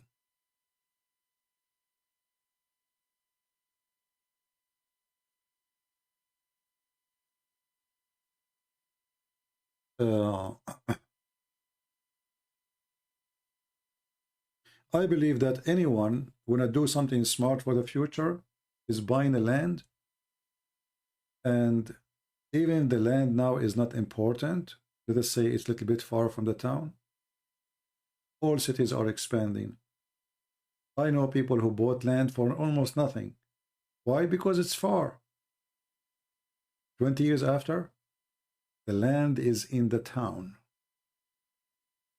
and they made a lot of money from that. So invest wisely and don't be a fool and don't be greedy. It takes time, but it's going to bring back to you your security. Same time, I believe that if a war happened, if something wrong happened, if you have a land, you can live in it. You can grow your own vegetation. You can stay away from the public, because cities will be a place of hell if the world go in chaos. As an example, you know, we are now, until now, we are living with this crazy corona. So imagine if this corona was more aggressive and not few millions die, hundreds of millions, and people they start killing each other, fighting over even food. Then you will wish that you live in a village or in a mountain where nobody lives, because security will disappear. There's no government can control a crowd which is hungry. No government in this earth. Crimes will be everywhere. Killing, riot, stealing is going to be a way of life. The gate of evil will open. See, human being, he behave somehow as long there is somebody forcing him to behave, mostly, or he do not need to misbehave, like he is not hungry. But if one of those two disappear, human being is a beast, and he is the worst than a wolf or hyena. So if you have a piece of land, you can go and live with it, grow some vegetables, whatever, you can live, some chicken, some... But if you live in a city, what you can do? No jobs, no food, no water in your faucet, and no money in your pocket. Right? Do you think Corona is a real or planned? Well, I cannot speak of it because I don't have the real data in front of me. I'm not the president to know really what's happening. I hear like you in TV. But for me, I never saw anything have to do with it. Yeah. Anything else?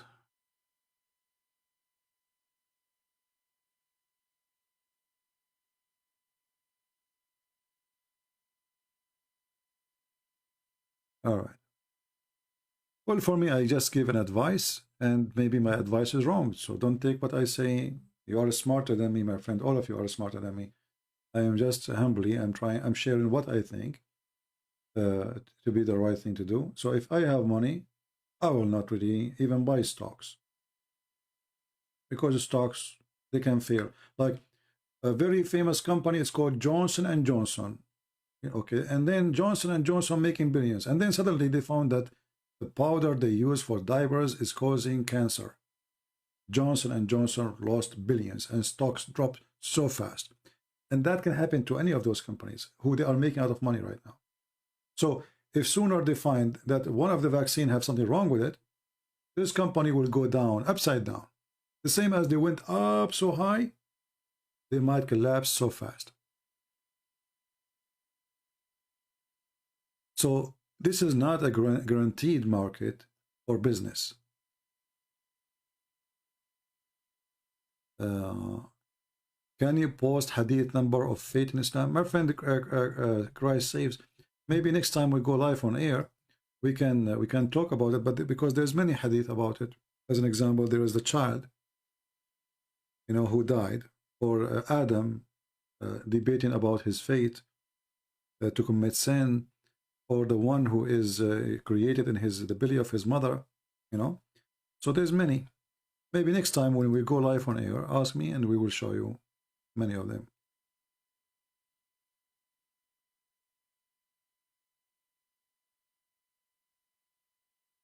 Are you voxed and boosted? What does that mean? Speak English to me, my friend.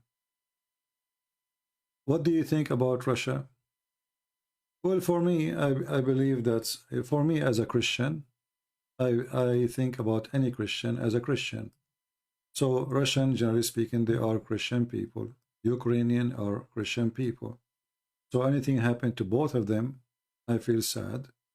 For Christians should not be killing even Muslims. Why Christians will kill Christians? That is not right. So for me, I look at things in a different way. I don't look at it as politics. For me, any war between the Christians is painful, and there is no winner. Both of them, they are losers. This is why I pray that Russia and Ukraine, they will not go in war, and peace will happen between them. They will find a solution. Somehow, somebody will be able to help. And, you know, madness will take you nowhere. Right?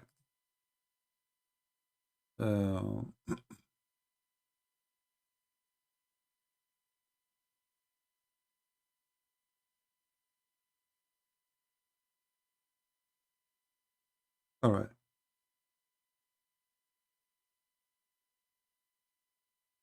This is the rocks, guys. Yes, last time she came here and she said that the women, she have half price. Do you remember her? She sent me a message in Skype. The women, she have half price. The rocks, did you see that this is in your religion? Did you laugh at yourself? That the women, she have half price? And the verses you gave me in the Old Testament is not about women buying them and selling them.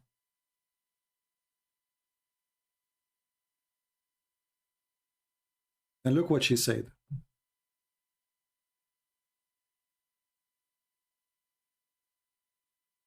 Listen to all of this top tier shitty, this is her language, her tongue, financial and medical advice. And yet you sheeple take him seriously. Okay, I will give them advice from your prophet. Is that okay? All right. So, people, if you have a cancer, you take Niglaseed.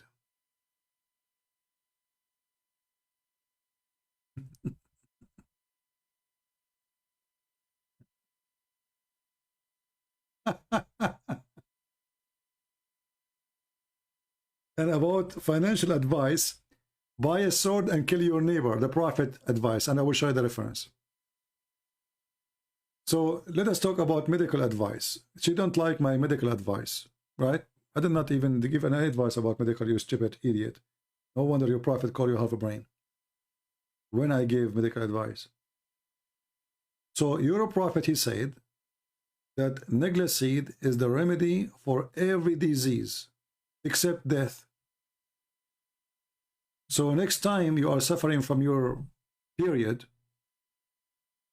don't go to the pharmacy and ask for medicine made by the kuffar. Just take me, you know, Niglaseed. Very simple. And if you have corona, don't go to the hospital of the Christians or the vaccine of the Jews. Take, you know, seed, right? Why I want to use a new material? You are the one who's talking about so now you don't want to talk about it no more now? Do you agree with your prophet or you don't? Talk about something new. Do you want me to fabricate new stories from your prophet, or what do you mean? Okay, I will talk about something new. How many of you like to have boys, not girls? Or you like to have girls, not boys, when you have sex with your wife? Let me give you medical advice. Prophet Muhammad, he said, peace be upon him, that if you have orgasm first as a man, the baby will be a boy.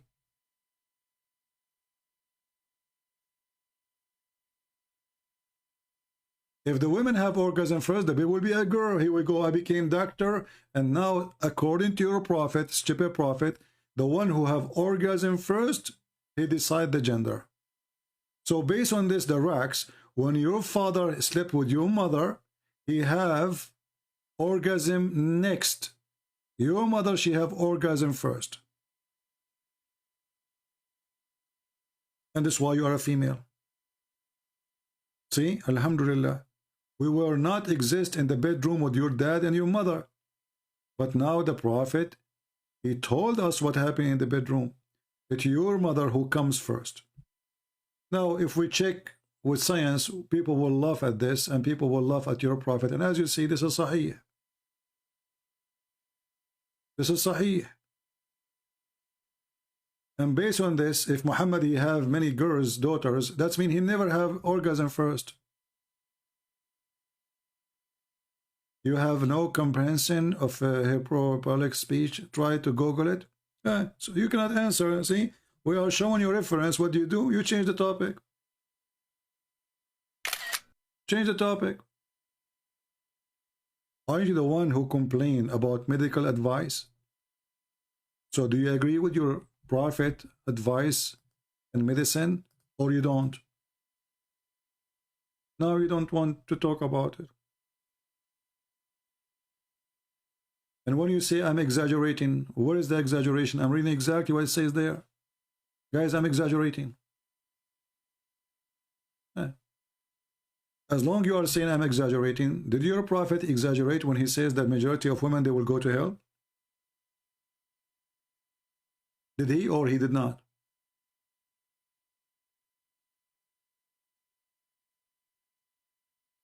Do you have the courage to say if he exaggerate or he was saying the truth?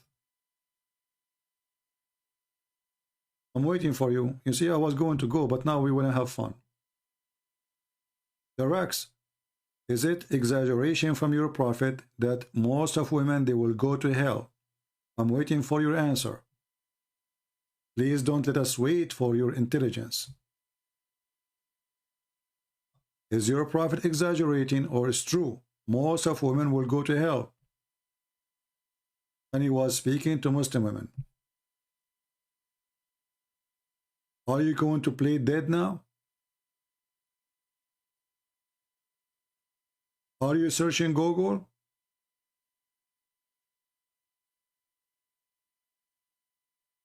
Hello? Now she played dead.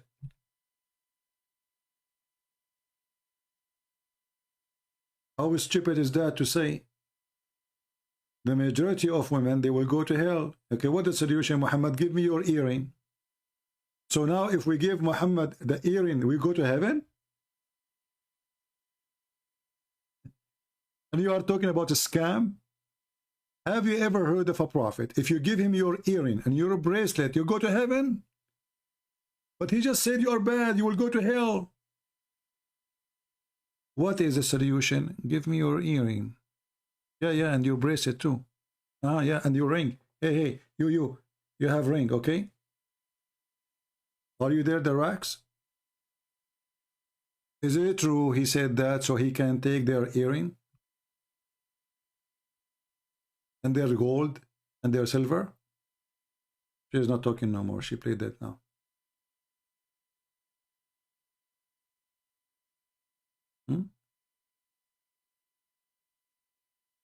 Give me your earring.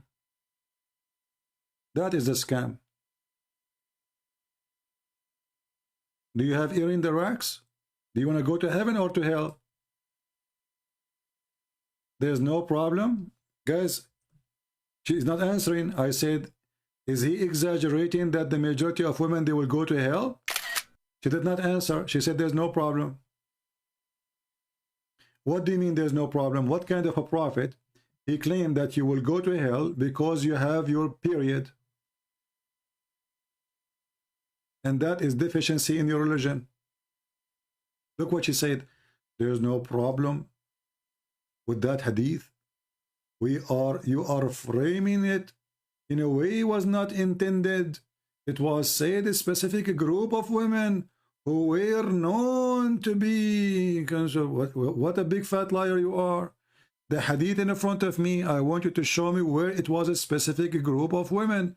He said, "O women, give charity, for I saw the majority of people of fire are women." So if it's only smaller group of people, so how they are the majority of people of fire? Do you see even how stupid your answer? Now I agree with your prophet when he described Muslim women that they have half a brain. Do you see your stupid answer, how it's work against you? Read carefully. The majority of people of the fire are what? Are women. So if it is only a group of women who are going to go to hell, why the majority of the hellfire are women? Darax. Your father should have changed your name from Darax to Wax, because you exist for one reason: to wax with your tongue the stupidity of your prophet. You try to fix it, you make it more ugly. Does it say the majority of people of hell are women? So how little group only? Do you know what the majority mean? That means when we go inside the hell, and you will be there for sure, we will see you from far distance. Maybe 80%, maybe 75% of hellfire are women. Not a smaller group of people.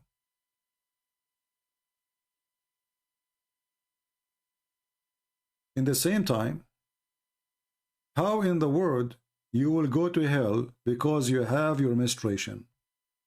And how stupid it is to say that women should have intellect defection or defect in their brain.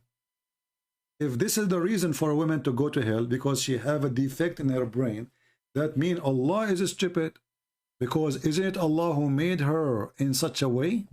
So why she is going to pay for being defected? Stupid religion.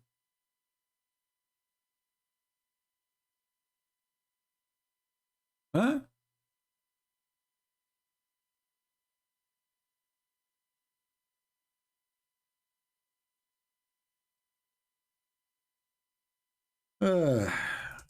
Why you don't let your man, your dad, call me so we can laugh?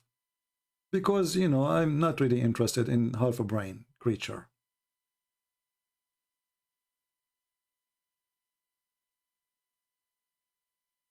Don't forget to watch the previous video, by the way, because you sent me a message in Skype and we showed the reference that women are the one who have half a brain in Islam, not in the Bible.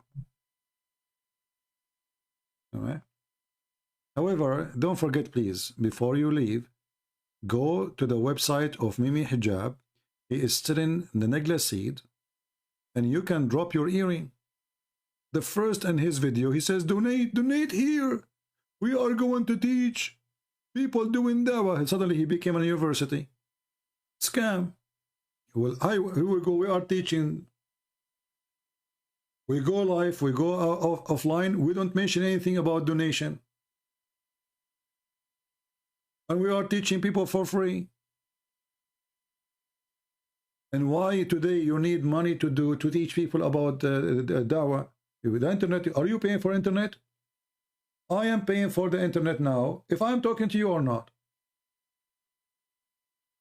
I have a computer, if I am talking to you or not.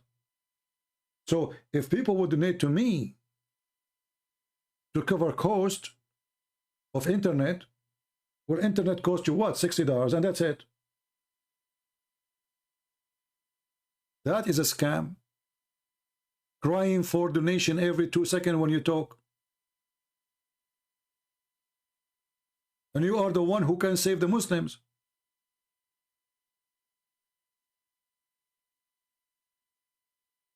And your prophet, when he mentioned that women, they will go to hell,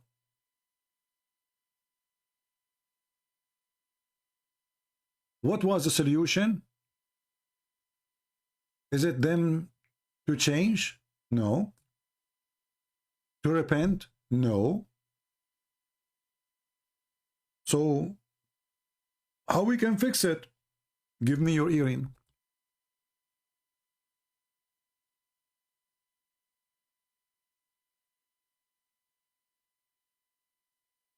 Are you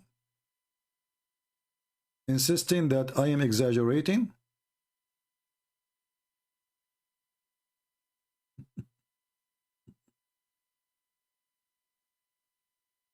If the women are bad, why now she will go to heaven because she gave earring?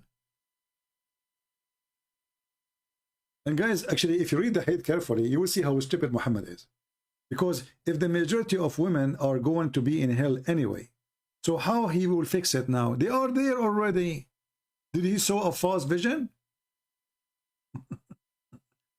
You know what I mean? People, do you see how stupid it is? If I am a prophet and I say 80% of women, they will be in hell. So you give me your earring, you don't give me, still there will be 80%. Nothing changed. The rocks now, she don't want to talk about Islam no more. Why you don't talk about your religion? You tell that to your prophet. Why he don't talk about his religion? Why he keep attacking the Christian and the Jews and everybody? Why are you talking? Why you don't? You don't want to talk about the stupid prophet no more. It's not. She is not winning. It's not working. The rocks. If the majority, Allah told him that the majority of women are in hell. So how giving your earring will fix it? They are already, Allah told him the majority are in hell. He was lying. Allah will change their fate because of some earring. Why you don't talk about your religion? You ask your prophet. You pray 5 times a day, you curse the Christian and the Jews. Oh, please, Allah, don't make us the same as the lost Christians and the cursed Jews. 5 times a day. What is the majority of the creation? Is women? So guys, look at this. Just to show you how stupid you are. I think now you will, from now on, you will see me in your dreams. Guys, look what she said. This is why they don't dare to debate me. They are, you know, what if the majority of the creation is women? That means your prophet is a liar. Because he is telling them that the majority will be in hell because supposedly they are bad. But if the women are the majority anyway, so nothing changed. I mean, do you see how stupid you are? People, think carefully. What if the women are the majority of the creation anyway? Okay, so why your prophet making it a big deal? They are the majority in the earth, then they will be the majority in hell, normal. Donkey. Certified donkey. You just got your prophet busted again. If they are the majority of hell, because they are the majority of population, that's normal, nothing. So that means they are not bad. They should not do anything different from men.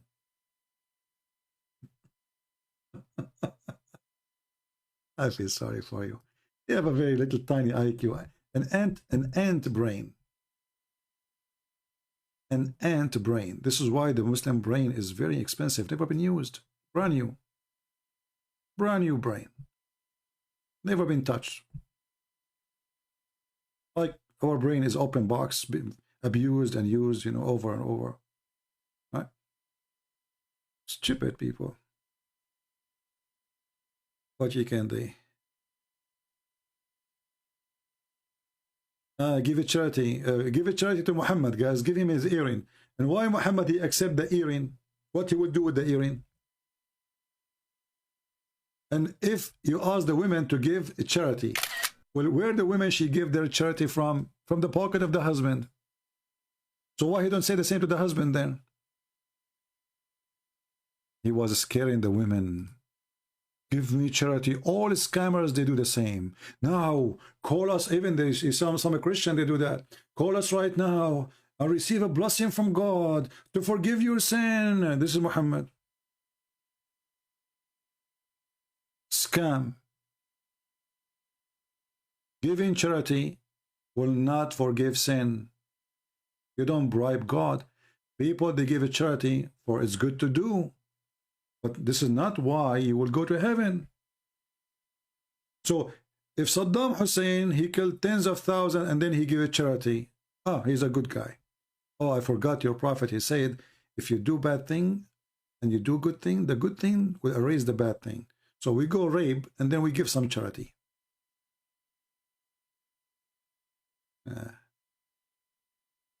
I'm very thankful for the Chinese when they said, he left as a donkey, never came back as a horse.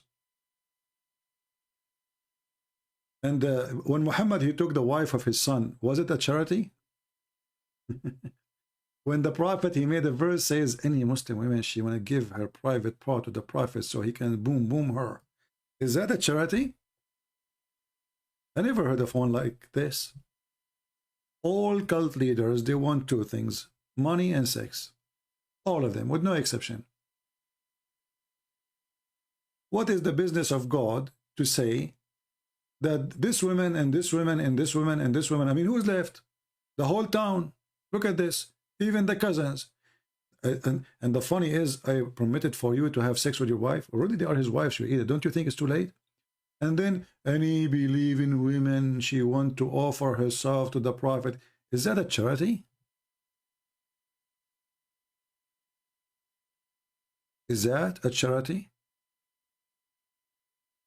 Vagina charity? What is the purpose of a Muslim woman? She offer herself to the prophet. What exactly she is doing?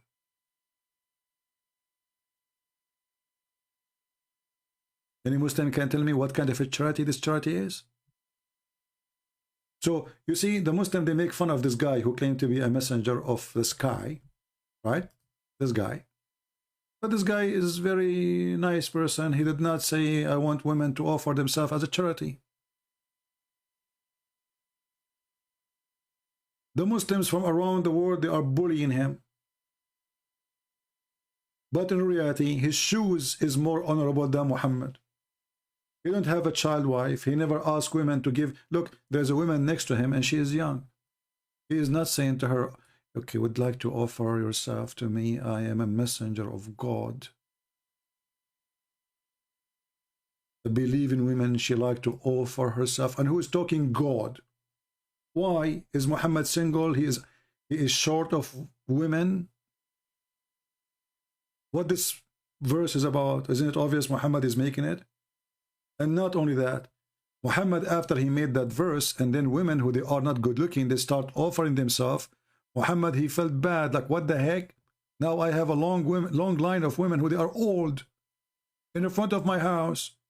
So what he did, he made another verse, says, okay, hold on, Allah, he just gave me this verse.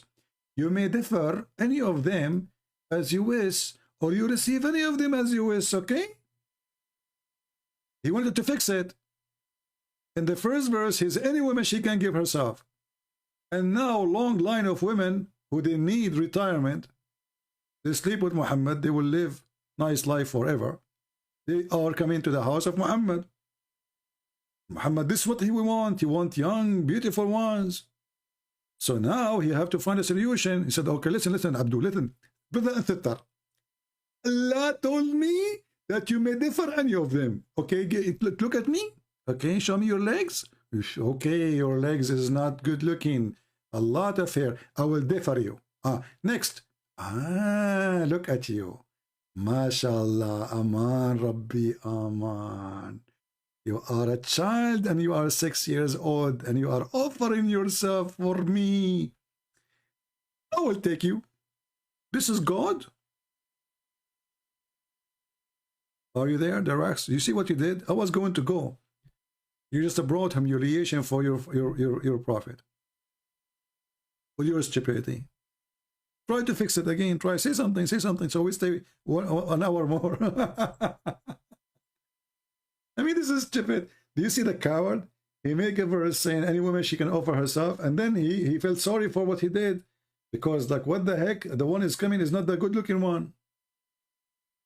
Muhammad, he opened the door of his house, he see a bunch of women, they are in the grave line.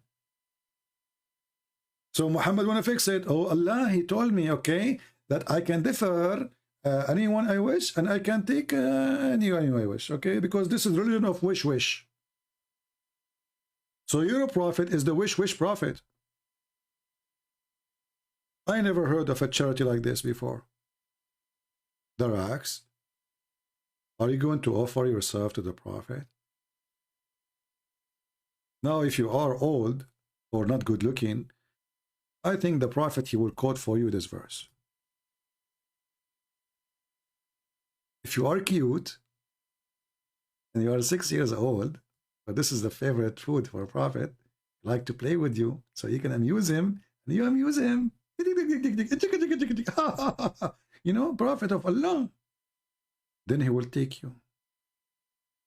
I'm sure you are sorry, Darax.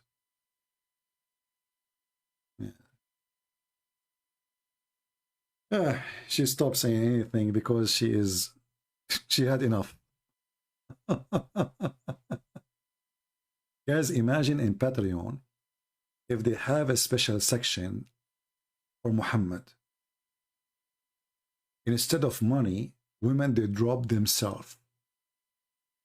In other way, they drop their panties. What a great prophet. I mean, here, and Mimi Hijab, he says, the proof, the evidence that the prophet of Allah is a prophet is the Quran. Who can bring Quran like this? Can you? Can you? Nobody. Nobody. Even Trump cannot make it.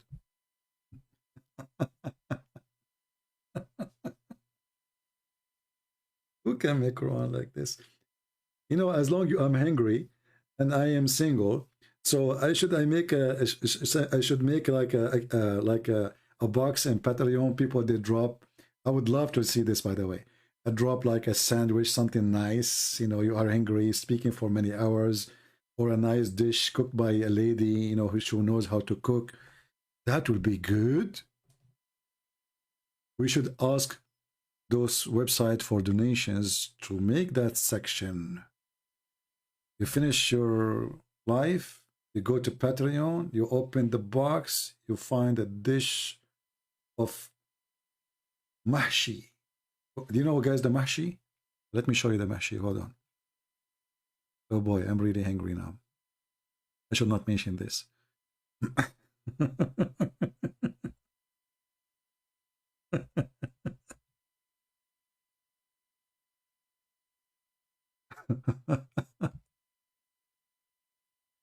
Oh, YouTube, Google saying to me, prove that you are not what the heck? All right.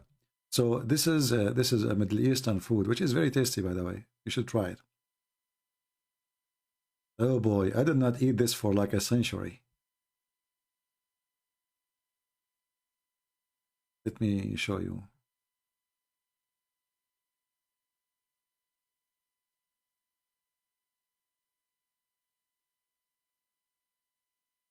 So I am going to open a special option, like Muhammad, he want women to give their, you know, drop themselves there.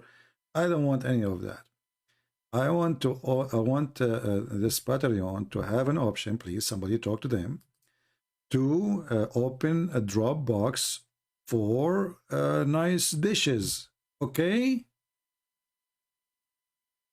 I finish my talk, I go open the box, I find a very nice food. That would be good. That would be the best ever. I'm eating sandwiches for the last week. Yesterday I ate sandwich of cheese, and then I have like this, you know, those things you buy them, the soup thing, you know, they open it, yeah. And the day before it, I ate what? I forgot. You see, and the man, and Muhammad, he says, women, they have bad memory. I forgot even what I ate the day before. Yeah, anyway, Lord have mercy. I need to do some shopping so I can get some food.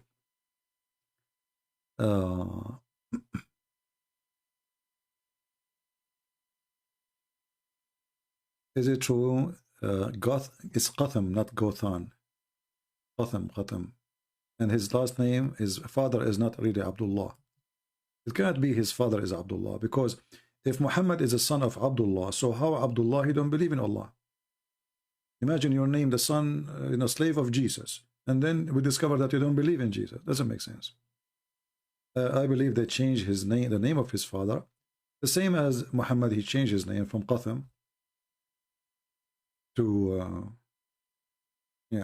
Muhammad. All right, it's time to go. And what I will eat now? Somebody give me an advice. I have eggs. I will slaughter an egg. Bingo. Are you a good cook? Oh yeah, I'm very good in cooking actually. I'm very, very good in cook, but I have to get some time to cook, And I don't like to spend my time in, wasting my time. I prefer to do it in something useful. But if I cook really good.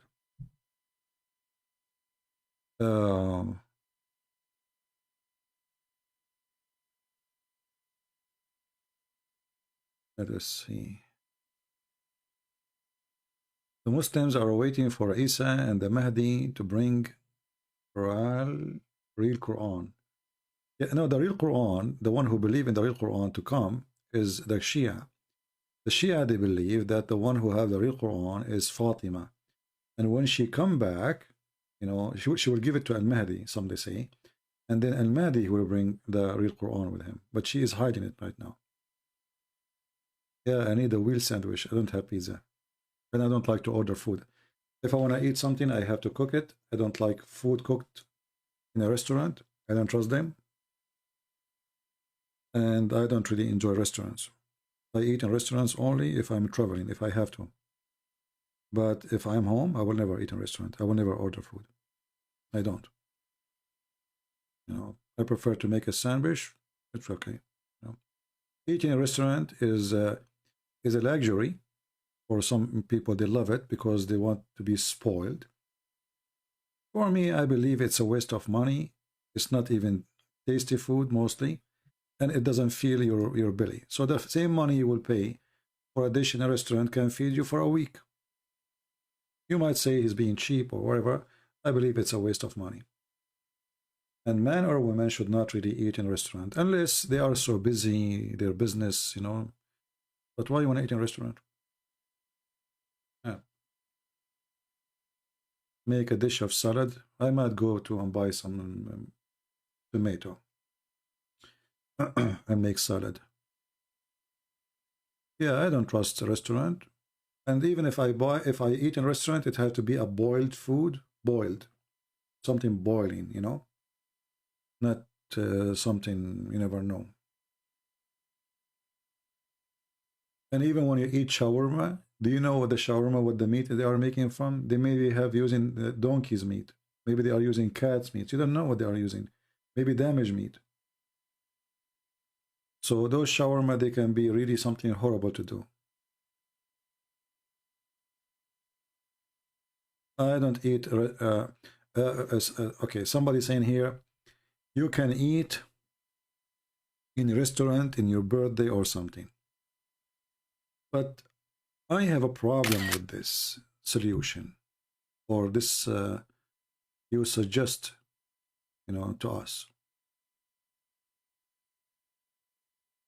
I will tell you why. If I want to eat in a restaurant in my birthday, shouldn't first I know when is my birthday? When I asked my mother when I was born, which day, she said, I don't remember really. All what I know, it was a bad day. And since then, I searched all calendars. I could not find any date. It's called bad day. So I'm not sure how I can enjoy a restaurant, because I cannot find that day. I asked her more than once which day I was born. She said, son, all what you need to know, it was a bad day. All right? Okay. So since then, I don't ask about it. And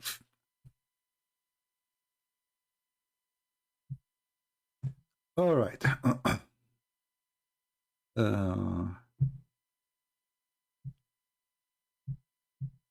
أعمل كبة الصينية. I don't know. I never did it before. I don't know how to do it anyway.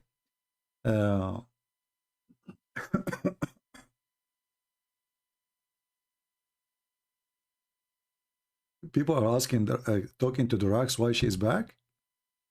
I hope not. Didn't have enough. I think she's gone, but those guys, maybe they have a slow internet, maybe. Yeah, maybe.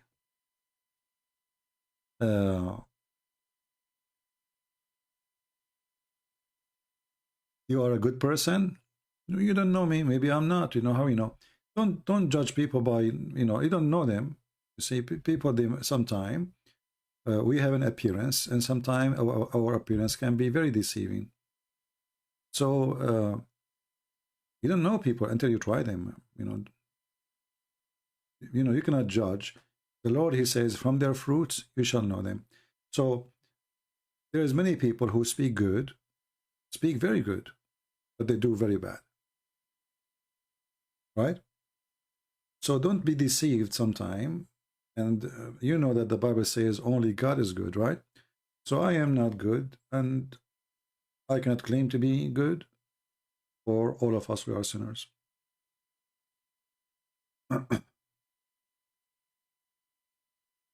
Only God is good, my friend. And this is why people, by the way, they get so disappointed from people around them, because you have expectation, and I better go because I'm freezing. Oh boy. Let me close my jacket all the way. I will put my hat in my head now. It's getting really cold. All right. So always fear those who claim to be good, because simply those who claim to be good are not telling the truth. If we are good, then we will not be committing sin. We will not be fighting with people. We will not be angry and people angry from us. Or, you know, it can be that people are angry from you because you are doing good. Like now, you know, Muslims, they get upset from me, but I'm doing good to them. I don't hate them, and I will never hate them. But doing good in general, it is something. If you are a person doing good, it is people who should notice that, not you who speak of it. Those who speak of their good, obviously they have none. If Muhammad was illiterate, why he did have a paper under his pillow? Well, for me, I said many times, I believe Muhammad was not illiterate. And Muslims are the one who's illiterate, because the Quran makes it clear that the illiteracy of Muhammad, it was about him not knowing the scriptures.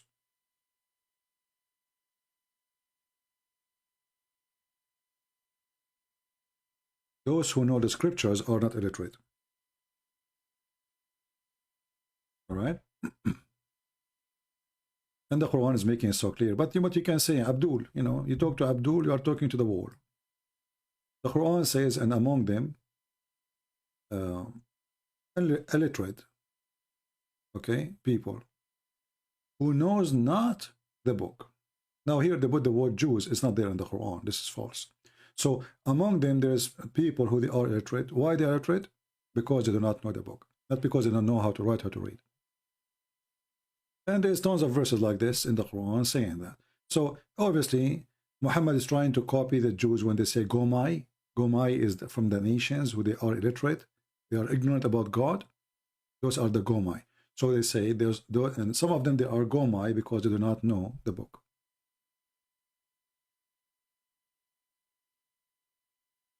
Right? Still believe in the Quran even when they know that a lot of flaw holes in it. Well, the Muslims who believe, the Muslim who knew that the Quran is full of lies, he can stay as a Muslim because he has no choice. Like if I live now in Morocco. In Morocco, they make a special law that converting out of Islam is against the law. You will go to jail. And if somebody preached the gospel or any religion to Muslims, he will go to jail too. So the only way for them to keep Islam surviving is to force those people to stay as Muslims. But we will not know who stay as a Muslim or who is not until you give them the freedom. My mic again, I think if I stay for certain hours, my mic is golden.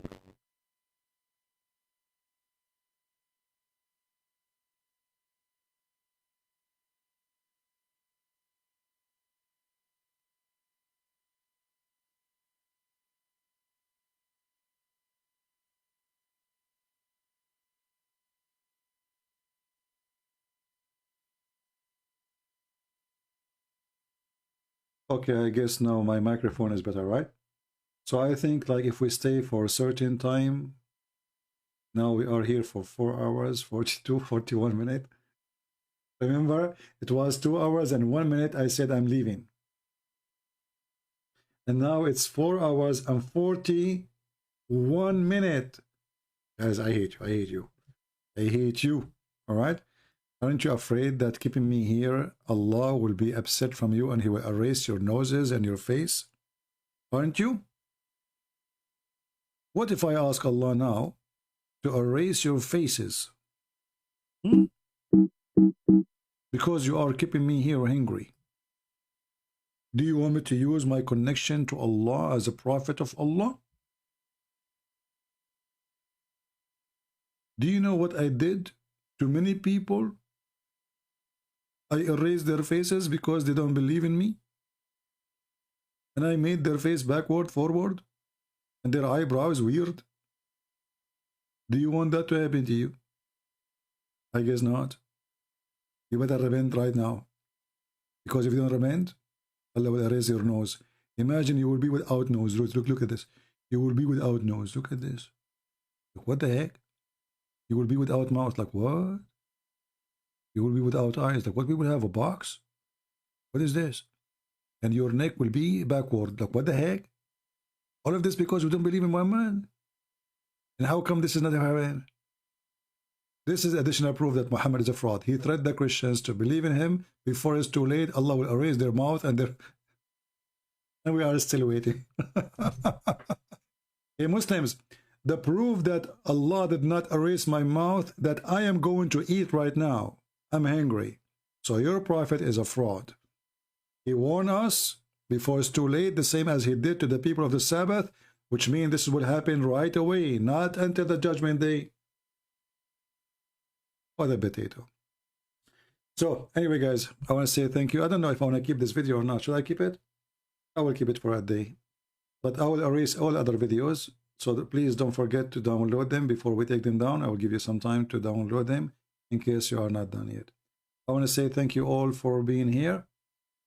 And I truly, truly need to go. I'm really hungry. I will see what we will find for food. Oh boy. Take care. Bye.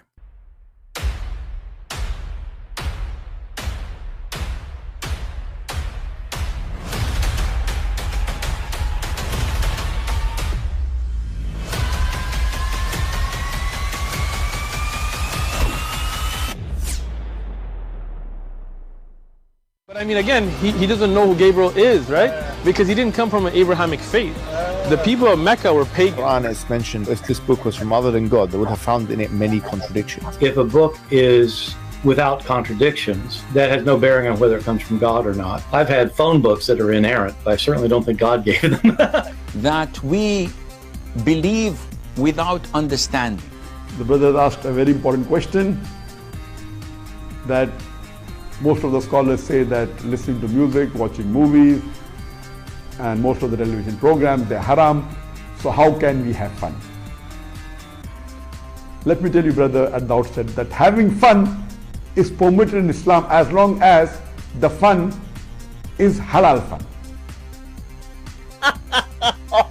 That the standard narrative has holes in it. The Prophet tells us because Satan or the devil sleeps over our nostrils. Those who oversleep and not pray Fajr on time, Satan urinates in their ears. I really do think Jesus was crucified and that he really was dead and buried. He thought that he was a son of God in the sense that he was specially chosen by God. I think Jesus really did think he was going to be the Messiah, the future king of Israel. I mean, that is, after all, why they crucified him.